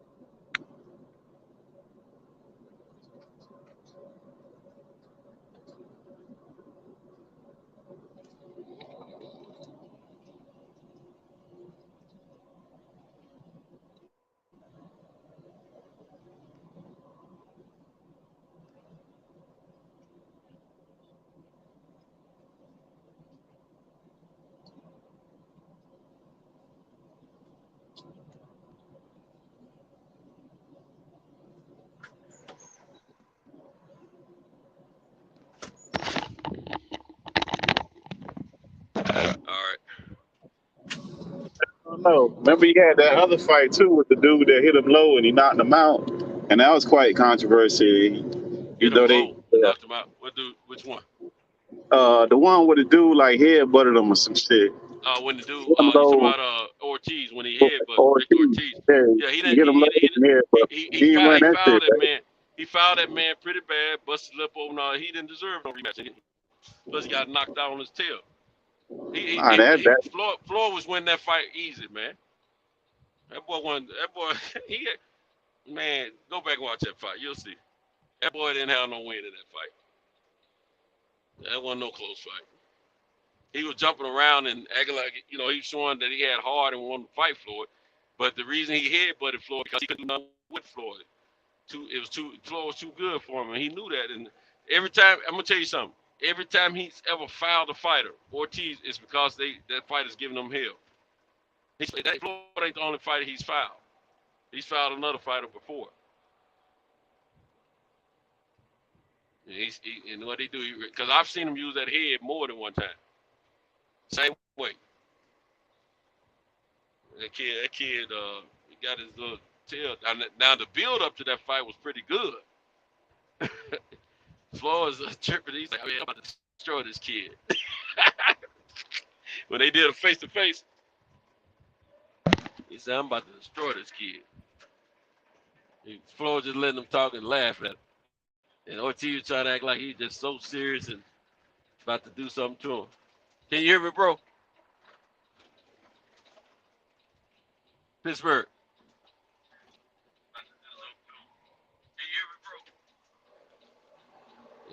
Hey, Floyd said, I'm about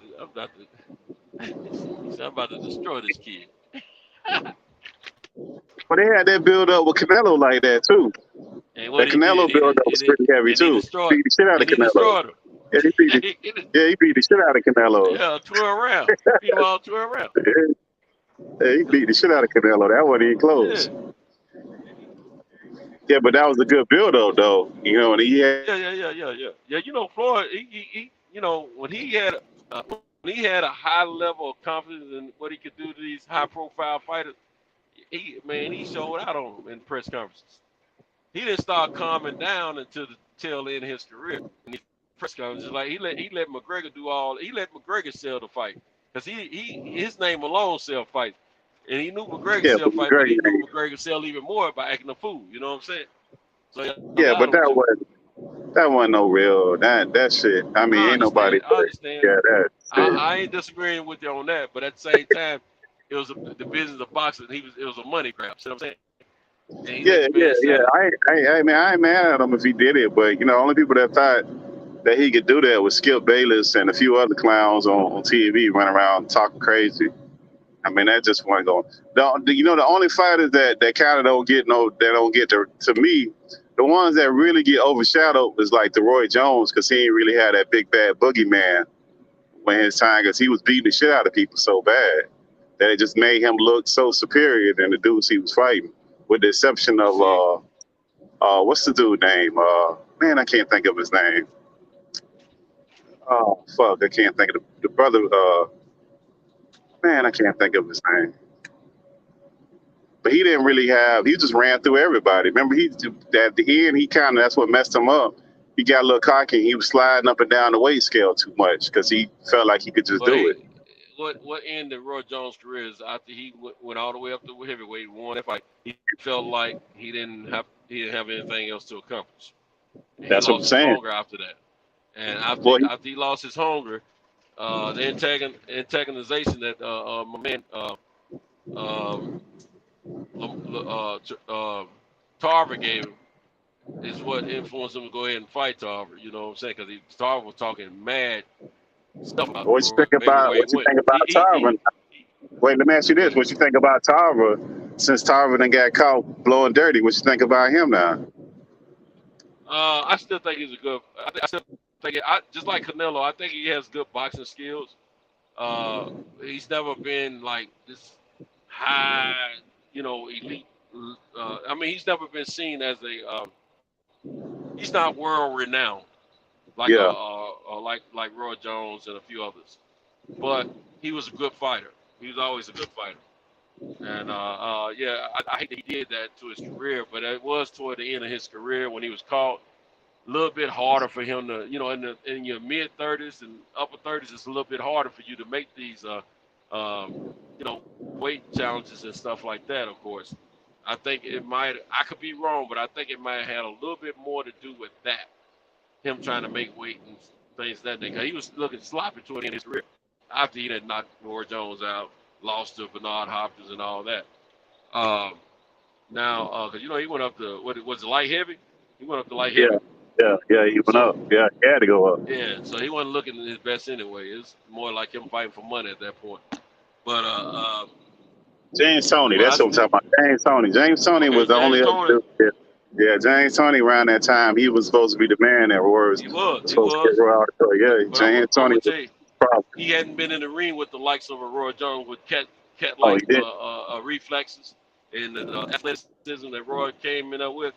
Roy was the quickest thing on 2 feet at the time. In any weight division, he was the quickest thing on 2 feet, and he had power. So and he had boxing ability. So that's what happened to Tony. Now I'm gonna tell you something. I'm glad you brought that up because I wanted to go back to that fight anyway. The reason that Roy he got money, but he wasn't getting money on the Floyd level, and the reason being is not because he never was as big as Floyd, it's because the money wasn't in those unless you were heavyweights. Even the heavyweights only got so much, unless if you Mike Tyson, Holyfield, somebody. Yeah.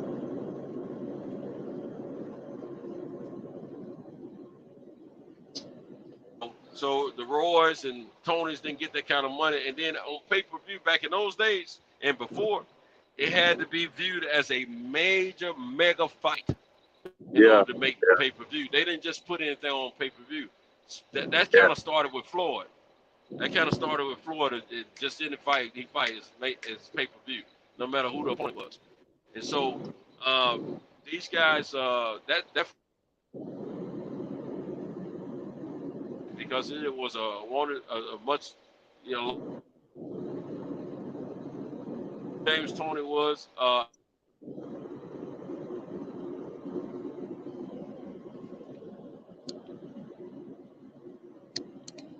Talk about. Hold up, you're breaking out there, Santos. Hold on, you can't hear you. All right. Hold on. All right, try it now. Re-say what you were saying before. All right.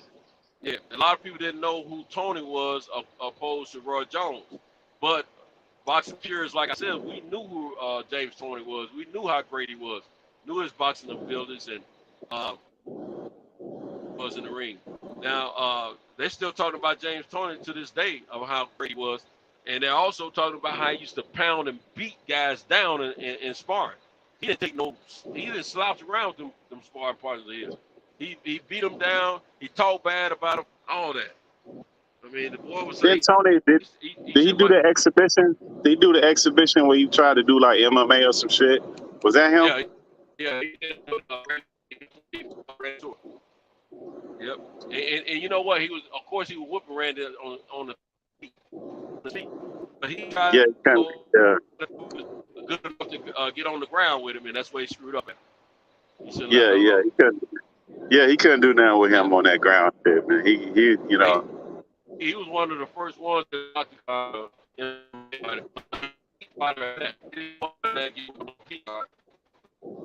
Hold on, you're breaking up, Santos. Hold on. You're breaking up, Santos. Let me know when you can hear me. Okay, go ahead. Try it again. You said he was. I can hear you now. You said he was one of the first what now? Yeah, he didn't. Yeah, James Toney was one of the first high-profile name boxers to go in the octagon and face one MMA fight, and he didn't go in there against no peon. He went in there against the man. Randy Couture is the man back then. He's an elite fighter, great fighter, historical MMA fighter, man, and that's what he did, man. So my hats are all off to James Toney for everything he did in boxing, man.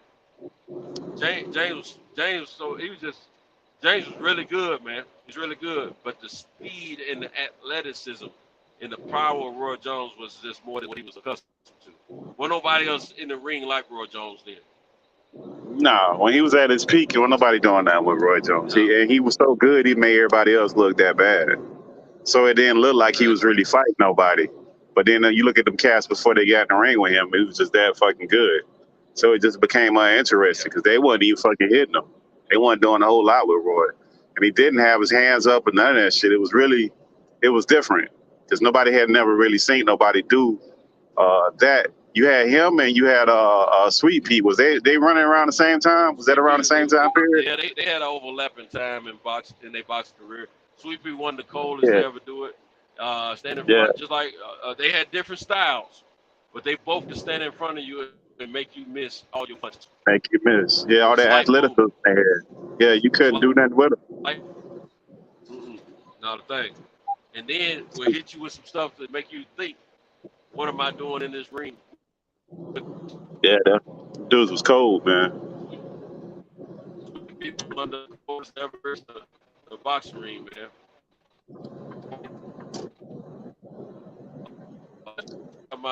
During this era of my life, you know, some of the coldest cats do it, you know.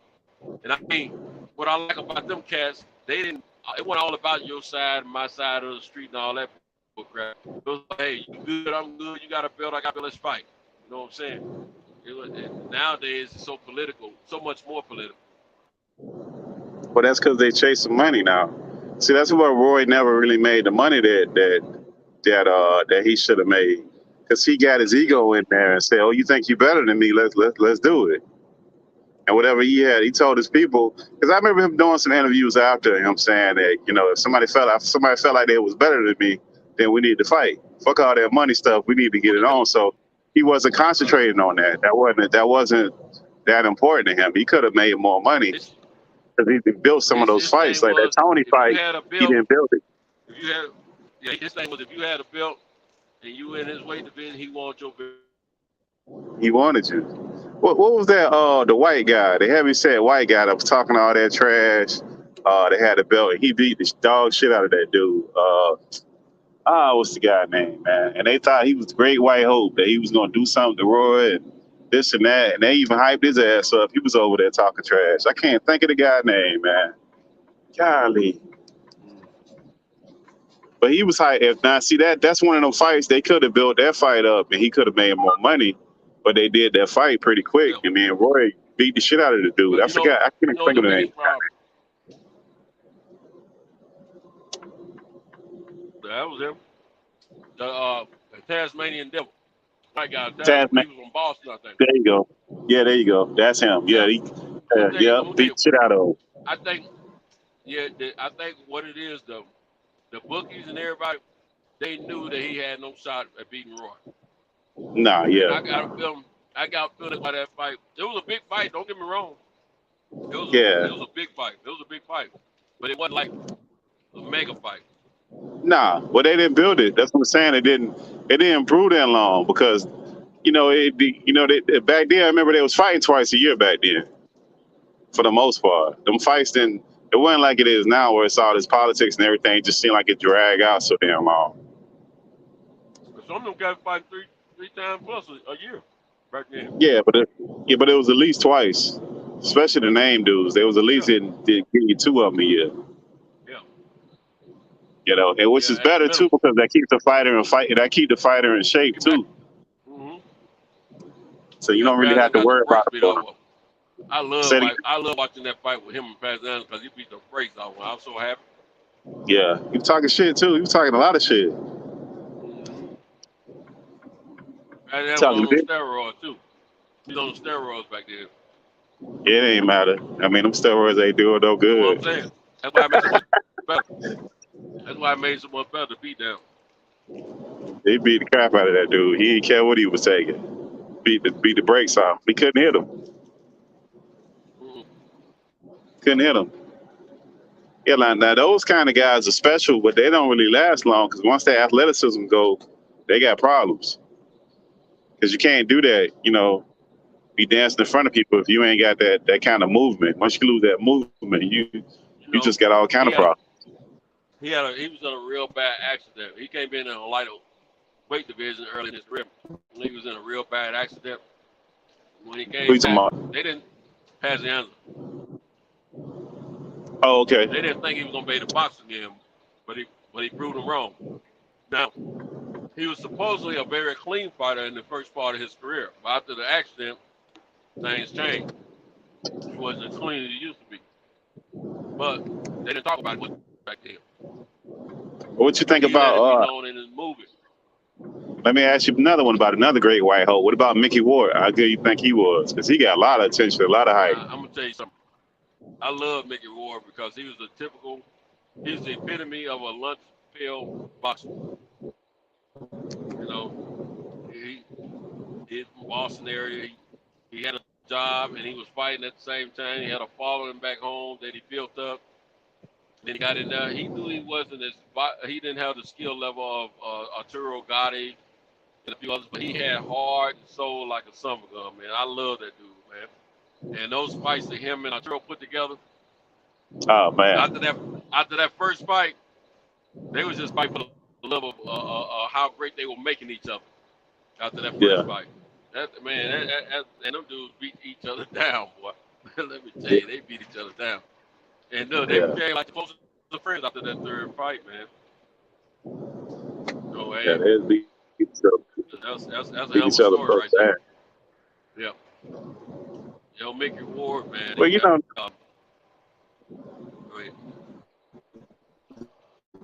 them kind of fights, you don't get them like the whole series. That last fight, that's probably the way they need to end that right there. Because that was a hell of a fight when them knocking each other down and going on around. That was very entertaining. Somebody had to lose or somebody had to win, and it just won his night. Fury just got his number, but those fights as a whole, if you look at them, that fight, if you paid for that fight, and you got everything. Yeah, you got everything you needed to get out of that fight. Yeah, those fights is classic fights. They were like, you were a bum. It was a bad fight. I mean, those guys won because we knew the best boxer of the two was Arturo, but we didn't. Us as boxing enthusiasts and fans didn't know that Mickey Ward could even put on a challenge to a guy on that level of boxing skill. It blew everybody's mind how he was able to compete with him. The heart and soul that he showed, man, was just incredible. And I mean, that made you know what he probably go in the Hall of Fame just because of that. Him and Arturo. Arturo was much more accomplished, of course. But Mickey Ward, because of his heart and soul, man, I think this cat he's already in one Hall of Fame, I think, in his state.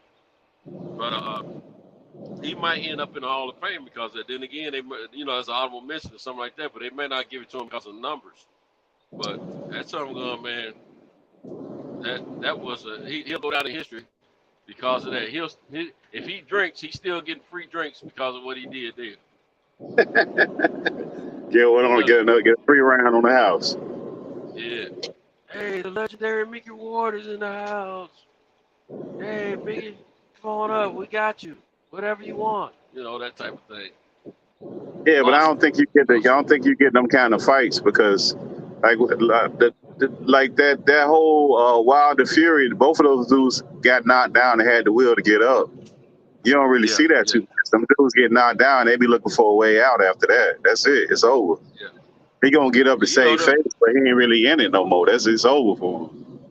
Them fights that Mickey Ward and Arturo Gotti have, and the history all outside the ring, was movie making type of stories. And they did one off of Mickey Ward. I know. I don't think they done one for Arturo yet. They've already done one for Mickey Ward. I think they did like 2 or 3 movies off Mickey Ward. He got a couple movies. I know. He got a few movies. Yeah, he got one that's real big, and he got like 2 minor ones. But he got that one that what's the guy name? The Wahlbergs. One of the Wahlbergs played it. Wahlberg. Yeah, he the one put that one together. The one I'm talking about. Yeah, that's the big one. And he got some small ones, but that's the biggest one that he got with the Wahlberg got into it. That was a good film. Fights like what they displayed is what inspired writers to write stories, you know, about boxers, fictitious stories. I'm saying about boxers and using those guys' fights as the inspiration for their characters. Well, remember Rocky back in the days? That series of Rockies. I mean, if you look at it now, compared to some like Creed that we have, there's no comparison with the cinematics and special effects and all that. Like, I mean, just the boxing scenes that they have. Like, if you look at those Rocky scenes, when he hit them, buddy, when they lean in and hit each other and them gut punches, they literally like almost jumping off of their toes and stuff. And then they falling into the ropes, and you know, it was like overly like stuff you ain't gonna never see in no real boxing match. But back then, it was like everything. The Rocky series.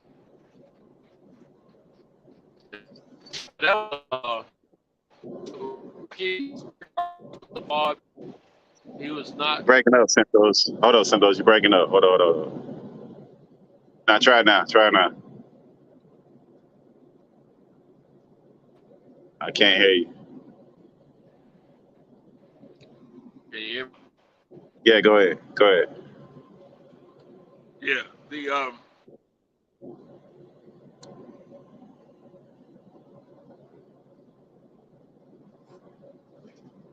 fighter was a real guy, Chuck Wapner. And Chuck Wapner did have a fight with Ali. Ali played with him, then he went on and put him down. He thought he was going to go in there. But Ali fought one of those MMA fights too, didn't he? Didn't he fight somebody, but he wasn't no good fighter, like the MMA type stuff? But it wasn't MMA, it was called something else. Fought a karate dude exhibition fight in the boxing ring. Was it a kickboxer or something like that? In the boxing ring. It was a kickboxer or some shit like that, right? Santos, you're breaking up.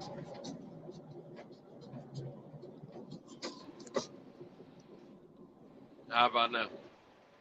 Yeah, I can hear you. What you say about Ali? Was that a kickboxer or he wasn't no high level fighter though? Who he fought? Ali fought.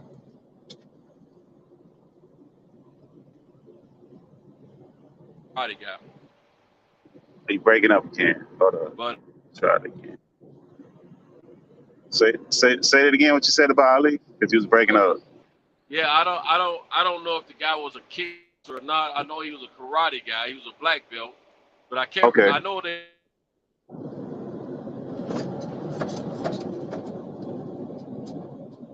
He could.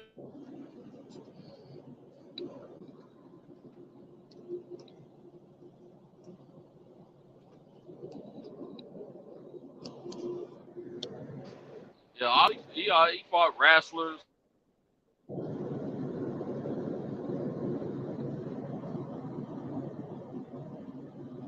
Those martial art guys, and where else he fight?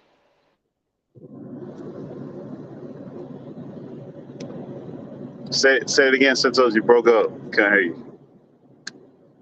I said Ali fought a little bit of everything: wrestlers, mixed martial art artists and wrestlers. Yeah, he did. He did, and then he sat out that whole year too. That Sat that whole year. well, he set out 3 years. Was it 3? Okay, he said 3. I thought it was 1. 3 years. Yeah, 3 years. It was 3 years. And that's when Joe Frazier ended up getting. I tell you, man. That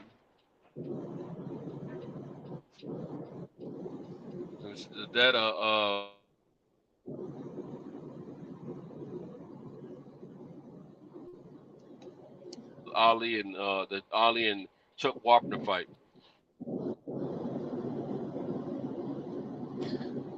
But see, Ali, like them kind of dudes, now everything is about, right now they justify. See, boxing fans don't know what they want. One minute they justify people ducking and dodging people because of money. And then on the other end, they want the big fights. Like you can't really have both. That one is their favorite fighter. Yeah, because you'll hear them. They'll say, "Oh no, he don't deserve to fight. He ain't fought nobody." What you talking about? Like he got to fight this dude. Yeah, no, he don't deserve to fight. He can't fight the caliber to fight.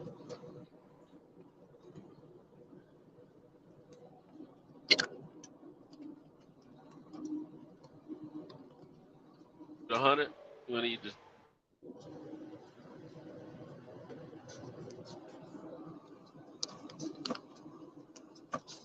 Yeah, you breaking up, Santos. Hold on, try it again. Hold on.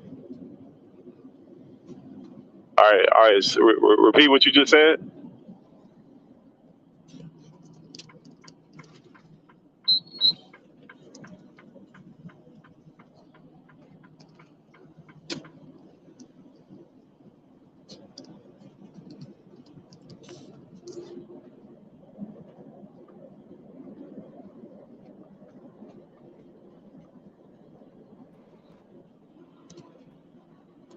In me speaking.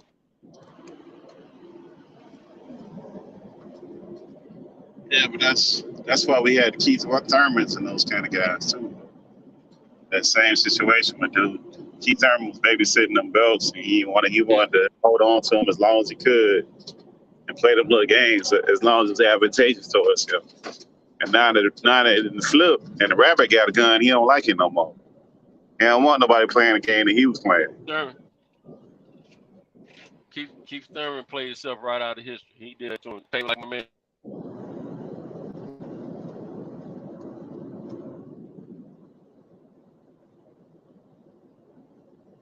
You're breaking up, Santos, man.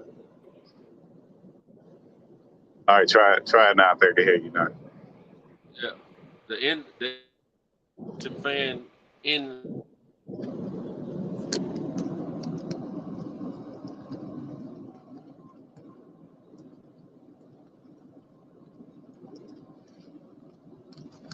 I've watched them long, Earl Smith. That doesn't mean he's gonna beat Earl.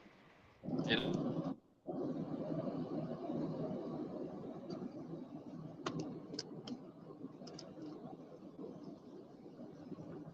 for either fighter, but just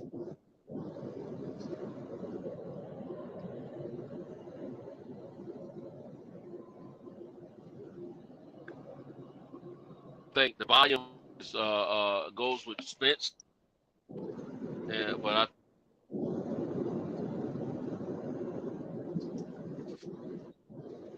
You broke up on that last part, then, Santos.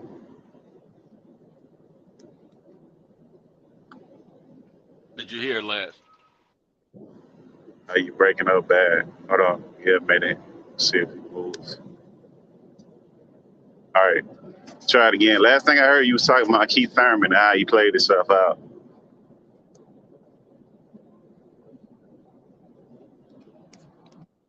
Yeah,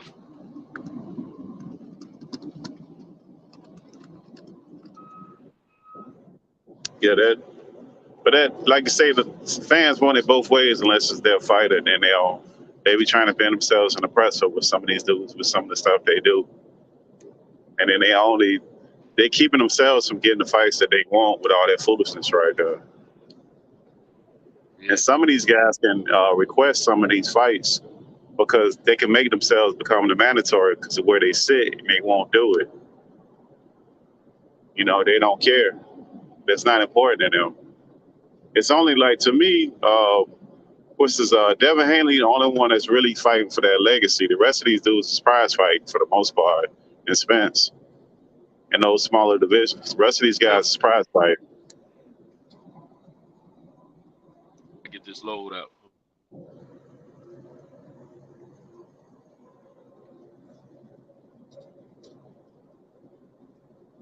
Yeah, which is fine if you want a prize fight, but you can't play the game and have it both ways. You can't prize fight for the most money and then be fighting for a legacy. Those two things, they don't go together. You're not gonna get, you know, the most vigorous opponents and then be prize fighting at the same time.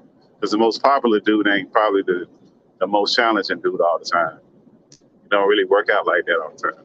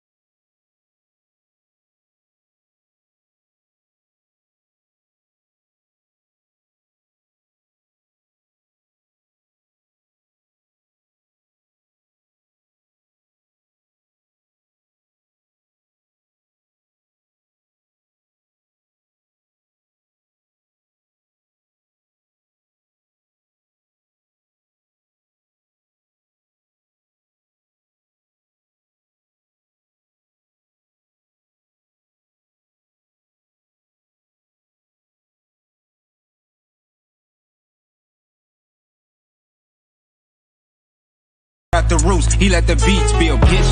And we never switch. Even if I'm rich, I'll be broke like I'm Mitch. Niggas talking down, but that's headed in the wrong direction. But I knock that shit out like the boxing section. Cause